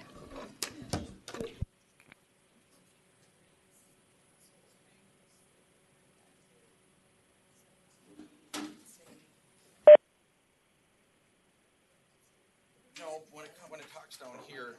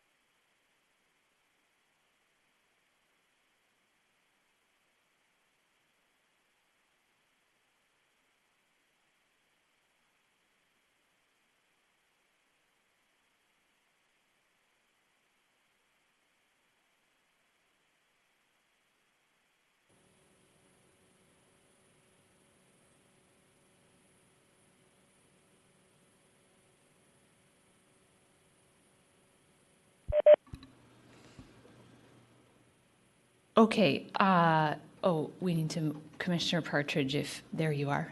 The commission will come back from its recess, and Commissioner Partridge, did you have time to consult with staff? Or I did. Thank you, Chair Stephen. So after consulting with staff, I think what the risk is that if we pursue my approach, we may prolong this process even longer. And in fact, then we would end up with potentially a full contested case, whereas, Chair Stephen, the proposal that you put forward could be at least more expedited than a contested case hearing. So ultimately, I think I agree that we should pursue further record development to ensure that this is a durable decision and that we have all the facts before we make the decision, which we are not here to make today. So. And if we move forward with that, like, it might be the least not great opinion, right, or not perfect ideal outcome, but the department and the OAG, who are heavily involved with both the other case that's in front of the OAH now, or the CAH, and are very familiar with how the process can take longer. You know, have you had more time to reflect on the commission's concern and our staff's concern that we could take by not having a limited contested case, it could end up drawing out the process longer? And do you have any final thoughts on what you think we should do here procedurally to get to a decision and a conclusion in as quickly a time as possible? Chair Sieben, thank you. I feel like the department's concerns and the other parties' concerns have been sort of well aired, and everyone has seen how there's no perfect path. And at this point, I don't think the department has anything to add. There's just a lot of different paths. I know you don't have anything to, or I appreciate you don't have anything to add. So is your final recommendation that we then proceed with a notice and comment, or send it to a limited contested case? And sorry to put you on the spot, but my frustration is not with you or the department's position, but just like it's a hard one to figure out what to do. Chair Sieben, it is a hard one to do. And just to make sure I'm answering the question correctly, is this asking the department to weigh on the proposal you had up earlier, where it would be requesting the order or not the order, but the report 3 months after the commission's order comes out? Yes, because I think you said that might not be enough time, and then so what else should we do then with the timeline, or that limited contested case, or as I think you said at the beginning of the hearing and throughout, that maybe just doing a notice and comment is better? Chair Sieben, there's advantages to notice and comment in terms of speed. There is the appellate risk, has been noted quite frequently. I guess I would just return to my earlier point that we can strip away some parts of the contested case process, right? It would be possible, I guess, for the parties to only submit an initial brief and not a reply brief, or maybe 2 rounds of testimony, or, sometimes the parties don't have an evidentiary hearing. I'm not sure what parts would be appropriate to remove. I think that would have to be a conversation between the parties. But typically, even if we're looking at moving as quickly as those processes go, we're often looking at around 8 months. My understanding is, I just got a message from a coworker that the ALJs often ask for 90. Now that is for a full report with recommendations, but even if we're not asking for recommendations but a summary from an evidentiary hearing, the ALJs often have busy loads and are looking for time to write their report so that they can do a good job. And what do you think about that? Upper Sioux community has clearly said we still prefer a notice and comment, and understanding that, like, the commission has to defend our own orders. I know you don't directly, but do you think that that notice and comment process would afford Minn Valley their full due process? Because they have said today repeatedly that it would not. And I think that kind of gets to the crux of how there are contested issues, and we're trying to pick a procedural path here. And so I need more help from you on what's your preference over what you originally recommended, which is do what I think it is, just your recommendation is still do notice and comment, or is it do a limited or a full contested case?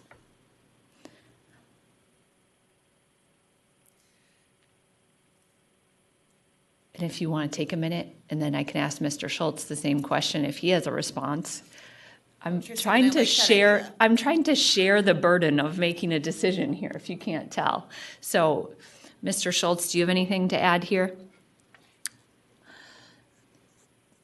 Madam Chair, we completely appreciate the community's desire for a quick resolution to this, but I also understand where the commissioners are coming from with there being high potential for disputed fact issues. So, like I said before, the OAG will participate either form the proceeding takes. I think there's wisdom in an OAH referral or a CAH referral as far as the getting a better developed record. I will candidly say I don't know that we're still evaluating whether we can put up a witness in a contested case. We will participate whether or not we have a witness. I think our participation is probably the least essential compared to the two main parties to the case, but we will be there and be involved either way.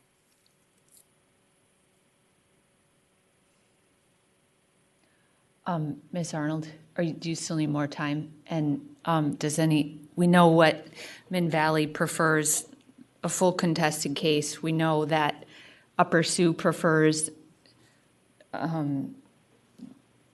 notice and comment through the docket. And I think I liked the idea of Commissioner Partridge's idea, let's see what we would get from notice and comment. I'm still willing to pursue that because I think it could help narrow the issues too, and maybe that's a resolution where we do a notice and comment and say what are the disputed issues, and if some of them aren't disputed, then maybe it could continue to proceed through this docket. And then if there are disputed issues or what those disputed issues are, those go for further record development. Mr. Conlon, if you wanted to weigh in here, since you're familiar with the CAH process, you're welcome to too, or others. Well, we're waiting to hear from Ms. Arnold. Everyone's not it. No, thank you. Yeah. Vice Council, I plead the fifth.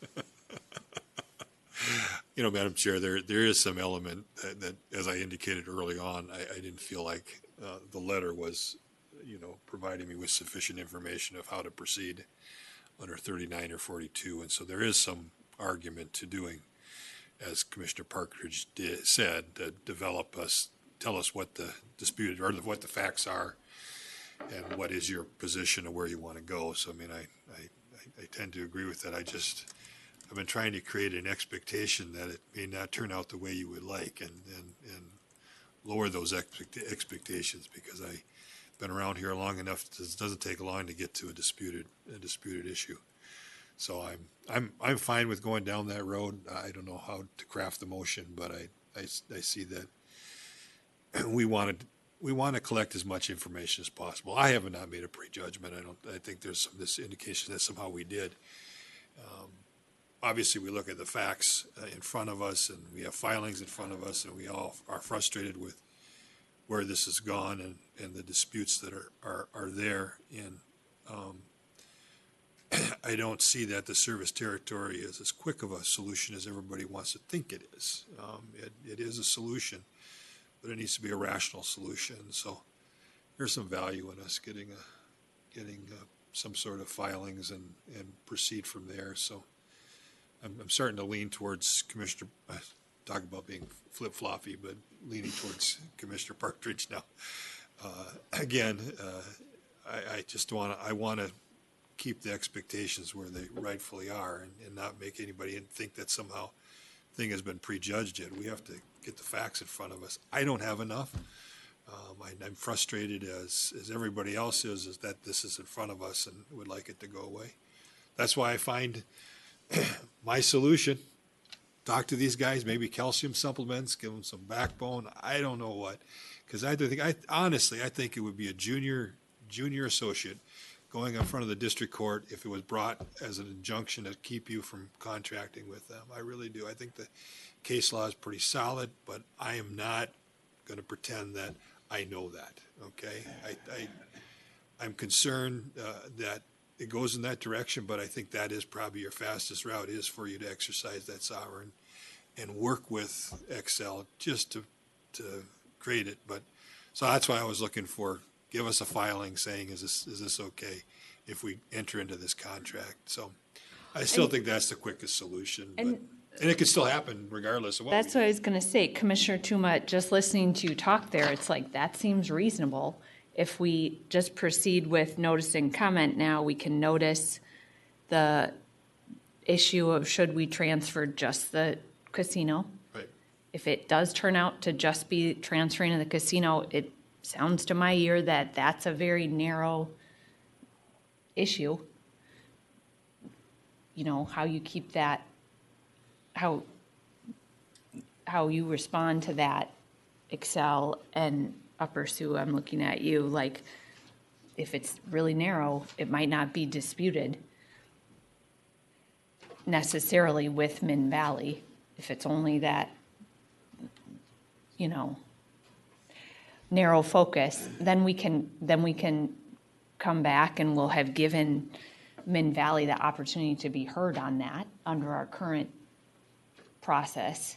And then we avoid the larger contested case thing. So I think though, with, as Commissioner Tuma and Commissioner Partridge have said, like, that's significant risk though, that if you're willing to work with us on that or understand that that is a risk and it could end up taking longer if it still has to go to CAH, then that's okay with me if that's what you think is best. Please, Mr. Peterson. Thank you, Madam Chair. I think at this point we're hearing from Minnesota Valley that they'd like to put in a bunch of evidence, and I'd rather at this point just do the referral for 90 days and have them dump whatever they want into the record so that you guys can get that opportunity. I do want to say that Mr. Hogan was creating his own record. For the record, we disagree with those statements about saying the commissioners have already made a decision, suggesting that that's going to be an arbitrary and capricious in some sort of landscape that he's setting. We dispute all of that. I think at this point it's better if we just get all the evidence in the record. I don't, how that looks. I think written submissions is plenty, exhibits, written submissions is plenty. I don't even think you guys need to decide that. I think that's probably up to the CAH. But that way the commission has all the evidence and can look at it and make the decision. That's.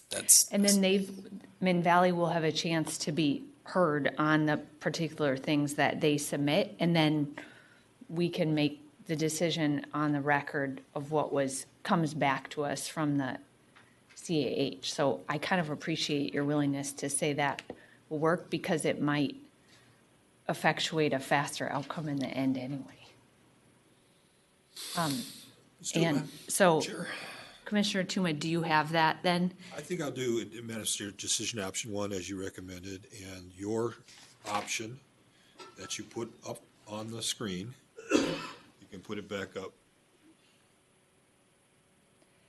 Mr. Blodgett, that would be helpful.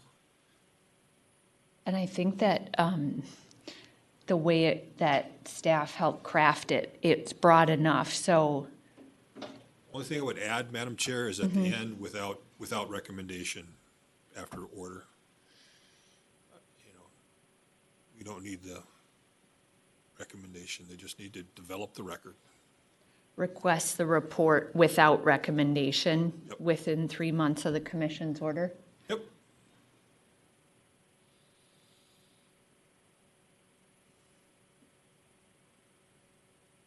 I think we've heard from all parties before on this. Ms. Arnold, did you have anything to add? Yes, certainly hearing the community's changed position, right? If the parties are in alignment, then I think this makes sense. With an eye to everything that needs to happen and the comments that some commissioners have expressed today that the outcome of this could potentially moot the other case, it would make doing high quality work much easier if there were only one contested case running at a time. So to the extent the commission has thoughts or feelings on that, that would be appropriate to communicate to the ALJ on Tuesday. Yeah, I wonder, Commissioner Tuma or Commissioner Hom or Partridge, if you have thoughts on if we could add some language in here that would ask the CAH perhaps to consider, like whether it, for the court to consider whether that would, depending on the, I don't know, does that work? Well, I was of the opinion, Madam Chair, that these are two separate topics. I know they affect each other, but the service quality, service hookup issue is a pretty big issue. I agree with Minn Valley that they have a policy like this, but I think their policy is wrong. I want to get to that because it's not just your client that's suffering under this policy. There's a lot of other people that are suffering under this policy. So I think that is an important issue for us to resolve, and I think you have created that point of resolution for us to have that conversation. I know that's not what you wanted, but it is a bigger issue that's going on there. I've come to the opinion they didn't discriminate against you; they just are acting unreasonably under the law. Okay, they're treating everybody. Every farmer out there is getting the same treatment you're getting, and not getting the hookup solar because they're told no. And so, I'd like to keep that issue going and not delay it because I think that's a big issue. And we talked about it. It's that we need energy on our system, and so. The fact that they're keeping energy from getting onto our system is a sad state of affairs, and so that's kind of my feeling, is to keep it separately. If I were to say anything, is don't slow down the other process. I know you don't like that because it's double the work in the same space. I get that, but there's a bigger other issue going on there that I think we need to keep alive and have a priority to deal with too. That's my feeling.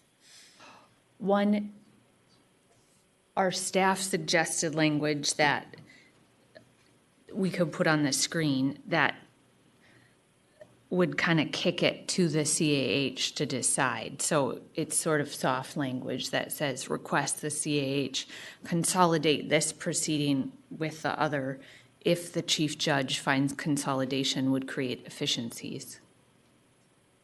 So that's kind of... And then the parties get a chance to talk with the ALJs on that and deal with it from there. Yes, Commissioner Partridge, and then Mr. Peterson has something too.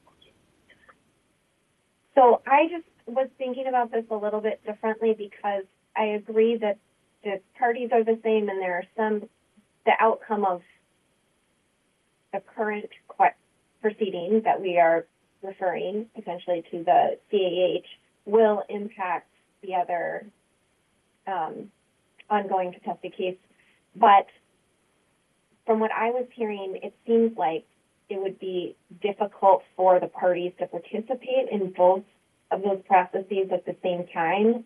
And I worry that consolidating them would extend the current issue for a longer period of time beyond that 3 months. So I was thinking of more asking the court to consider whether it would be useful to pause the other contested case for a period of time to allow for this proceeding to play out, simply for the purpose of so that the parties could participate fully in both proceedings. I see Upper Sioux wants to respond to that, I think, and Thank you, Madam Chair. And Commissioner Partridge, about the timing is something we're concerned to. I mean, we really want to keep this 3-month period. That's important to us. It gives us a sort of finite date on when it's coming back to the commission, and then the commission will make its decision. The issues are also separate enough that I think they ought to stay separated. And Commissioner Tuma might be right that there is a broader issue at play in the other case. So I think our position is don't consolidate them. And don't request that they think about it either? No, just because that could cause further delay. Then someone else has to make another decision. Yeah, okay. Well, Commissioner Tuma and Partridge, then should we just strike that language? I would strike it. If I'm making the motion, I would not offer it. Let's put it Okay, that way. well, that's good. I mean, so then we don't have to hear from others on that language. On the underlying referral, oh wait, did you already respond, Ms. Arnold? To the overall, I don't know who's making this motion. I kind of made it, Madam Chair. Yeah, Commissioner Tuma would make it then with decision option 1. Any final comments? And then I'll ask the other parties too.